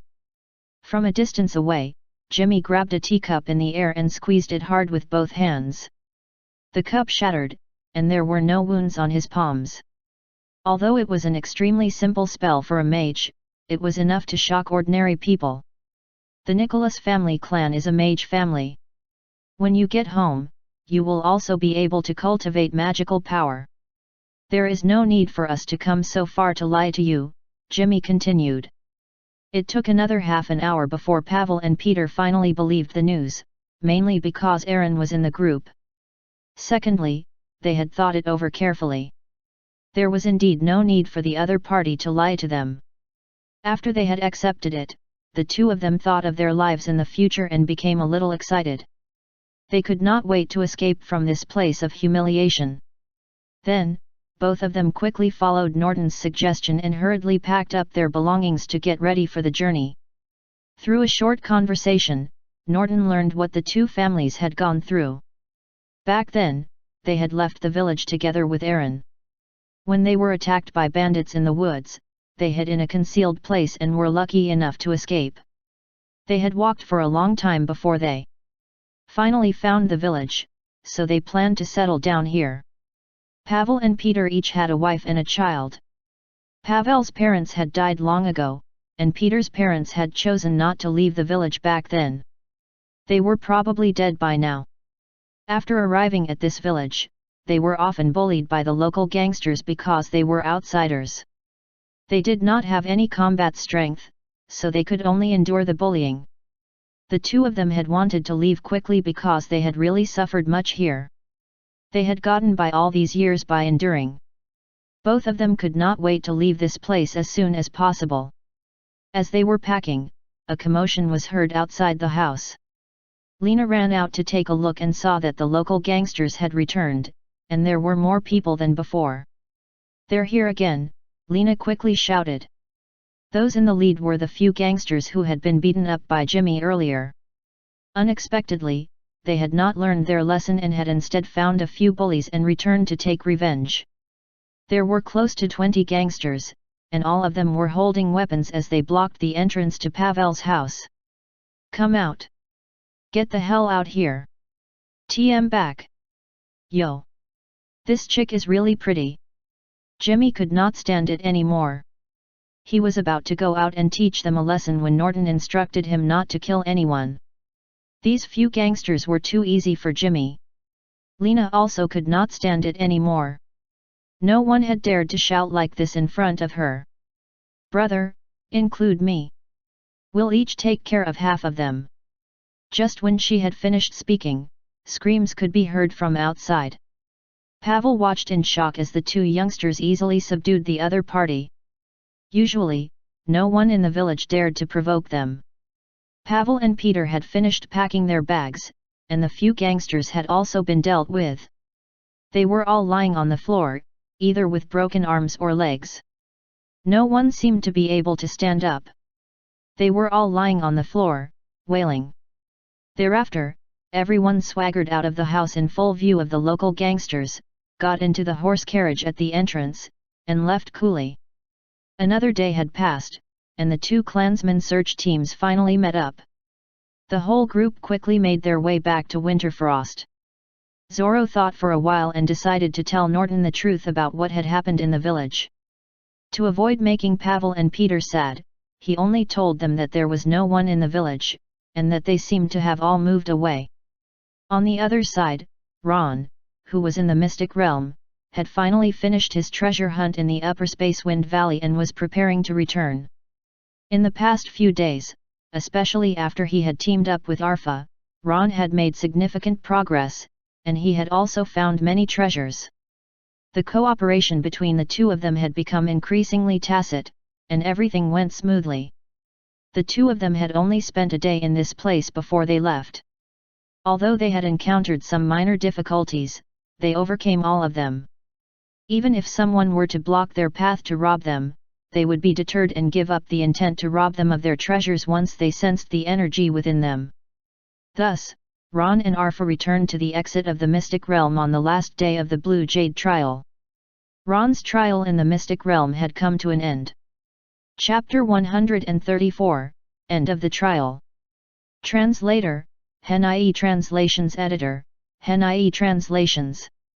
At the exit of the Mystic Realm, on a small hill, Karamon had been anxiously waiting for Ron to appear, but after a long wait, he did not appear. He was really worried that something would happen to Ron in the Mystic Realm. If Ron could really not get out of the Mystic Realm, there was no telling how angry his master would be.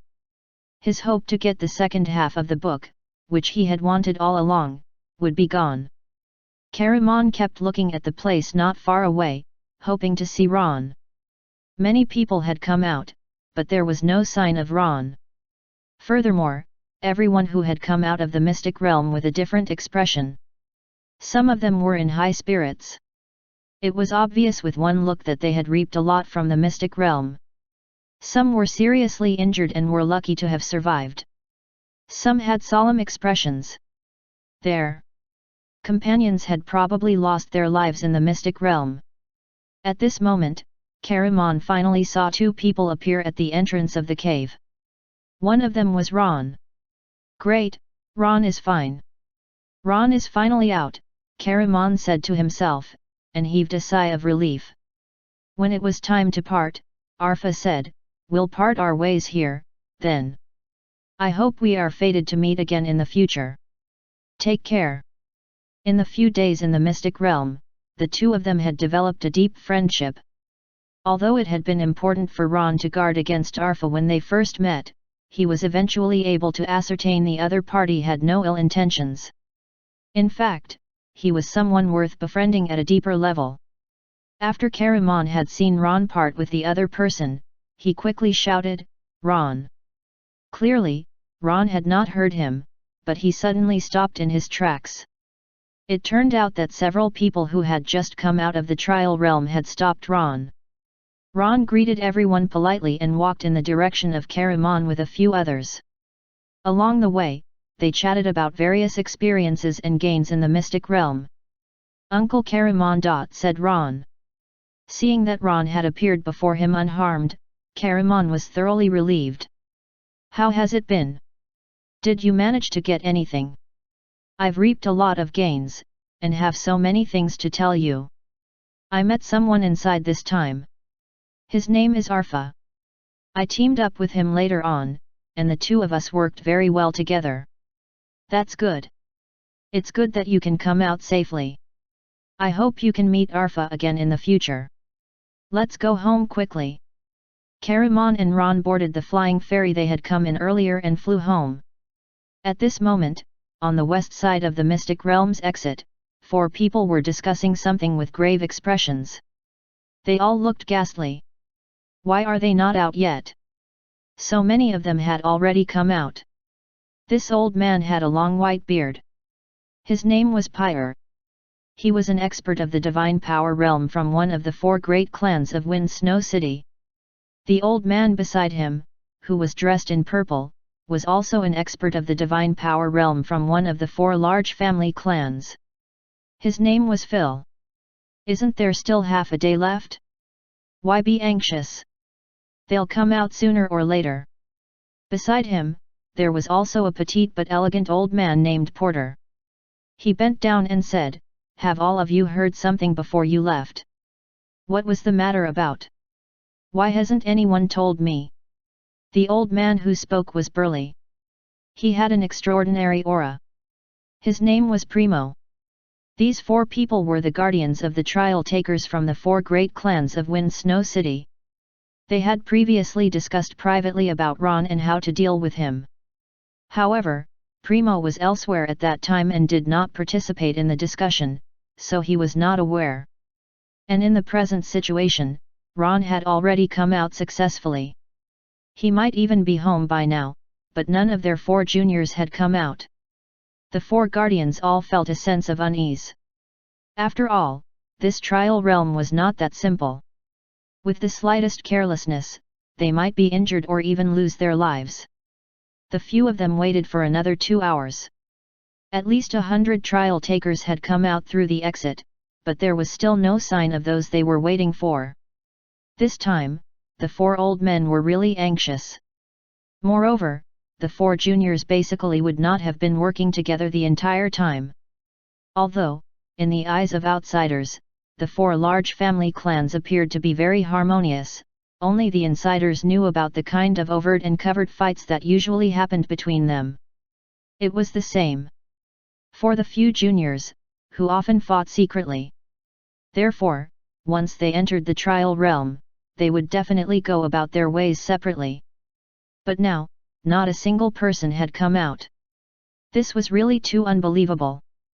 The probability of all 4 of them encountering danger in the trial realm was too low.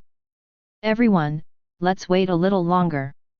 Primo's expression had changed completely, as if he had already predicted the outcome, but he was unwilling to believe it. "Isn't there still an hour's time? The exit to the trial realm will not be completely closed till an hour later. Someone will definitely come out within an hour." However, an incident of such low probability did indeed happen. An hour later, everyone heard a buzzing sound. A ball of black fog appeared at the exit of the Mystic Realm. The juniors of the 4 large family clans still had not come out. Furthermore, the black fog kept shrinking. The few of them could not wait anymore, and they all ran to the door. "Wait, we still have juniors who have not come out. Can you give us a little more time?" The few of them hurriedly pleaded with the person in charge of the trial. Some of those who had accompanied others, who were not out yet, also came forward. "That's right, let's wait a while more. They'll be out in a while. If they don't come out now, they won't be able to come out again in the future. There's no aura of anyone within 100 meters of here. Moreover, the exit is already unstable. It looks like the odds are against us, said a ruddy old man. As he was speaking, the 4 old men in charge of the trial realm all retracted the energy from the exit. Instantly, the exit and even the entire cave started to shake. In an instant, the exit had closed. From a distance, it was impossible to tell that this had once been a place for the trial. When the people who had accompanied those from the 4 great clans saw this scene, they were completely dumbfounded. No one had come out. This was totally not what they had not expected. The 4 of them had even thought of how they would mock the others if the junior of their own family clan came out earlier. However, they had not expected such an outcome. Furthermore, they all knew that the trial realm was the safest only in these 15 days. If they did not come out within the 15 days, it would be extremely dangerous in the future. The juniors of the 4 large family clans could have already encountered danger. Even if they had been lucky enough to survive, with the dangerous situation in the trial realm, it was impossible for them to last until the next trial realm opened. Chapter 135, Return of the Clansmen in Exile. Translator, Hen-IE Translations Editor, Hen-IE Translations. On the way home on the flying ferry, the 2 of them were bored, so Ron told Caramon about the fun things that had happened in the trial realm. Caramon looked at Ron and asked with a smile, "Has anything else happened in the trial realm? Have you killed anyone?" Ron was very shocked. When he was relating the story, he did not know how to tell Caramon about his experience in killing people, and that the other parties were all extraordinary, so he simply skipped this part entirely. However, he did not expect Caramon to see through him. "How could you tell this?" said Ron. "Nothing, it was just a feeling, but this was also a good thing for you," Caramon said slowly. "Moreover, the persons you killed were of extraordinary status, which was why you were in such a hurry just now when you left the mystic realm. Am I right?" Ron looked as if he had been seen right through, and he was very perplexed as to why Caramon could see all this. "Do you even know this? Is all this written on my face?" Although Caramon knew all this, he still did not know who Ron had killed. "So who did you kill?" Ron looked around very warily, and found that there was no one around. "Don't worry, there are only the 2 of us here. I definitely won't tell anyone about this." Caramon looked at Ron and could not help but laugh. They're trial takers from the 4 large family clans of Wind Snow City. Ron was still a little wary, afraid that too many people would know about this news, so he said softly. "Not bad," Caramon said with a smile. In fact, he had already guessed it. He had asked Ron only because he wanted to confirm his speculation. Moreover, Caramon also knew that the Nicholas family clan had some deep entanglements with the 4 large family clans in Wind Snow City. However, the 4 large family clans were far weaker than the Nicholas family clan, so Caramon had never cared about the 4 large family clans. However, he had not expected that Ron would kill everyone from the 4 major families in the trial ground. This was really not like Ron's usual personality. "You took the initiative to look for them?" Caramon asked curiously. "Of course not. I don't even know them. They delivered themselves to my door," Ron said, looking exasperated, but also a little smug. Ron explained everything in detail to Caramon. Indeed, Caramon had not expected them to take the initiative to look for Ron. "You did very well then, but was there anyone else nearby at that time?" Caramon asked. "It didn't see anyone, but that doesn't rule out the possibility that someone was hiding," said Ron hesitantly. "If no one had seen it, it would have been fine. If someone had seen that it was Ron who had killed the descendants of the 4 large family clans, the latter would definitely not let the matter rest. However, since it had already happened, they could only discuss the matter after they got home." By the time Ron's loss of contact had ended, the search party had returned to Winterfrost. It had taken 14 days, 1 day less than the 15-day time limit set by the old Ancestor. On the 2nd day after the search party had returned, the Nicholas family clan was in a happy mood. They were all happy about the return of their lost clansman. It looked very lively in the Nicholas family. Norton gave the order for the servants to quickly prepare for the ancestral worship ritual. He wanted the wandering clansmen to pay respect to their old ancestor as soon as possible so that the latter could see them. In the entire search process, apart from finding the clansmen, this step was the most important. The old ancestor had to personally confirm if the ones they had found were indeed the descendants. Outside the Nicholas family palace, Aaron and the others had already showered and changed their clothes. They had also rested for a day. Faced with an unfamiliar environment, Aaron and the others appeared a little uneasy. They could not stand or sit freely at ease, so they could only silently watch. Norton being busy. After all, the luxury of the Nicholas family palace had far surpassed their expectations. Not in their lifetime had they imagined that they could live here in the future and even have servants to take care of their food, clothings, and daily needs. The family members whom Aaron had met over the past few days had also been very friendly to him, patiently introducing everything he did not understand to him. This made Aaron feel very warm, and dispelled all his doubts he had on the way here. Due to Aaron's age, he was standing at the front of the group. Lily was standing beside Aaron, her small hand holding tightly onto her grandfather's hand. When she was too nervous, she would turn around and look at Kathleen. She would feel a little more at ease when she saw Kathleen. However, only Lily had seen the old ancestor. After all, she had experienced many strange situations that night.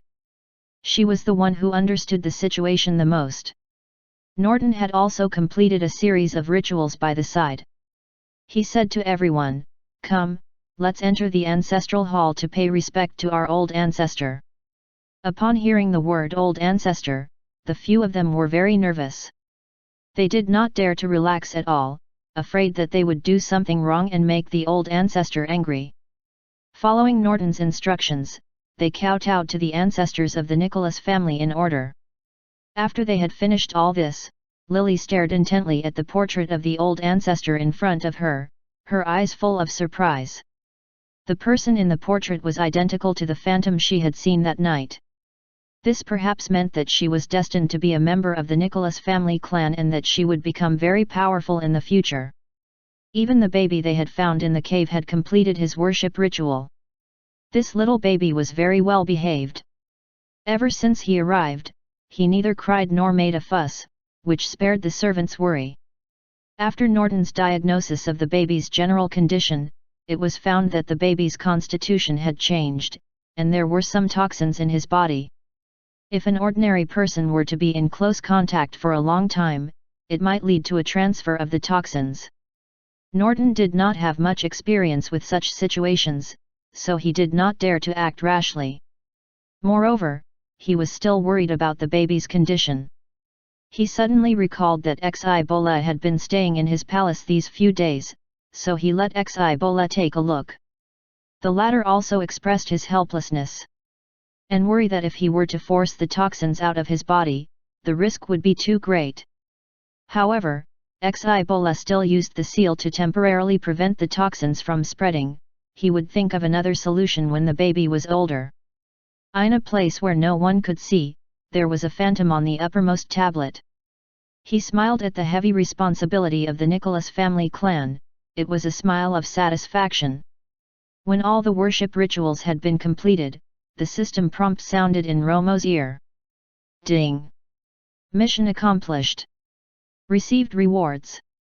Chapter 136, Expansion of Cultivation Base. Translator, HenIE Translations Editor, HenIE Translations. Mission completed. A total of 9 lost clansmen have been found from this mission. Reward, Family Luck plus 100, Special Grade Experience Talismans X9, Dream Appearing Talismans X9, Family Clan Formation Upgrade Talisman X1, Faith Doubling Talismans X3, Aptitude Strengthening Talismans X3, 100-fold Cultivation Speed Talismans X3, 10-fold Cultivation Speed Talismans X10, Surprise Treasure Chests X10. First Worship by Returning Clansmen, received 10-fold Faith. Received a total of 7,500 faith points for this worship. The faith doubling talisman has been activated, received an additional 7,500 faith points. A series of system prompts sounded in Romo's ear, causing his mood to soar. The system had given him a lot of rewards after he succeeded in this mission. It was enough to allow his cultivation base to soar. However, if there are so many rewards with just 9 clansmen, wouldn't the rewards be even greater if he could find more clansmen in the future? Romo could not help feeling excited at the thought of this. However, the probability of encountering such a mission was still very small. He did not know when he would be able to encounter such a good mission again. 9 clansmen. Romo recalled carefully the 9 clansmen whom Norton had brought back this time. He was very interested in the little baby. There were a total of 6 people from Aaron and Lily's family, and Pavel and Peter's families. This meant that the little baby was indeed a descendant of the Nicholas family. Initially, Romo did not have high hopes that the baby would be a descendant of the Nicholas family. Unexpectedly, he had turned out to be a descendant of the Nicholas family indeed. However, after confirming the news, Romo became even more resentful of the old man who studied poisonous insects. He hated himself for letting him die too easily back then. He wished he could drag him back from the underworld and then cut him into thousands of pieces. Then, he would scatter his ashes, making him unable to reincarnate ever again. Before Aaron and the rest could figure out the structure of the Nicholas family palace, they were brought to perform various worship rituals as if to complete a mission. After the worship was finished, they were brought back to their room to rest. They were in a very restrained state in the Nicholas family, not knowing what they could say or do. They could only be careful. Although the members of the Nicholas family clan were all very kind, Aaron and the rest had been used to living in the countryside, so it was normal for them not to be accustomed to this mode of lifestyle. Norton and the others saw all this, but they did not say anything. They just wanted to give them some time to get used to it. There had to be a transitional process. Moreover, there was another very important task tonight, and that was to wait for old Ancestor's next instruction and his evaluation of the mission.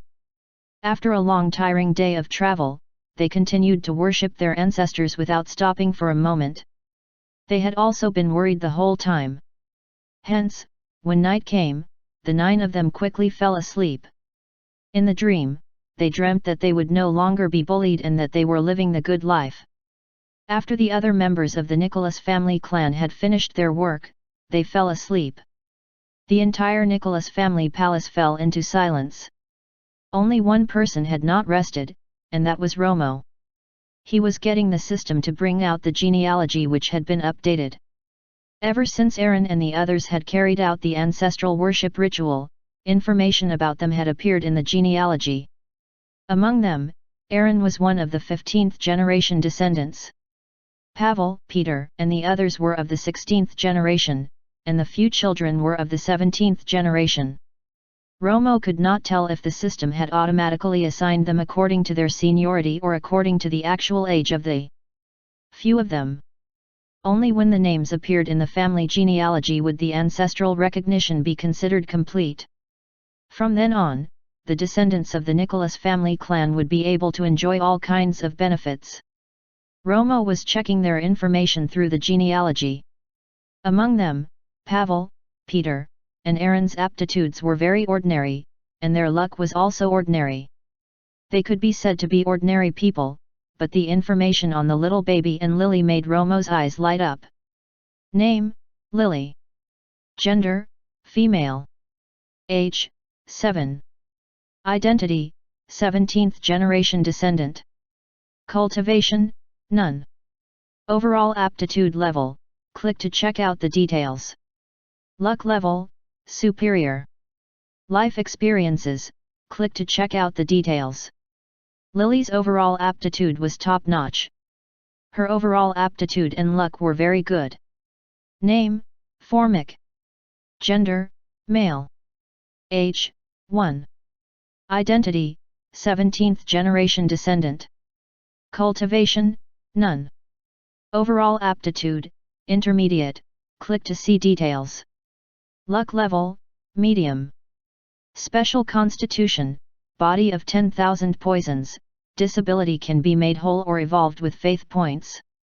Life experiences, click to check out the details. It was only now that he knew the little baby's name was Formic. He had not expected him to lose his parents at such a young age and become a baby with a special constitution. However, he was lucky enough to have come to the Nicholas family clan. This meant that he would not suffer again. Compared to Lily, Formic's aptitude and luck were not too outstanding, but his constitution was very special. And, faith points could actually be used to strengthen his body of 10,000 poisons.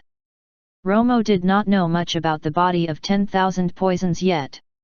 He still needed some time. After checking the information, Romo then started to check out the rewards for this round. Those special grade experience talismans were the upgraded versions of advanced experience talismans. The increase in experience was more than double that of before.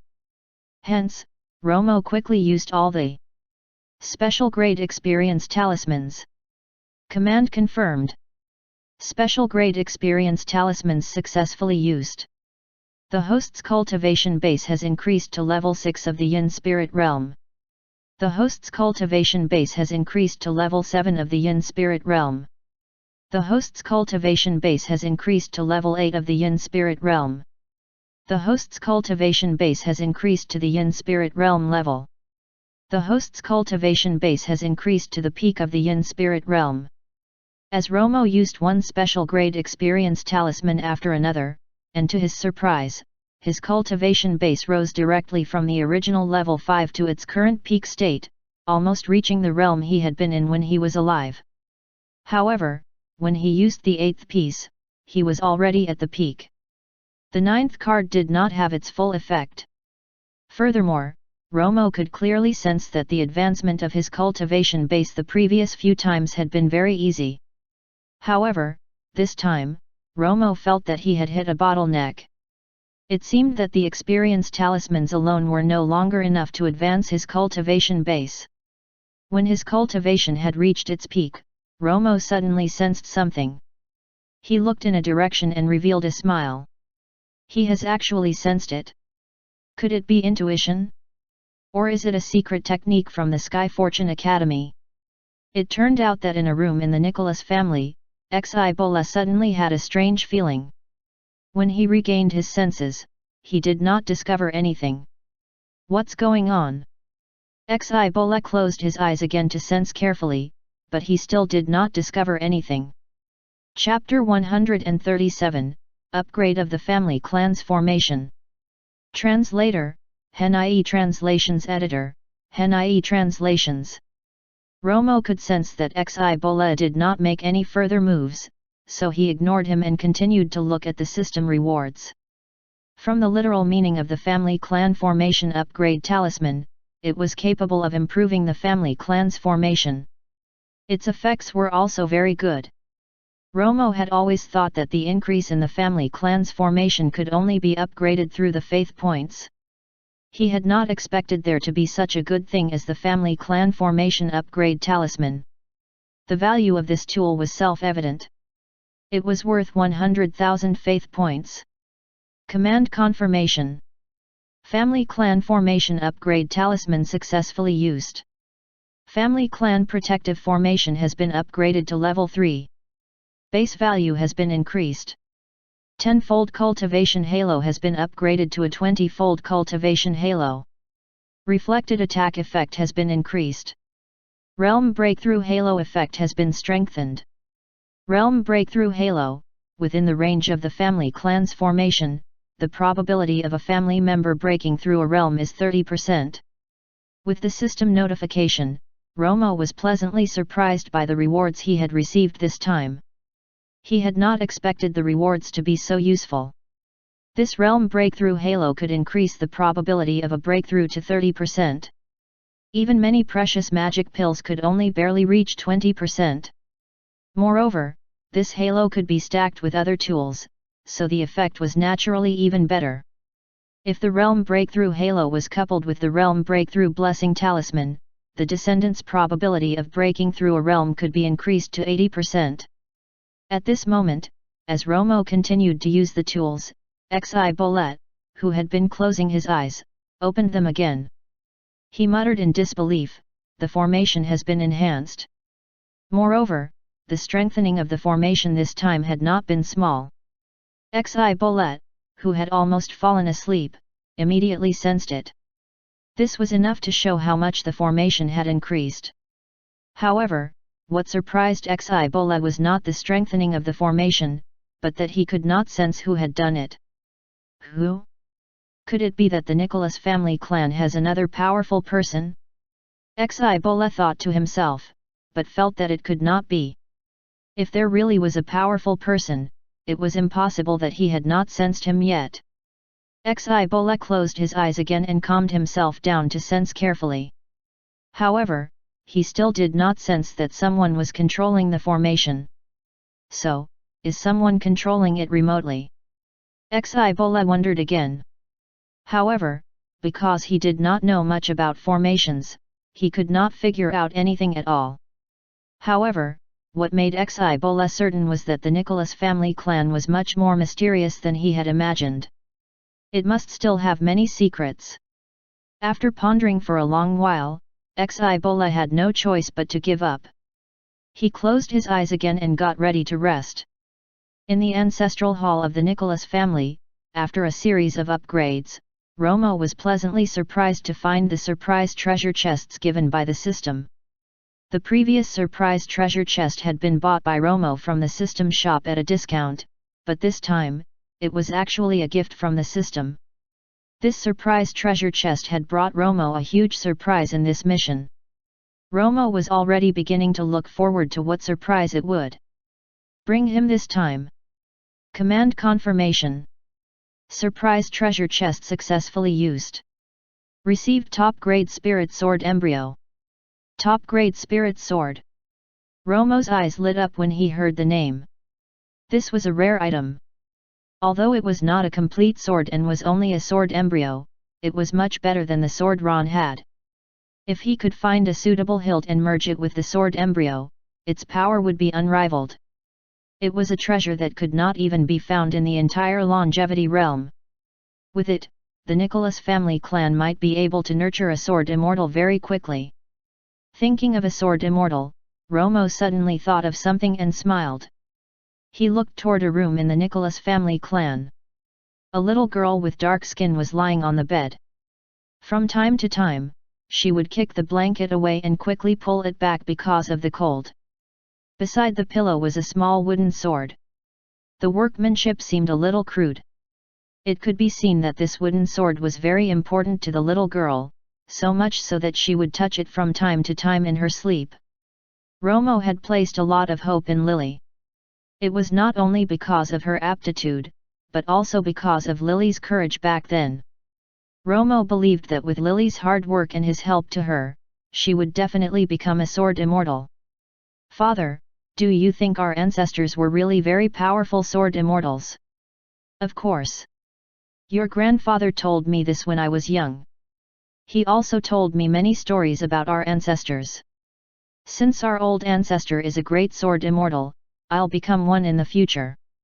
This way, no one will bully you and Mom. Of course. Lily will definitely become a very powerful and great sword immortal in the future. Daddy and Mommy will be waiting for you. But I don't even have a sword now. That's easy. I'll make you one right away. Use this for practice first. When you're strong, Father will give you a better sword. Really? TM going to the mountains tomorrow to cut wood and make you a sword. Great, I'll have a sword soon.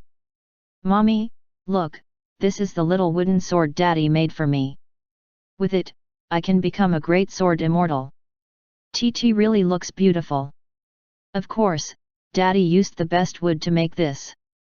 Lily, don't run around, where are you going? TL go and show Grandpa my sword. I also want to hear him tell me stories about our ancestors. Mom, what are we eating today? You little glutton. Dinner will be ready soon. I've made your favorite dishes. Really? Mommy, tell me a story. Mom, are we really leaving here? It's too dangerous here. Let's go find a safer place. Don't be afraid. Grandpa, Grandma, Daddy, Mommy, and Lily will always be together. Alright, I'll help you pack up the things. Even if there are bad guys along the way, I can protect you. Lily, leave quickly. Go with Grandpa. Don't worry about us. In the forest, a man and a woman had grabbed the bandit's leg hard to prevent him from moving, and they were shouting at their daughter desperately. Daddy, Mommy! The moment the knife fell, the little girl's tragic cries could be heard. Lily dreamed of her mom and dad again that night. The pillow was almost fully soaked with tears when a phantom appeared in the dark, stroking Lily's head. Lily had felt it in her dream and seen the amiable old man. Don't be afraid, Lily. No one will bully you again when you enter the Nicholas family.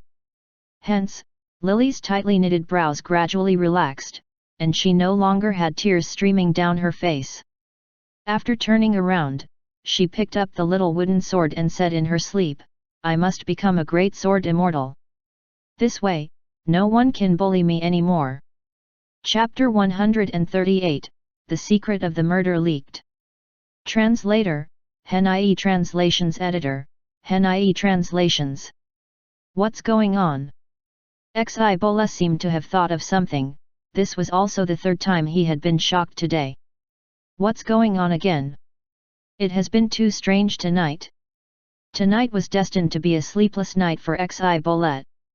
In an instant, Xibola had sensed the energy emitted by a treasure, but it disappeared very quickly again.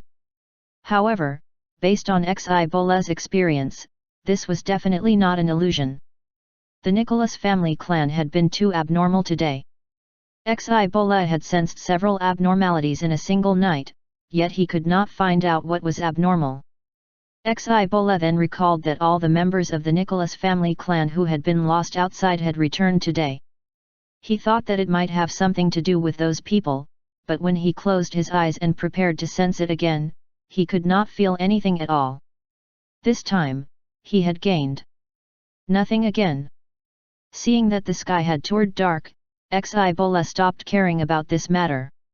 In the ancestral hall of the Nicholas family, Romo sealed the top-grade spirit sword embryo he had just obtained into Lily's little wooden sword. Although the little wooden sword was not a very good hilt, it could be used as a receptacle for Lily to get used to the sword embryo first. He would then find a suitable hilt for Lily in the future. Moreover, with Romo's sealing technique, outsiders would definitely not be able to tell the secret behind this little wooden sword. After he was done with the top-grade spirit sword embryo, Romo took a careful count of the remaining rewards. There were also 3 aptitude-strengthening talismans. The one given by the system had not been used, so there were a total of 4. Romo used 2 of them on Lily at once. This way, Lily's aptitude would increase to that of a genius. However, a genius-level aptitude was already the limit for an ordinary constitution. If Lily wanted to advance further, she would have to have a special constitution. Romo had once heard from others that there was a type of innate spirit body which was already at the innate realm at the moment of birth. Furthermore, it had the aptitude of a genius. Furthermore, this aptitude was even higher than the genius aptitude level of ordinary people. There were only a handful of such people. However, for everyone who wanted to reach the peak level, talent was only one aspect, and one's own hard work was the most important. No matter how talented one was, without hard work, it would all be completely in vain. It could be said that almost no one could grow up relying solely on his own talent. Most of such people were also proud and arrogant, and they usually failed along the way. Currently, the Nicholas family had 2 genius-level descendants. One was Ron, whom Romo was already slowly nurturing, and the other was Lily. Romo also planned to nurture her well. As for the remaining 2 aptitude-strengthening talismans, Romo had not thought of who to use them on yet, so he placed them in his inventory for the time being. There were still 300-fold cultivation speed talismans, plus 2 more in the inventory, there were a total of 5. Romo used 1 each for Norton and Zoro. This could be considered as a reward for their successful completion of the clansman search mission. For the 10 pieces of 10-fold cultivation speed talismans, 1 each was given to Kathleen, Jimmy, Lena, and Charles respectively, with the remaining 6 also placed in the inventory. There was also a faith-doubling talisman, which he had no use of for the time being. The previous faith-doubling talisman was still in effect, so he placed this piece also in his inventory. In the end, there were only the 9 dream-appearing talismans left. Romo quickly used them on Zoro. On the one hand, he gave great affirmation to this clansman search mission, and on the other hand, he instructed him on the arrangements to be made for the descendants who had returned. As such, the night passed quickly. This was the first time Zoro had been visited by his old ancestor in a dream. When he got up early in the morning, Zoro was very surprised and quickly told Norton. After all, the old ancestor had only visited Norton in his dream previously. Zoro was probably showing off by telling Norton this news. Not bad. I knew it. The old ancestor will be fair to everyone, Norton said with a smile. It looks like you have contributed a lot in the search for our lost clansmen. That's why the old ancestor visited you in your dream. Yes, that's what our old ancestor said. Zoro was actually a little embarrassed to hear Norton say these words. What else did our old ancestor say to you? It can't be that he visited your dream to praise you, right? Norton wanted to understand the old ancestor's next instructions. Old ancestor also told me about the arrangements for our clansmen who had returned, Zoro replied. Is that so? It's time to make some arrangements, Norton said thoughtfully. What kind of arrangements have our old ancestor made? Old ancestor said that the 9 people who had been found are all descendants of the Nicholas family. That little baby is also our descendant. His name is Formic. Old ancestor did not say anything about much. He just wanted us to be more attentive to them and to take care of them so that they can integrate into the family as soon as possible. Then, he can teach them some magical powers for cultivation as appropriate, Zoro said. After Zoro had briefly explained the old ancestor's arrangements, the two of them also discussed some relevant matters briefly as well as announced the old ancestor's arrangements at breakfast. After hearing the old ancestor's arrangements, Aaron and the rest could not be more excited. It was already very good that they could live in such a good environment. They had not expected that they could still learn magical power. Thereafter, they went together to pay respects to the old ancestor, and then Zoro taught them some elementary spells. Although the trial this time had ended, the local area was still very lively. In fact, it was even more lively than when the trial was still ongoing. For the treasures found in the trial realm, some cultivators would return to this place to sell some of the treasures they did not think would be of use. Once a rare treasure appeared, it would cause a discussion. Everyone was also discussing some information about the trial realm. Whether it was true or false, it became the topic for everyone's post-meal discussions. However, it was just some gossip about who had gotten out successfully and which families Junior had not gotten out, who had killed who in the trial realm, who had snatched whose treasure, and who had been the first to come out. However, unlike the usual, there was a sensational piece of news this time, which was that none of the trial participants from the 4 large family clans had gotten out, and they had all died in the trial realm, and the person who had killed them was Ron from the Nicholas family clan. This type of news that had caught everyone's attention usually spread like wildfire. In less than half a day, it had already spread everywhere. Everyone had even exaggerated the story. Speaking of the 4 large family clans, there was probably no one who did not know them. This time, the participation of the descendants of the 4 large family clans in the trial realm had attracted a lot of attention. Everyone was discussing the treasures they would obtain. Almost no one had expected them to lose their lives in the trial realm. Chapter 139, Eliminate the Weeds by the Roots. Translator, HenIE Translations Editor, Henai translations. The grudges between the four large family clans and the Nicholas family had also been dug out by everyone. Only then did everyone know that the two family clans had a long-standing bitter family feud. Everyone was also very interested in the person who was able to kill the descendants of the four large family clans. They were also very curious as to how the Nicholas family clan, which had once been in decline, was suddenly able to nurture such an outstanding descendant. However, most people were of the mentality to watch a good show. Once the four great clans knew about this matter, an intense battle would definitely erupt. When the time came, there would be a good show to watch. At this moment, in a luxurious room, Pyre, Phil, Porter, and Primo, who were from the four large family clans, were sitting around a table looking at something. Their expressions were ugly. In the center of them, there was a small glowing mirror, showing the scene of Ron fighting the descendants of the four large family clans. Although the image was not very clear, the four of them could still distinguish their descendants at a glance.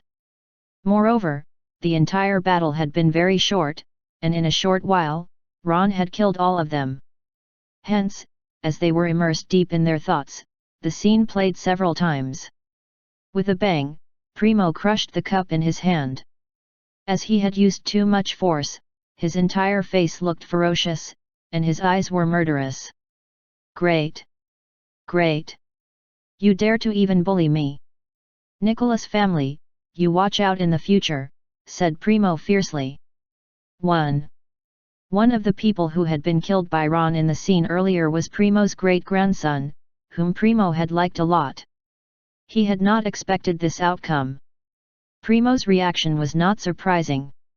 The three old men beside him did not look good either. They were all suppressing the anger in their hearts.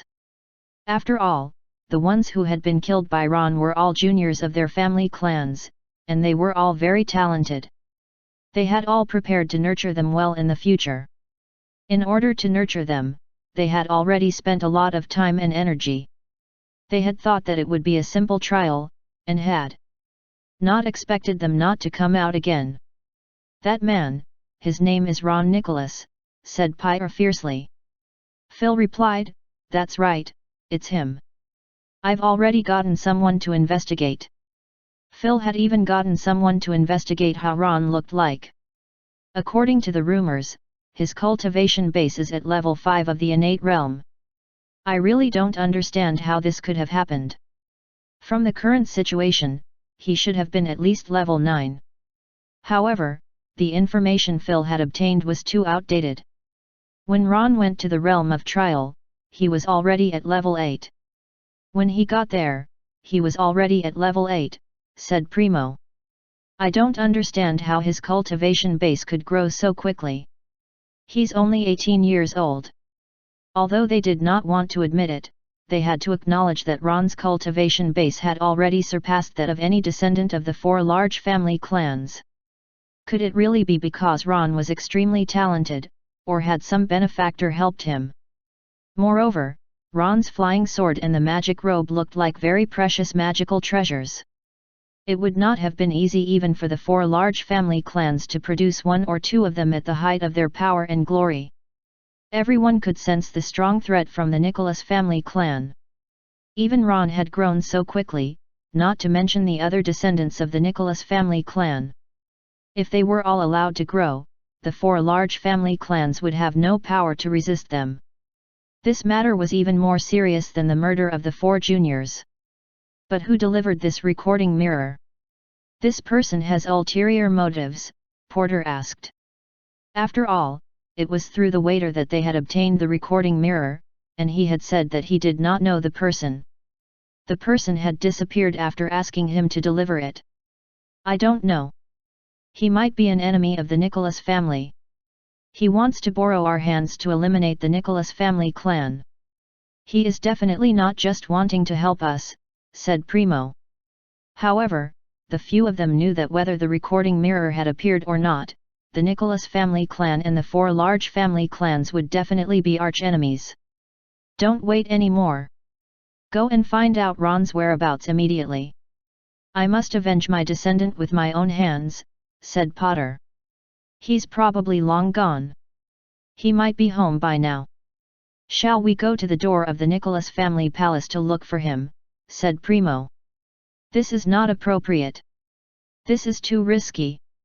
The strength of the Nicholas family clan cannot be underestimated.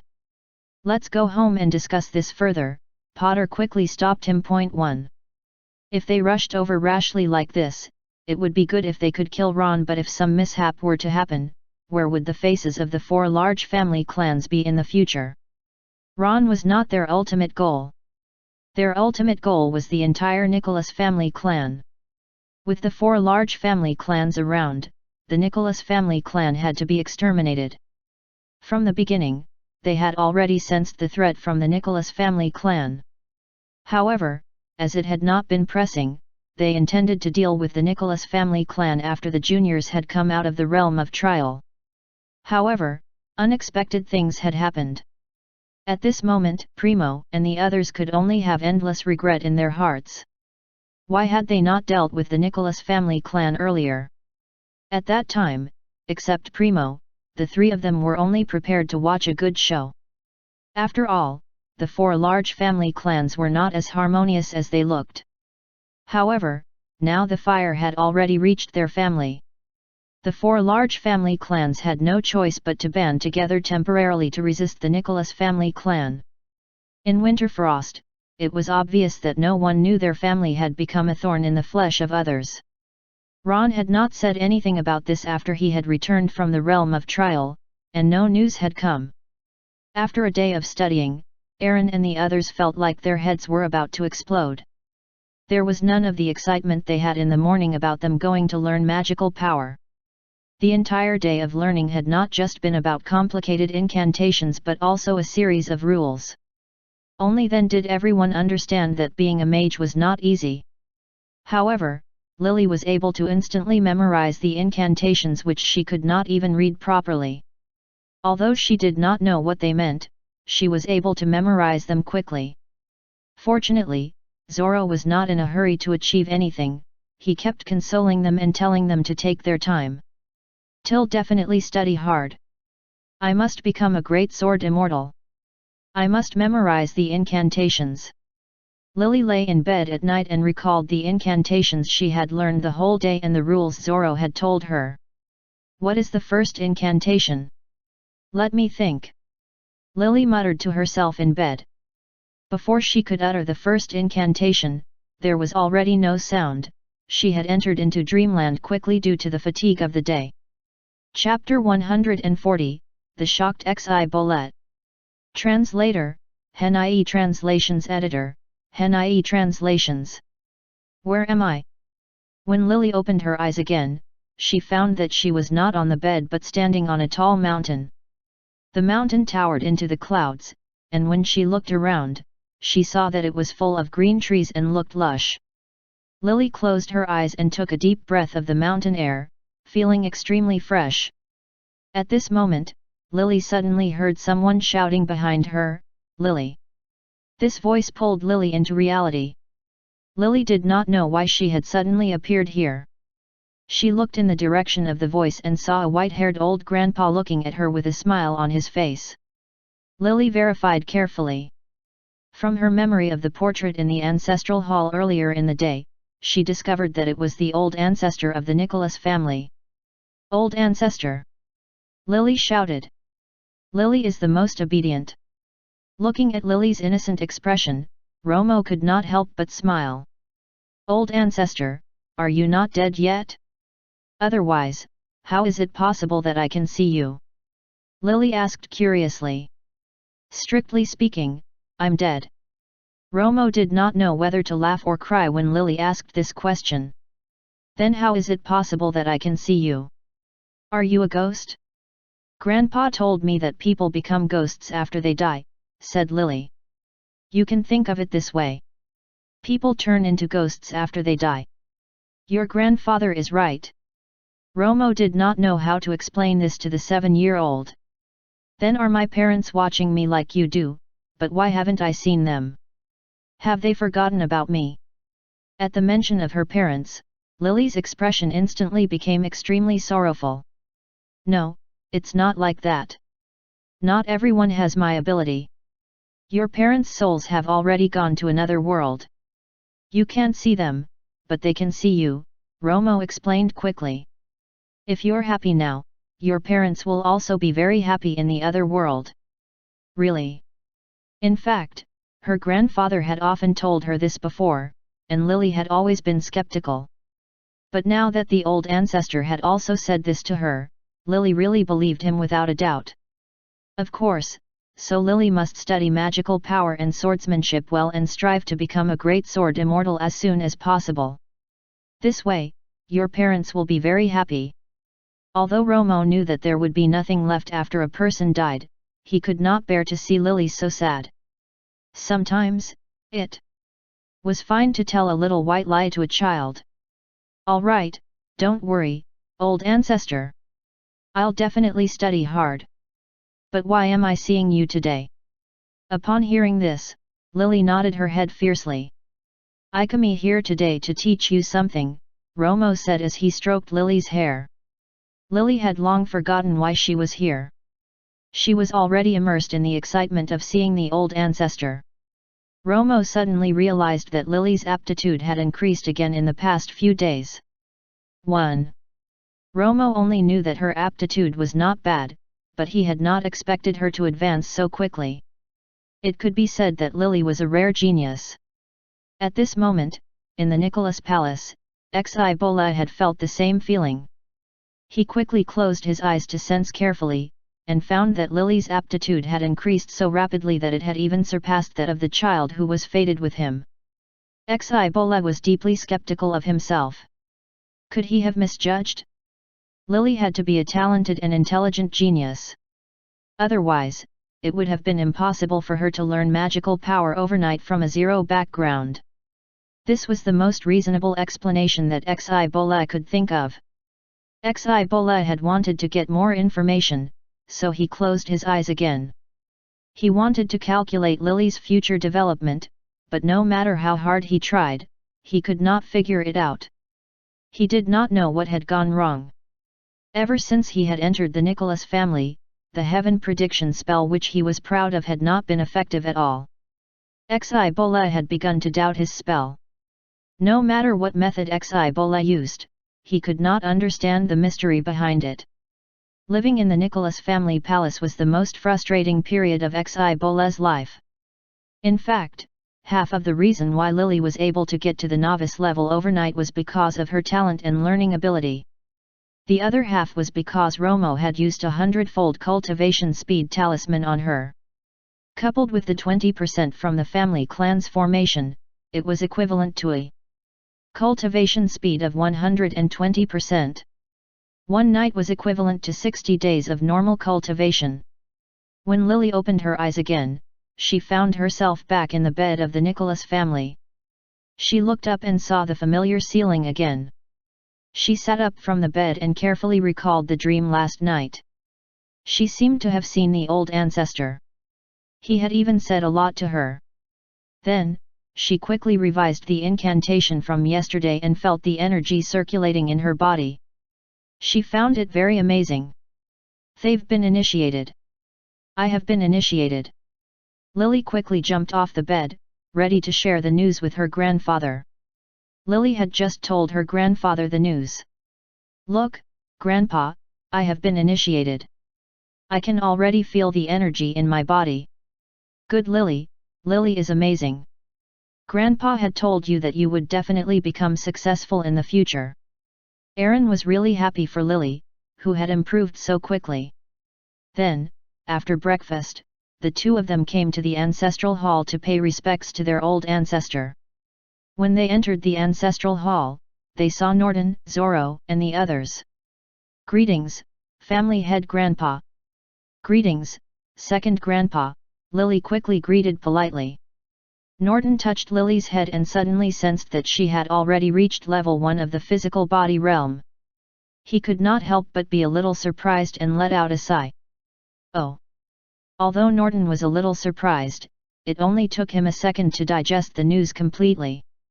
Go and offer incense quickly, Norton then said. Xibola, who was not far away, watched all of this in disbelief.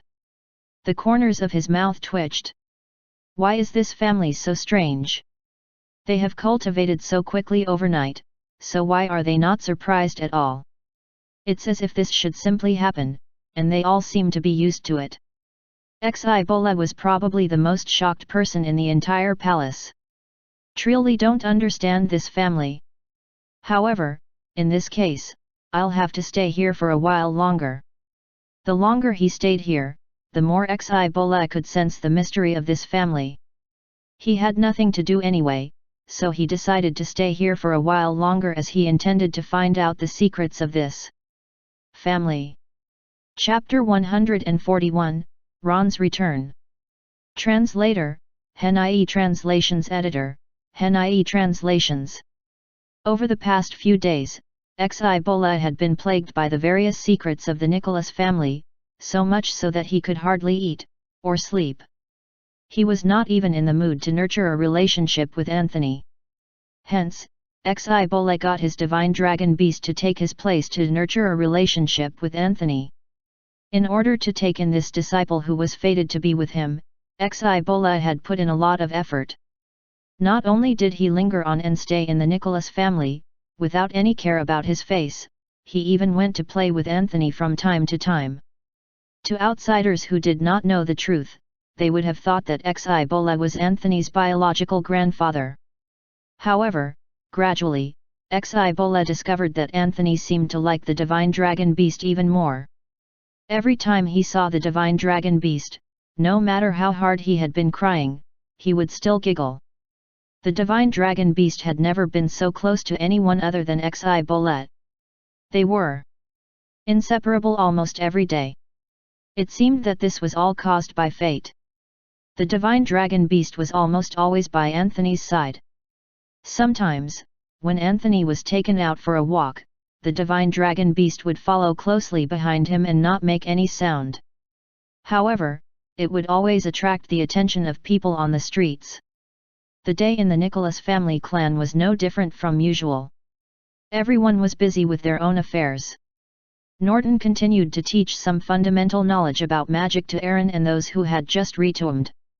However, Lily was no longer attending lessons with Aaron and the others. She had already mastered the basic knowledge. Now, Kathleen was the one teaching her alone on cultivation knowledge. The day passed quickly.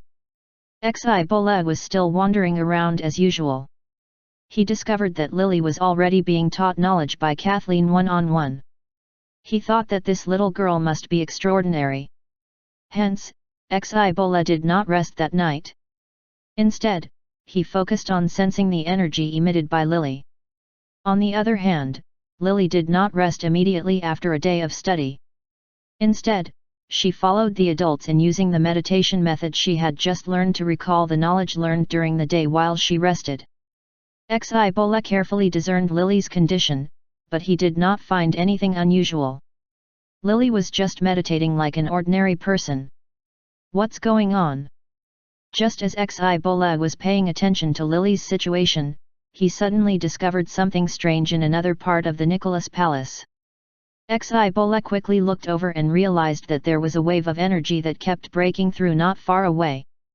From Xibola's senses, it was about to break through to level 2 of the innate realm.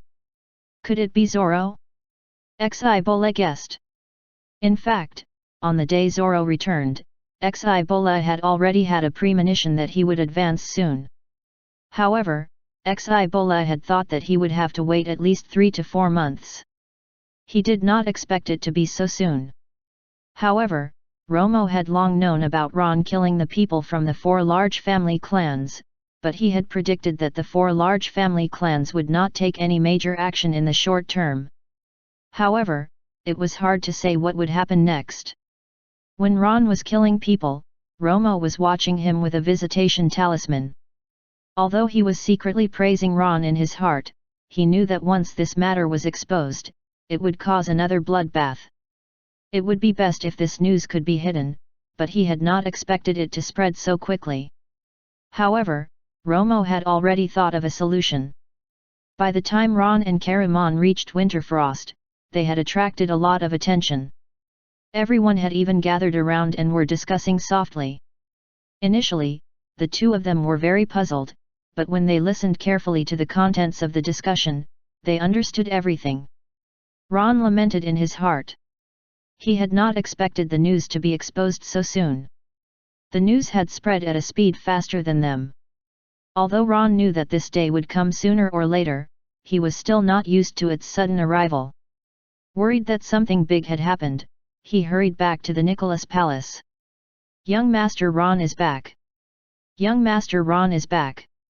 As soon as Ron stepped through the door of the Nicholas Palace, the servant shouted quickly to inform Norton. When Ron and Caramon reached the door, Norton and the others had come out to welcome them. Grandpa, second Grandpa, Dad, I'm back. It's great that you're back. Quick, sit down and take a rest, Norton said quickly. It has been hard on you along the way. He also quickly thanked Caramon. Instantly, all the elders ran over to ask about Ron's well-being. He walked into the hall with a circle of people around him. Norton had wanted to invite Caramon for a meal.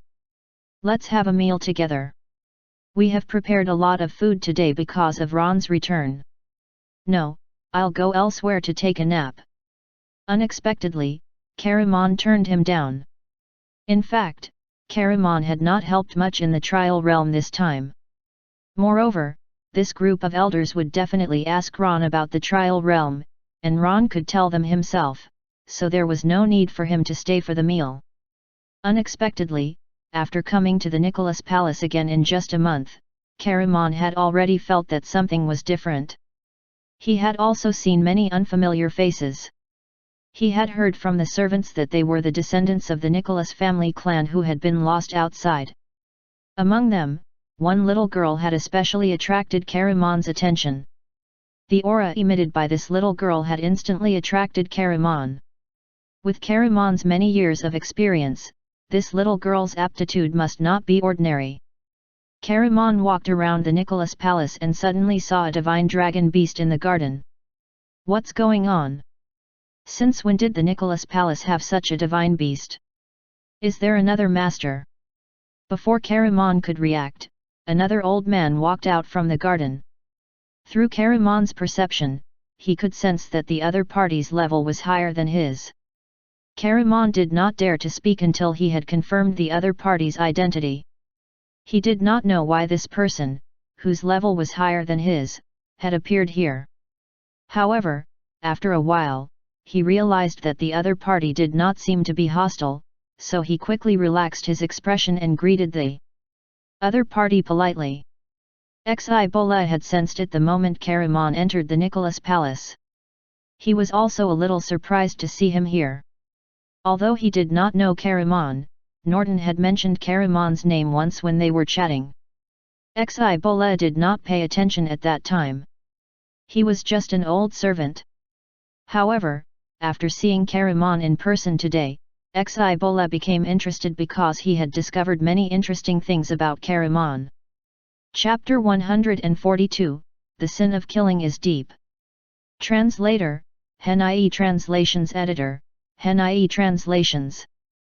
Xibola's first impression of Caramon was that he had killed too many people.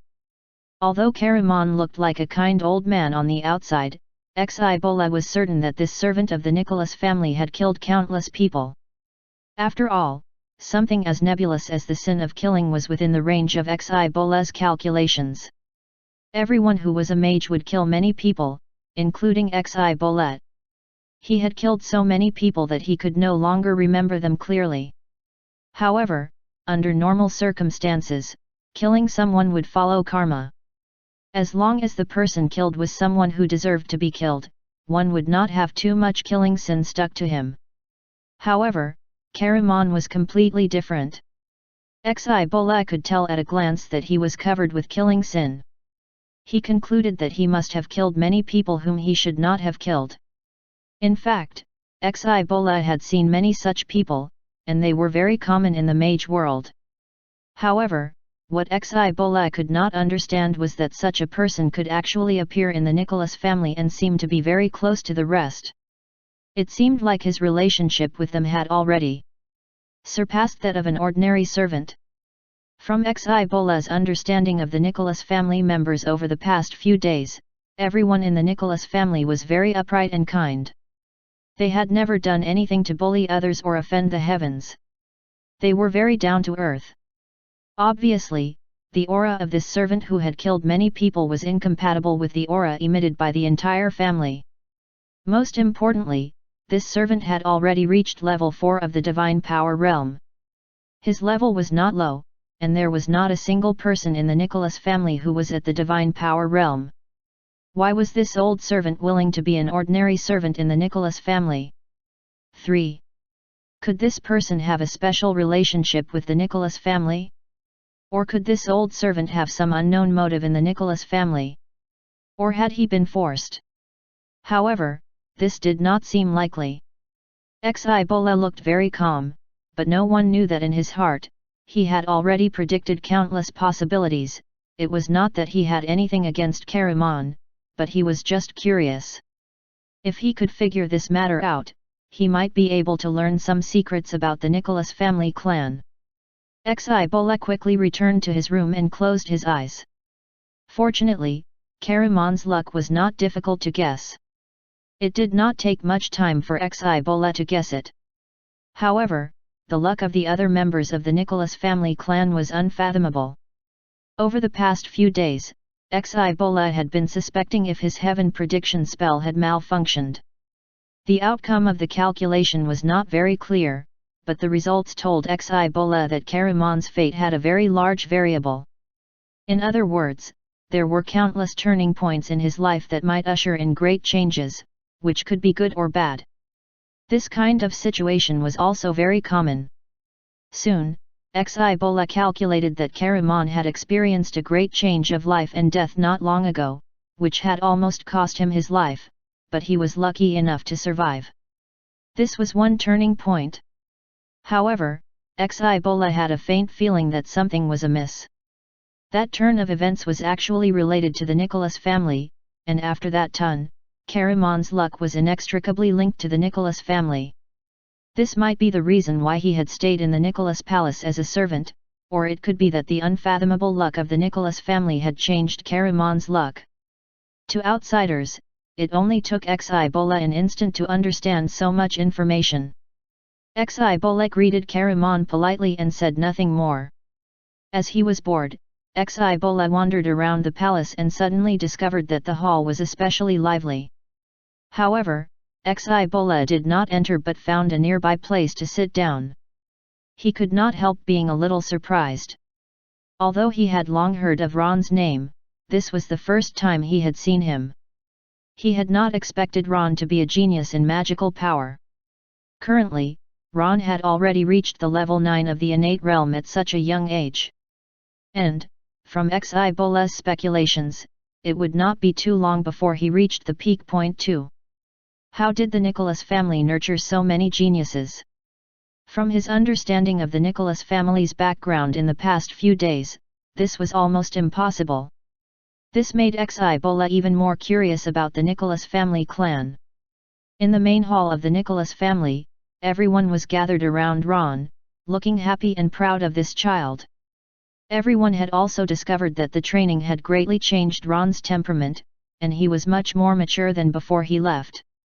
After everyone had showered Ron with concern for a while, Norton suddenly asked, "Ron, there have been rumors in the city these few days that you have killed the descendants of the 4 large family clans. Is this true?" Ron knew that the news had already been leaked, so he quickly admitted it. The others also did not have much of a reaction, except for a little surprise and relief. Norton quickly asked, "Tell me what happened." Ron told the story meticulously, including every tiny detail. After hearing this, everyone from the Nicholas family felt disdain for the behavior of the 4 large family clans in bullying others by outnumbering them. They did not have much of a reaction to this. After all, if the other parties had not died, then Ron could be in danger. Ron said, "I had been too careless. I did not notice that someone was peeping in the vicinity." Norton quickly thought of a countermeasure in his mind. He should wait for the old ancestor's instructions for such a big matter. The old ancestor probably had a way to deal with it already. Everyone was also full of grievances toward the 4 large family clans. It's clear that they were all useless, yet they still have the cheek to seek revenge on Ron. Although it could be said in this manner, yet revenge had never been prohibited in the trial realm. In this world, the victor was king. It was not wrong to kill others, nor was it wrong to seek revenge. However, it was only when one was powerful that one would be qualified to seek revenge on others. Otherwise, one would end up dead. Let's wait for old ancestors' instructions on this matter, Norton continued. We have to consider this carefully. After Norton had finished speaking, everyone stopped talking about this matter and continued to let Ron talk about the interesting things in the realm of trial. Immediately after, when Ron took out the treasures he had found this time in the realm of trial, everyone was shocked. Even Norton and Zoro had not seen so many treasures. There were countless treasures, weapons, and magic pills. Furthermore, all of them were the best in this world. Chapter 144, A Short Calm, A Great Calamity Descends. Translator, Hen-IE Translations Editor, Hen-IE Translations. The threat of death was not a reaction from his body, but a kind of intuition from Xi Bolet. To Xi Bolet, this was even more terrifying than the reaction from his body. He was a mage with a heaven prediction spell, which meant that his intuition was very accurate and trustworthy. Usually, what he felt would happen. If he was in a very dangerous place currently, and Xi Bolet discovered, with the use of his magical power, that the path on the left was safe, but his intuition told him to take the path on the right, Xi Bolet would not hesitate to choose the path on the right. Xi Bolet could not believe that this was real. After a long while, Xi Bolet finally regained his senses. He was extremely anxious and did not know what to do. He had no choice but to close his eyes again. He was deducing something in his mind. Suddenly, Xi Bolet opened his eyes and frowned. His eyes were filled with disbelief.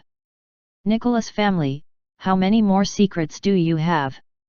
However, this time, no matter how curious Xi Bolet was, he had no choice but to bear with it. He dared not use any special methods to check out the secrets anymore. That period of time earlier was almost enough to kill him. Previously, Xi Bolet was only curious about the Nicholas family clan. Now, he was more reverent than he was curious. He also knew that the secrets of the Nicholas family clan were definitely not simple. He seemed to have understood why he had calculated the fate of Anthony. This might all be related to the Nicholas family clan. However, Xi Bolet had now firmly believed that Anthony must become his disciple. This would not only be good for himself but also for the entire academy. At the very least, he had to maintain a good relationship with the Nicholas family. At the same time, in the servants' room of the Nicholas family, Karaman was looking in the direction of Xi Bolet with a shocked expression. He had sensed Ron's increase in level, but he was already used to it. Thereafter, he sensed the special energy waves coming from Xi Bolet. Despite his curiosity, Karaman knew that the other party was definitely not a good person, and he could not afford to provoke him. Therefore, he stayed in his room and continued to rest. Now that I have finished escorting Ron to the realm of trial, and he has returned safely, I wonder when Master will give me the rewards he promised. As Karaman was thinking about this, a huge energy suddenly appeared in his mind. He sensed again, and the second half of the book he had always wanted appeared in his mind. It turned out that when his master was imparting magical power, he had sealed the second half of the scroll in his mind. Now, it was probably time, so the seal was automatically lifted. Karaman was extremely excited and he quickly studied it carefully. When it was daytime, Ron quickly ran to tell Norton that the old ancestor had visited him in his dream last night and told him his instructions. Norton had not expected the old ancestor not to visit his dream last night but Ron's. He was a little disappointed. After hearing the news, Norton quickly held a family meeting and conveyed the old ancestor's words to reassure the rest of the family. Although they did not know the old ancestor's plan, everyone in the Nicholas family clan trusted him a lot. No matter what happened, the old ancestor would definitely have a solution. In this way, the Nicholas family clan entered a peaceful life. Everyone learned magical power daily, and there were no emergencies. Everything in the Nicholas family was on track. Some businesses, including perfume, clothing, and so on, were developing rapidly. The sales of perfume had even spread throughout the country, and many stores had been opened all over the country. The reputation and strength of the Nicholas family clan were very well known throughout the country. Those who had wanted to destroy the Nicholas family clan previously did not dare to do anything and could only cooperate with them obediently. The family businesses were prospering, and the family members were advancing rapidly in their levels. Everything was going well, but there were rumors that the Nicholas family was going downhill. Originally, Ron's trip to the realm of trial was something which could bring their businesses one level higher. However, unexpectedly, the news of Ron killing all the descendants of the 4 large family clans had spread. Although they had to admit Ron's strength, the vengeful mentality of the 4 large family clans also caused everyone to be worried. Although Ron was amazing, he was not too powerful. Being exposed too early would not be beneficial to the development of the Nicholas family. This would attract the jealousy of many. If it could be hidden for a period of time, it would be reasonable to fight head-on with the 4 large family clans. After all, no one knew what had happened in the realm of trial, but everyone believed that killing people in the realm of trial was not a gentleman's action. Now that they had offended the 4 large family clans, it was not impossible for the entire family clan to be annihilated. There was also a group of people who usually did not get along with the Nicholas family clan. They were all secretly watching the show, hoping that the Nicholas family clan would be exterminated soon. Logically speaking, everyone in the family clan should be worried about what had happened. However, the Nicholas family did not seem to be panicking at all. Instead, they did what they had to do and did not take the 4 large family clans seriously.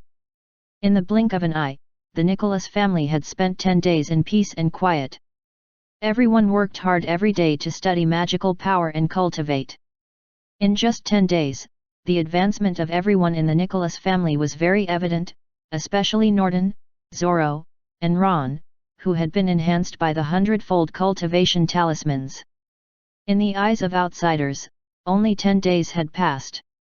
However, with the addition of the 20-fold family clan formation, these 10 days were equivalent to 1,200 days for an ordinary person, which was 3 years. Currently, Norton's cultivation base had reached level 5 of the innate realm, Zoro had reached level 3 of the innate realm, and Lily had reached level 4 of the physical body realm. Although Ron was still at the peak of the innate realm, he was about to break through. Xibola had been witnessing all these changes, but he could not get any information to explain these strange things. He could only sigh at the speed at which the family clan was advancing. Although it had been very peaceful and quiet in the Nicholas family clan the past few days, Xibola had already sensed that a major issue was about to happen to the Nicholas family. It should not be described as a major issue. It was more accurate to describe it as a major trouble. Even without the use of Xibola's speculative magical power, one would know what this major trouble was. It was the revenge by the 4 large family clans. Chapter 144, A Short Calm, A Great Calamity Descends.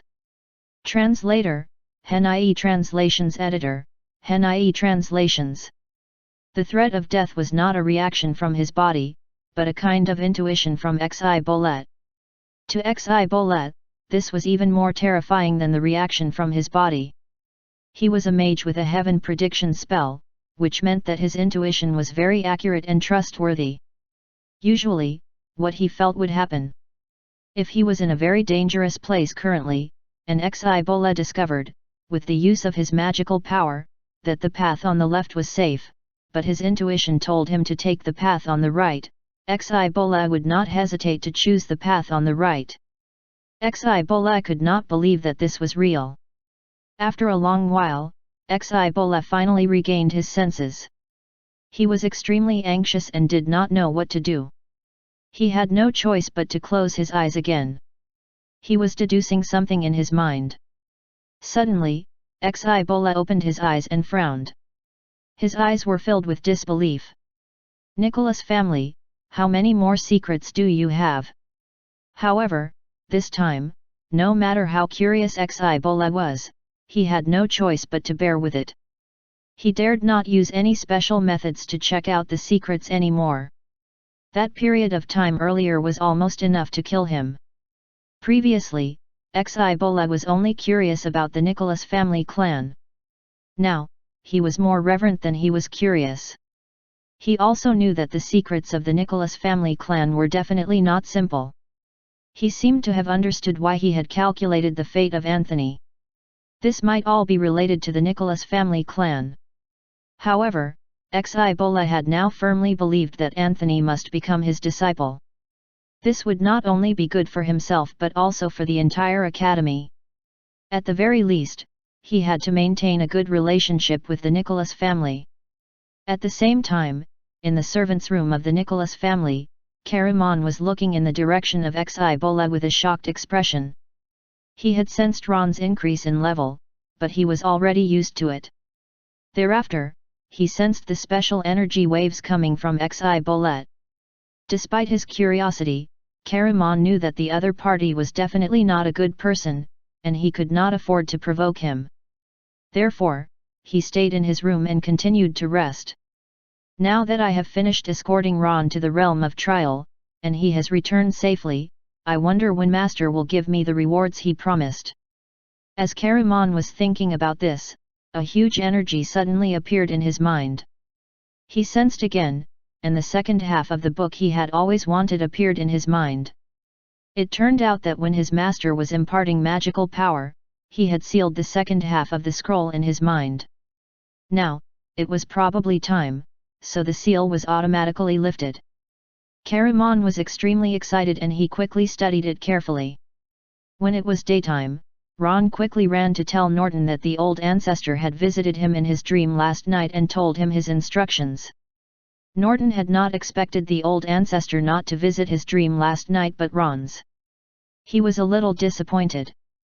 After hearing the news, Norton quickly held a family meeting and conveyed the old ancestor's words to reassure the rest of the family. Although they did not know the old ancestor's plan, everyone in the Nicholas family clan trusted him a lot. No matter what happened, the old ancestor would definitely have a solution. In this way, the Nicholas family clan entered a peaceful life. Everyone learned magical power daily, and there were no emergencies. Everything in the Nicholas family was on track. Some businesses, including perfume, clothing, and so on, were developing rapidly. The sales of perfume had even spread throughout the country, and many stores had been opened all over the country. The reputation and strength of the Nicholas family clan were very well known throughout the country. Those who had wanted to destroy the Nicholas family clan previously did not dare to do anything and could only cooperate with them obediently. The family businesses were prospering, and the family members were advancing rapidly in their levels. Everything was going well, but there were rumors that the Nicholas family was going downhill.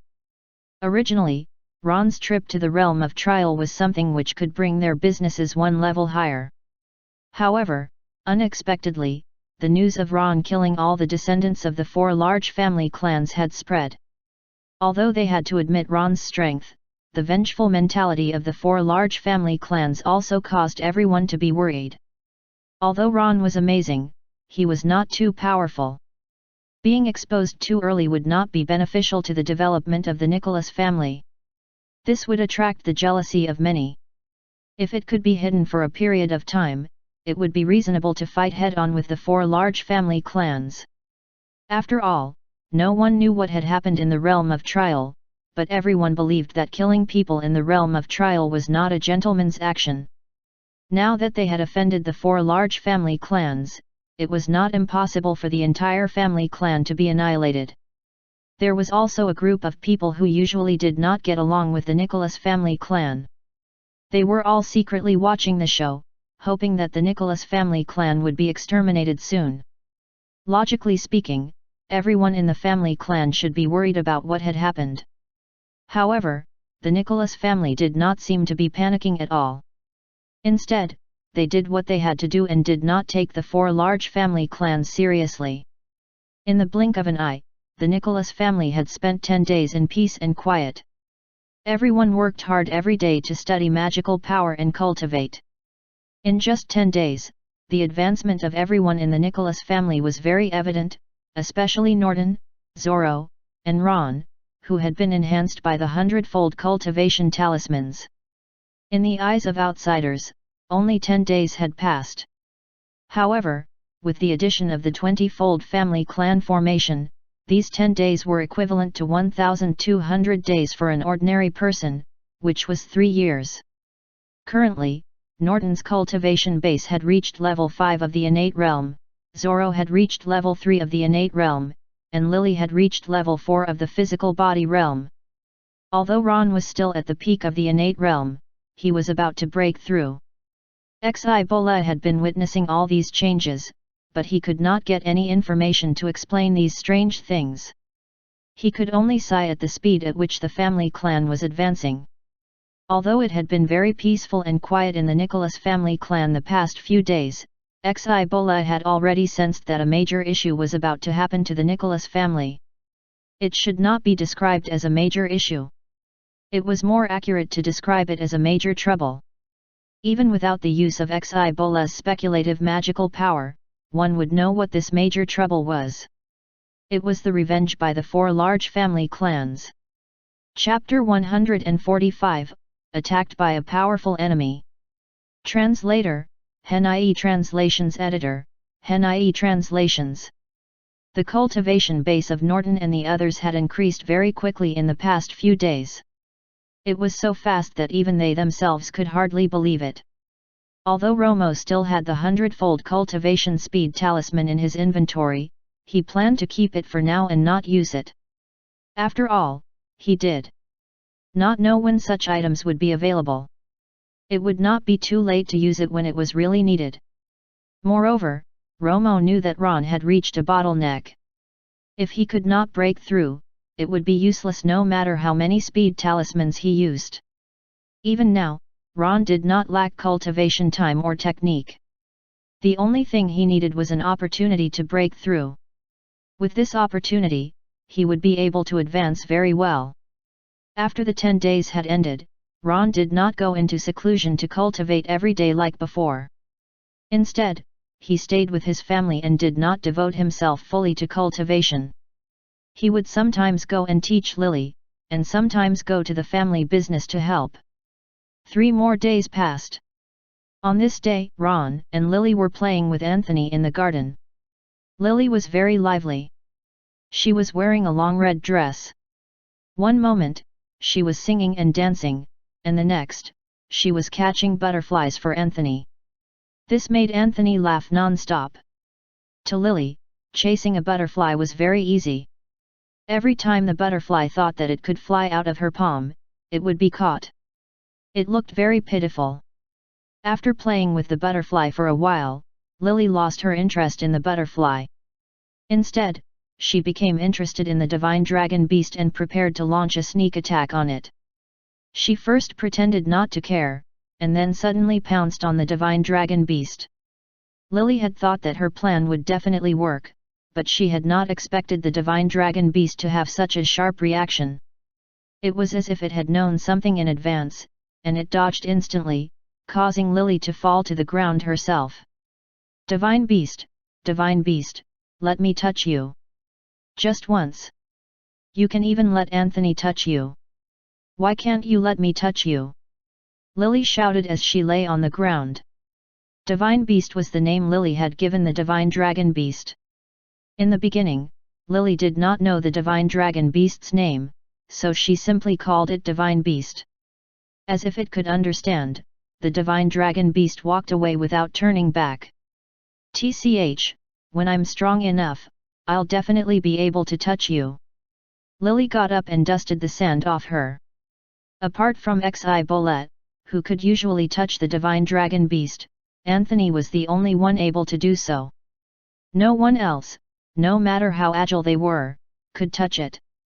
Lily, who had been snubbed by the divine dragon beast, turned around and played with Anthony. She looked at him and made a face. "Sister Kathleen, why does Anthony like to laugh so much?"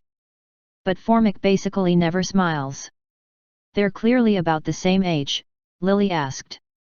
As Formic had a special constitution, he had always been taken care of by a dedicated person.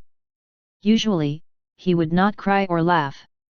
However, Lily did not know the real reason.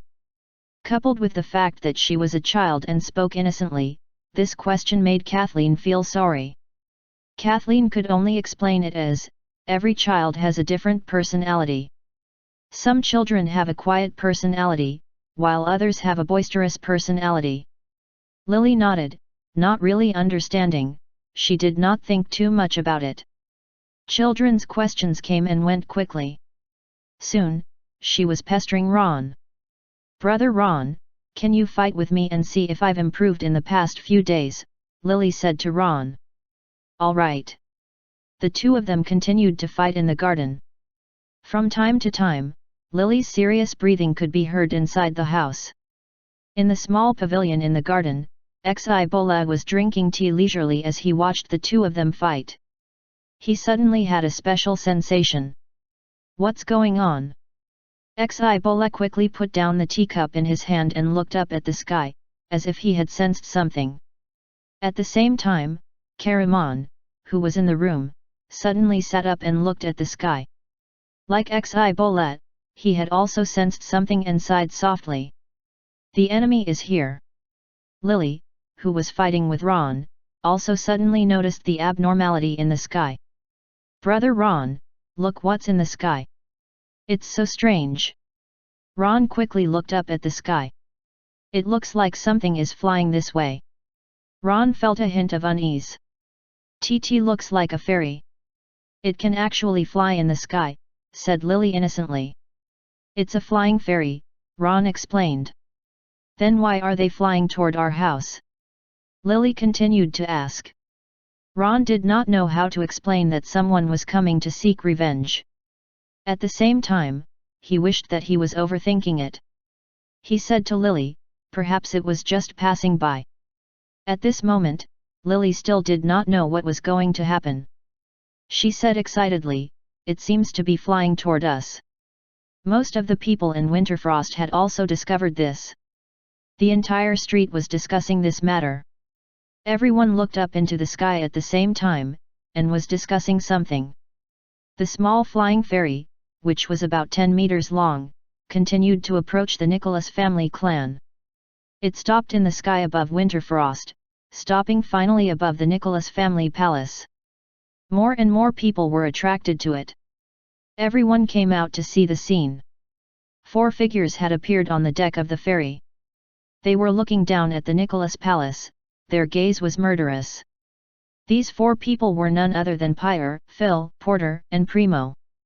The powerful energy from the 4 of them kept pressing down on the Nicholas palace, but suddenly, a transparent protective shield appeared above the 4 of them and the palace, blocking their energy. The 4 of them had wanted to give the members of the Nicholas family clan a taste of their power, but they had not expected that they would almost be affected by the energy. "This is a formation," said Phil, who had discovered it first. "The Nicholas family clan actually has a defensive formation." "It looks like we have underestimated them," said Porter. Before they came, the 4 of them had investigated the Nicholas family in detail. Unexpectedly, the information they had found did not mention that the family clan had a formation. The few of them had also sensed that there was an old man with a high cultivation base in the Nicholas family. This was also the information they had obtained from their investigations. An old man riding a divine dragon beast was living in the Nicholas family palace. It might not be worth the reinforcements the Nicholas family clan has brought. However, it's just a mere defense formation. It can be broken. It cannot resist us at all. As soon as he had finished speaking, a beam of golden light appeared in the air. It instantly turned into a long blade and struck down at the transparent protective barrier. Chapter 146, Family Clan in Danger. Translator, Hen-IE Translations Editor, Hen-IE Translations. Porter was at level 6 of the Divine Power Realm, so this feeble protective formation was nothing to him. When he took out the golden dazzling sword and stabbed it at the protective shield, in the eyes of the ordinary citizens of Winterfrost, he was like a god, causing everyone to be very afraid. 1. Those who had come to watch the show immediately screamed. Who knew if these people with strong magical power would raise Winterfrost to the ground when they became angry? The people who had been watching the show instantly lost their interest in watching it. They closed their eyes in fear, and some rushed home. No one had expected that the moment Potter stabbed down with the sword, he was met with great resistance and stopped. Then, it exploded into a ball of golden light. Like fireworks, it blossomed in the air. Although it was still daytime, it was still very dazzling, everyone could see it very clearly. However, it disappeared in the blink of an eye, as if nothing had happened. The commoners in the city were even more afraid. Who knew if the fight between the two families would implicate the other families? The most important thing was to hurry home and hide. After all, in the eyes of the commoners, such a formation could instantly destroy them. After Porter had felt the resistance, he did not expect such a result. They were very shocked. It seemed that the formation was much stronger than they had imagined. At the same time, everyone in the Nicholas Palace had also sensed it. Everyone's expression was very ugly. A few servants were so frightened that they ran back to their rooms. However, Lily did not understand these feelings at all. She did not look at the strange phenomenon in the air in fear at all. She even asked Ron innocently, "Brother Ron, what was that thing that looked like fireworks just now?" Knowing what was about to happen, Ron quickly said to Lily, "Nothing, I have something to attend to here. Go back into the house with sister-in-law and Anthony first and look for Caramon." As he spoke, Ron gave Donna a look. Although Donna was so frightened that she could not speak, she reacted immediately and nodded slightly at Ron. Looking at Ron's expression, Lily knew something was about to happen and hurried into the house. In fact, it was very safe to be in the house with either Xibola or Caramon now, but Ron trusted Caramon more. Unexpectedly, when he turned around, Xibola was smiling at him. Ron was a little at a loss. He smiled at Xibola too and hurried back into the house. When Ron appeared in the hall, Norton, Zoro, and a few others had just rushed to the hall from different places. All of them looked very nervous, and they even looked up at the flying fairy in the sky from time to time. Although this would happen sooner or later, when they came suddenly to knock on their door, for a moment, they were at a loss as to what to do. Furthermore, no one had expected the four large clans to be so brazen. Although feuds, revenge, and grievances were common in the various family clans, it was rare to see someone so brazen. This was because most of the cities were ruled by the king. Any rules and laws were set by the king, and no one could violate them. Although Winterfrost was small, it was still within the king's jurisdiction. The four large family clans had already violated the king's rules by doing this, but it was obvious that they no longer cared. At this moment, Norton had received news that the city lord was not in the city. He had gone out for something a few days ago and had not returned. Perhaps the four large family clans had taken the opportunity to come at this time. Otherwise, if the city lord were here, the four large family clans would have to give the city lord some face. Now that the city lord was not around, no matter what outrageous things they did, the punishment would still be within the tolerance level of the four large family clans. Although Norton was panicking now, he still tried his best to tell himself not to panic. After all, there was still the old ancestor. Moreover, the old ancestor had already said that there was a solution, so there was naturally no need to panic. In any case, they had not broken through the defensive formation yet. Four large family clans, What's the meaning of this? Norton stood on the ground and shouted at the 4 people on the flying ferry. Originally, the 4 of them were already a little angry that they had not broken through the magic formation. Now that they heard Norton's questioning, they became even more furious. How dare a person of the innate realm speak in this manner to the 4 large family clans? You're asking the obvious. Your family clan has colluded with the gangsters to snatch my family's goods. Your descendants have killed my clansmen and have even assassinated the trial takers of our 4 family clans. You're still asking me what all this means? Potter said, "We're here today to demand an explanation." As soon as he said this, the entire city started discussion again. I didn't expect the rumors to be true. It was really someone from Nicholas' family who killed the trial takers from the 4 large family clans. It was actually an assassination. He must have used some improper method. Otherwise, with the strength of the Nicholas family clan, how could they have killed 4 people from the 4 large family clans alone? I didn't expect the Nicholas family to collude with the robbers. One can never judge a book by its cover. Where's the city lord? Why hasn't he appeared despite the chaos? The city lord had just left the city a few days ago. He has probably just arrived this time. I wonder if what they're saying is true or not. There's no evidence either. Words are useless. Yeah, what evidence? They just want to find a reason to take revenge on them, and you really believed them. The Nicholas family clan is doomed. I wonder what will happen later. Some of them were discussing if the matter was true, some were worried for the Nicholas family, and some were cheering in their hearts, hoping that the fight would be more intense so that third parties could reap the benefits. At the same time, in a house on the west side of the city, a family was looking at the flying ferry in the sky with an anxious expression. "Father, are we really not going to intervene?" Leffert shook his head, his face full of helplessness.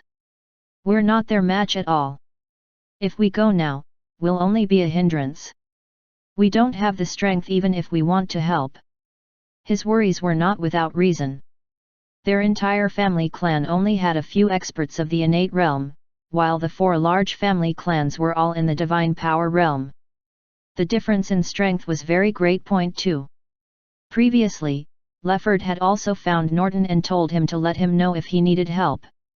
However, Norton had vowed that even if the people from the 4 large family clans came, he would naturally have a way to deal with them. There was nothing Leffert could do. He could only pray in his heart that the Nicholas family clan would survive this crisis without harm. Chapter 147, The Formation Bouncing Off Attack. Translator, Henai Translations Editor, Henai Translations. In the Nicholas family clan, everyone had heard what Porter had said. They were in disbelief and even very angry because some of these things were not done by the Nicholas family. Some things were clearly caused by others. They had not expected the 4 large family clans to distort the truth. Norton quickly explained, "You're talking nonsense. When you guys sent people to our martial arts hall to cause trouble, after we defeated them, they were robbed. It was obviously their bad luck. What had it got to do with the Nicholas family? Moreover, it was clear that the 4 of them from your family clan had looked for my grandson, Ron, first. How dare you come to my house to take revenge on us?" Norton paused for a moment and said in a slightly mocking tone, "You have attributed so many crimes to our Nicholas family. Do you have any evidence?" "On the ferry," Phil said disdainfully, "based on the fact that we have already caught those robbers, and that they have personally admitted that they were under your instructions." Norton naturally did not believe him. "Regarding the robbers, we can't just listen to your one-sided story. If you have the ability, let him come out and we'll confront him face to face. I would like to ask him how I had instructed him." "We had already killed the robbers," said Phil. "I think you guys are just guilty," Norton continued. "Now that there's no more evidence, no matter how much you accuse our family, we do not have the proof." "Cut the crap. What about the trial realm? Didn't Ron from your family clan kill our 4 descendants? Who knows what dirty methods he used? In any case, you have to give us an explanation for everything that happened in the past. Otherwise, don't think this lousy formation can block our path. I'll teach you a lesson. Beside him, Porter could not stand it anymore. Why are you wasting your breath on him? Just break this formation and see what else they can say. Porter had not been able to break the formation instantly earlier and felt a little embarrassed. He got ready to break the formation again. The energy in his body instantly converged. One could see that the space in front of him had turned into a dazzling golden light. Instantly, a huge bird covered in flames appeared. It flapped its wings rapidly and charged toward the Nicholas Palace. This time, Porter had used all his energy. He thought that he would definitely break the formation this time. However, to his surprise, the huge bird did not break through the shield directly. Instead, it collided head-on with the barrier. Seeing this, Porter thought that the 2 waves of energy were too powerful and were colliding, and that he would soon break through the shield. However, to Porter's surprise, the large bird was rebounded as the protective shield shook slightly. "Watch out, everyone," Potter shouted. "Dodge!"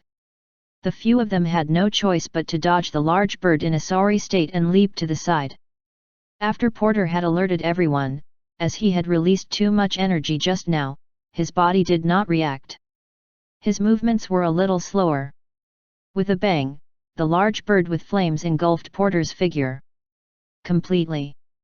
At the same time, the flying fairy under their feet shattered instantly and was drowned in the raging flames. All of this happened in a few seconds. Before everyone could react, they had already discovered that the flying fairy was gone, and there were only the red flames in the sky. The onlookers panicked again, afraid that the fireball would suddenly fall and hit them. Even Norton and his family had not expected this protective barrier to be so powerful. "I didn't expect this formation to be so powerful. Is this the formation set up by our old ancestor?" Xi Bolet, who had been in the garden, was also shocked when he saw this scene. He muttered to himself, "I didn't expect there to be a formation that can bounce off an attack. There is actually such a formation." Then, he recalled that when he had just arrived at the Nicholas family clan, he was also stopped by the formation. Back then, out of respect for himself, he felt that it was not good to break the formation without permission. It would be a disgrace to his status. However, fortunately, he did not forcefully break the formation back then. Now that he thought of it, he still felt a lingering fear. Moreover, Xi Bola had only read about this formation in some contents of an incomplete ancient book and had never seen one with his own eyes. He had always thought that this formation had long been lost. He did not expect to see it with his own eyes today in the Nicholas family. Xi Bola looked at the ball of red flames in the air and broke out in a cold sweat for the Nicholas family clan. Although the formation was very powerful and had successfully blocked the other party outside, it did not mean that they would be able to survive this crisis successfully. After all, the 4 large family clans were not to be trifled with. Xi Bola had long sensed that more than 4 people certainly had come here from the 4 large family clans. 4 people had suddenly appeared from the red flames from the different directions. They were naturally Pierre, Phil, Porter, and Primo. Half of Porter's clothes had been bummed, and his face was black. There were also traces of blood at the corners of his mouth. "Are you all right? Don't underestimate the enemy. They are far more powerful than we had imagined. TM fine." Cough, cough, cough. If it had not been for the fact that an old man by the name of Aldrich had saved him just now, he would have died here. This old man named Aldrich was the second uncle of a descendant of the 4 large family clans. He was already at level 8 of the Divine Power Realm. Apart from him, there were 3 others who had not appeared on the ferry. Unexpectedly, in order to deal with the Nicholas family clan, the 4 large family clans had actually sent out a total of 8 experts of the Divine Power Realm, and they were all of higher levels than Pyre and the others. One of them had even reached the peak of the divine power realm. This old man at the peak of the divine power realm was an elder of the Primo family clan who had retired for many years. His name was Alexander. Few people knew his name now, but 100 years ago, everyone knew him. It had been almost 30 years since Alexander appeared. There had been rumors that he might have passed away long ago, but unexpectedly, he had appeared again today to deal with the Nicholas family. None of the 4 large clans had underestimated this battle. Among the 4 large family clans, the Primo family clan was the weakest, but they had sent the most powerful people.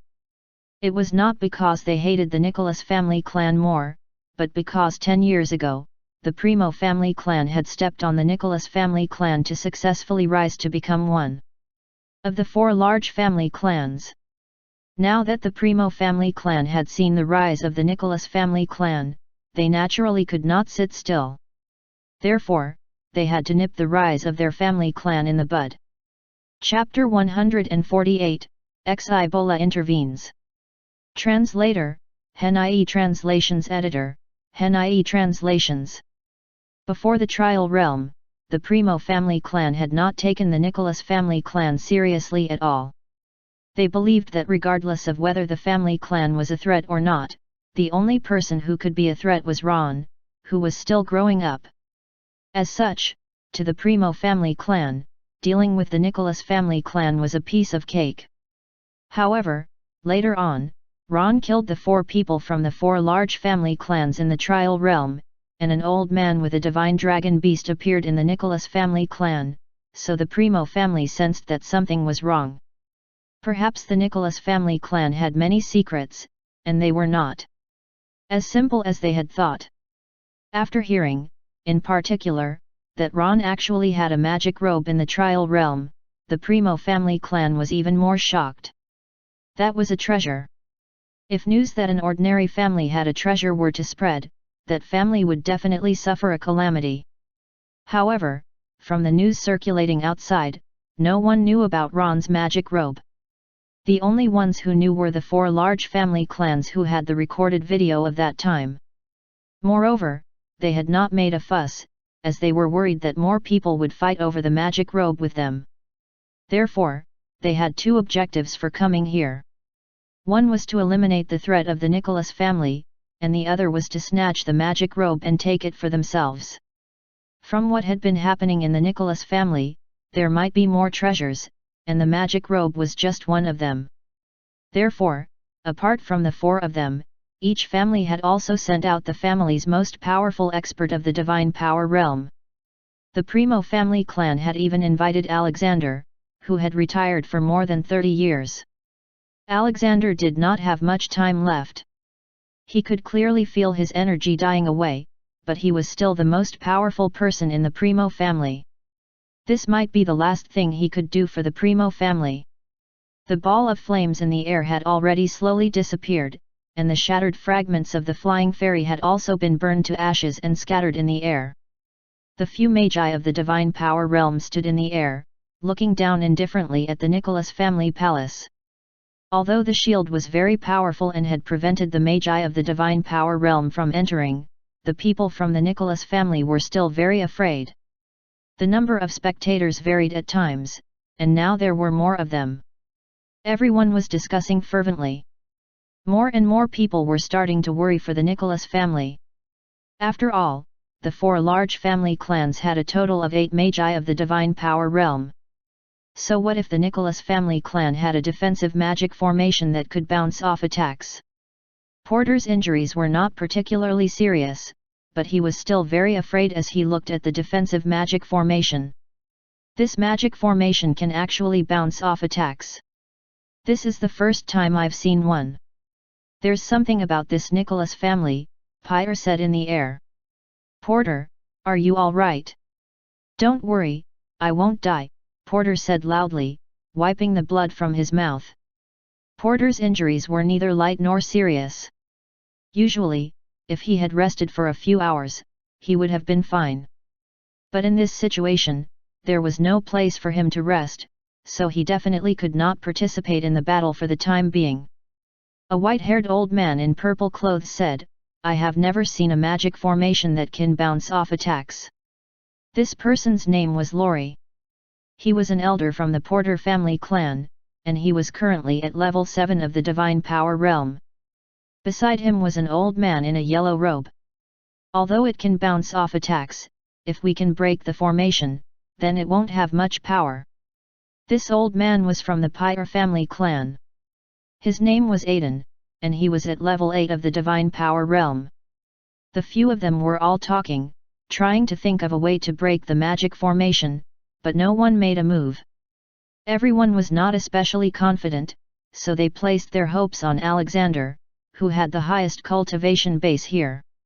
Alexander knew he was the most likely among them to break the formation. "I'll do it." Then, he gathered the energy in his body and an axe appeared in his hand. This axe instantly emitted the aura of a treasure. People in the know would be able to tell immediately that this axe was a very rare treasure. Soon, the axe descended rapidly with a golden glow. With a buzzing sound, the axe slashed down on the protective shield formed by the magic formation. However, it did not split open. The moment it was slashed, the protective shield vibrated violently, and the axe returned to Alexander's hand. After a long time, the protective shield regained its calm. Seeing this scene, Alexander and the others were very surprised. There was no rebound, which meant that this method was feasible. In other words, not everything would trigger the rebound mechanism. Perhaps it was due to coincidence, or perhaps it was because the energy of the axe was too great. Therefore, it seemed that the rebound mechanism was not so indestructible. Moreover, the few of them already had experience. Even if it was bounced off again, they would be able to dodge very well and not be injured like before. Soon, Alexander was gathering energy again. The axe was seen going around him once and hitting the protective shield again, louder this time. Just when everyone thought they were about to succeed, a white light floated out from the Nicholas Palace and collided with the axe. They then heard a clear sound, and then a divine dragon beast flew instantly into the sky and came opposite Alexander and the others. On the back of the divine dragon beast sat a white-haired old man. That's right, this old man was Xi Bolet. The white light just now was a jade pendant which Xi Bolet carried with him. Its energy level was much higher than that of the axe. Alexander could tell that the treasure was extraordinary. Although Xi Bolet was only at level 7 of the Divine Power Realm, Alexander dared not act rashly, so he did not continue to attack. In fact, Alexander and the others had already guessed that Xi Bolet would intervene, but because they had not known Xi Bolet's identity, nor did they know how powerful the mount and magical weapon were, they dared not make a move even though Xi Bolet was standing opposite them. "It's not good to bully a group of juniors with low cultivation bases," said Xi Bolet with a benevolent smile. Xi Bolet was already more than 100 years old, so most people were just juniors to him. "Who are you?" "TM Xi Bolet from the Sky Fortune Academy." Sky Fortune Academy. After hearing these words, even Alexander, who had the highest cultivation base, was extremely shocked. For a moment, he did not know what to say.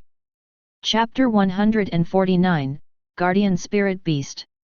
Translator, Henai Translations Editor, Henai Translations. Ordinary people would not even come into contact with the name of the Sky Fortune Academy, so it was normal for ordinary people not to know. However, Primo and the others must have known.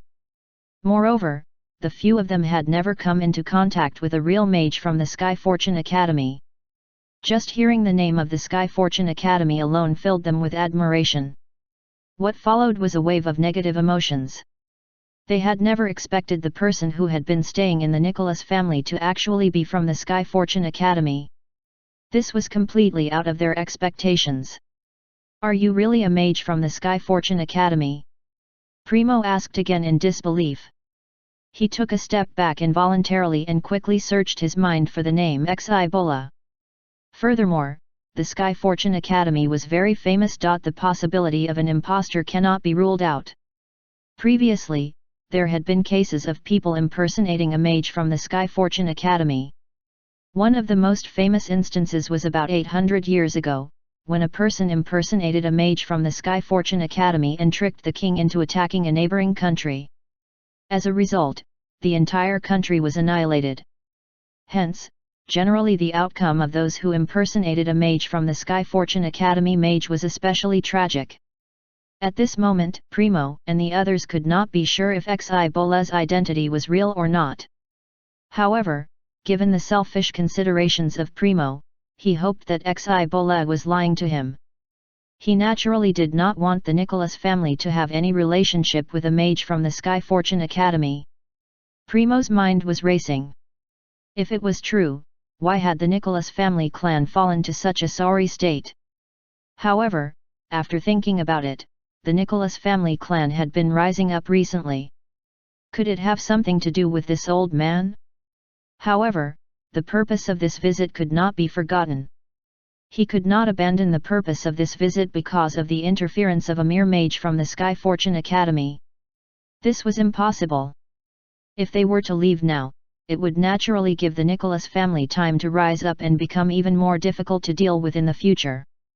It would be a greater threat. With this thought, Primo steeled his resolve not to let the Nicholas family off the hook. This is a feud between our family clan and the Nicholas family clan. It has nothing to do with the Sky Fortune Academy or you. I hope you won't intervene. In order not to provoke Xibola, Primo had tried his best to speak in a polite tone, but the meaning behind his words was that he wanted Xibola not to meddle in the matter. Lam very fated with the Nicholas family clan and have already stayed here for a very long while. Even if I have to thank them for their hospitality for the past few days, now that the Nicholas family clan is in trouble, there is no reason for me not to help, said Xibola calmly. If you all stop today, it can be regarded as the Sky Fortune Academy and I owe you all a favor. I hope all of you can consider this. Currently, Primo and the others were in a very conflicted state.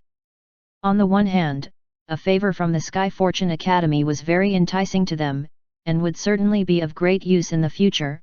On the other hand, if they gave up today, wouldn't they have to see the Nicholas family clan become stronger in the future? Respect the Sky Fortune Academy from the bottom of my heart, but I hope that you will not interfere with the feud between our two family clans. Therefore, it is best that Senior does not intervene. Primo was still determined to destroy the confidence of the Nicholas family today. As he spoke, Primo released a powerful energy which locked onto Xibola. Xibola had also discovered it. The energy in his body was surging continuously. The two of them were not giving in to each other. Despite this, Xibola was alone. Discounting Porter who had been injured, there were still 7 other magi with high cultivation bases. If the other party insisted on doing so, Xibola would not be able to resist. Upon hearing the other party's firm determination, Xibola sighed in his heart. Could it be that today is destined to be a calamity for the Nicholas family clan? This was all that Xibola could do. He had no choice but to wait for the Nicholas family to do their best and leave the rest to fate. His divination magic had only predicted impending calamity, but he could not predict the outcome no matter what. Xibola broke out in a cold sweat for the Nicholas family. After all, he did not know if the Nicholas family had any other methods. Just relying on the formation alone would definitely not be enough. In the Nicholas Palace, everyone looked at the few people in the sky and felt worried. One of them was even more worried, and that was Karaman. He had been wondering if he should go up if the enemy rushed into the house later. If he were to go up, his cultivation base being inferior to everyone, he would surely die.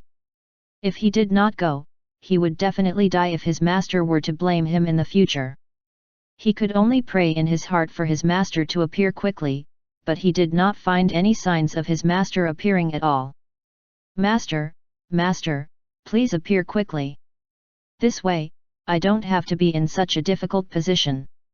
Master won't just disregard the life and death of the descendants of the Nicholas family clan, right? No, Master has been so caring toward the Nicholas family previously, he definitely won't. Just as Karaman was thinking about this, there seemed to be two small figures fighting in his mind. Suddenly, he felt a huge burst of energy in the air. It turned out that Primo had already suppressed Xi Bolet, and the few remaining people had already started to make their moves on the Nicholas family. Seeing that its master was being suppressed, the spirit beast beneath Xi Bolet could not stand it anymore. However, it could not do anything except flap its wings continuously. Suddenly, they heard a swoosh in the sky and a beast-like cry in the distance. None of the magi present had expected it. Xi Bolet, who was about to get out of the suppression, was very happy to see this scene. The few people who were about to attack the Nicholas family also looked at the scene in a daze. In the distant horizon, a scene similar to the sunrise appeared. A large part of the sky was red, and in the deepest depths of the red, there was a rainbow cloud. Along with the appearance of the seven-color auspicious cloud, a beam of light suddenly streaked across the sky. Accompanying the light was a wild beast in the shape of a peacock with wings of 5 colors. In that instant, everyone had felt an incomparably huge amount of energy, causing Primo and the others to reveal shocked and troubled expressions. Demonic beast, this is a demonic beast. Peak of level 6. Everyone, be careful. With the appearance of the demonic beast, the sky suddenly turned from red to grey. Instantly, a strong gust of wind blew, and all of it blew toward Primo and the others. In an instant, lightning flashed and thunder rumbled in the sky. Bolts of lightning struck down from the sky one after another, and all of them struck at Primo and the others. Chapter 150, Who Dares to Create a Scene? Translator, Henai Translations Editor, Henai Translations. Seeing the strange scene after the demonic beast appeared, Primo and the others no longer had the time to think. They could only instinctively erupt the energy in their bodies to block the lightning, otherwise, they would die here. However, the few of them almost could not withstand the lightning in the sky. They were a little tired from having fought for too long. 3. Boom! Boom! Boom! A series of loud sounds could be heard.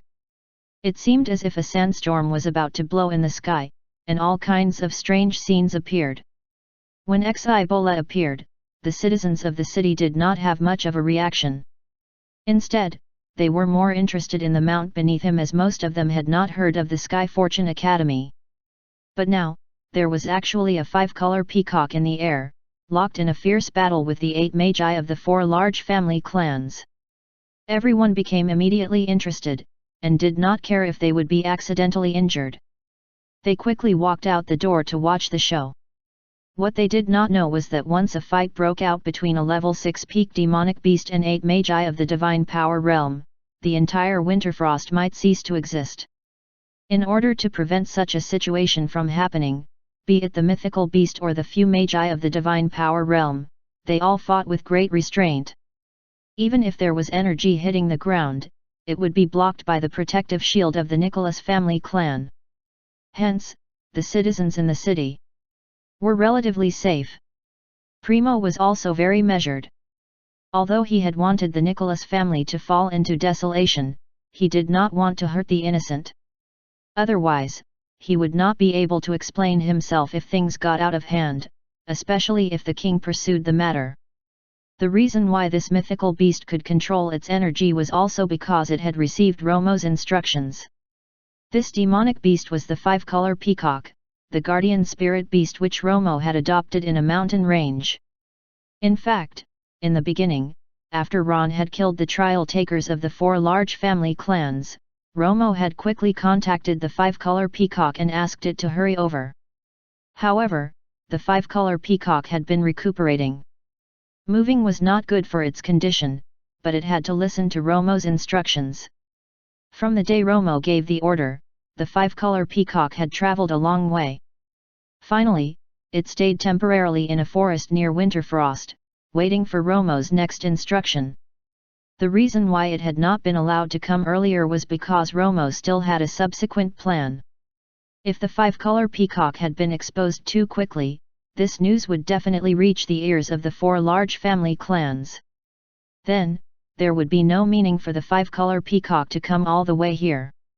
After the 4 large family clans had arrived, Romo did not let the 5-color peacock rush over immediately. He wanted to see everyone's response. It was not just the response of the 4 large family clans, but also the ability of his family to respond on the spot in a crisis. This was very important. All this was an important reference standard for evaluating a person in the future. Romo was not worried. After all, the family clan's magic protection shield could not be breached in a short period of time, so no one would be in danger for the time being. However, unknown to Primo and the others, who had thought that a sustained attack would be able to break through the formation, was that Romo was able to continuously repair it. By using faith points, he could increase the durability of the formation. Romo had not planned to expend his faith points initially, but when the other party planned to continue with their attack, he had let the 5-color peacock attack. In the ancestral hall of the Nicholas family, Romo was also looking at the battle in the sky. He said, "This won't do. We won't be able to complete the mission like this." It turned out that the moment the people from the 4 large family clans appeared, Romo had received an urgent mission. It was similar to the previous urgent mission, which was to resolve the family clan's crisis.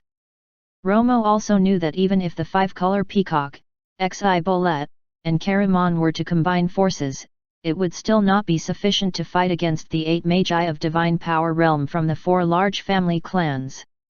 Romo planned to let them into the inner areas of the Nicholas Palace if the situation became bad.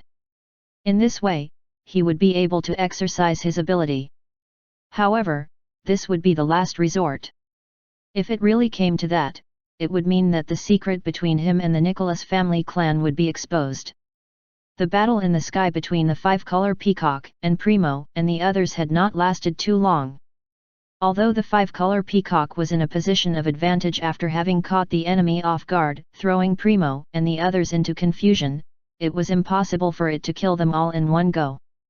After Primo and the others had gradually gotten adjusted to it, the 5-color peacock had no choice but to pull away from the enemy and adopt a defensive posture. This way, it could extend the combat time and exhaust the enemy's energy. On the other hand, Primo and the others were worried that the 5-color peacock still had some major moves it had not used. They were a little too cautious and dared not attack rashly. The few of them had no choice but to gather together to discuss countermeasures. At this moment, the 5-color peacock had flown to Xi Bole's side. It flapped its wings in a very friendly manner without any hostility. Even the commoners underground could tell that this 5-color peacock was here solely to help the Nicholas family, and deal with the 4 large family clans. No one had expected the Nicholas family clan to have a 5-color peacock, and one at the peak of level 6. Compared to the others, the people from the Nicholas family did not even know that their family clan had such a spirit beast. However, they quickly accepted it.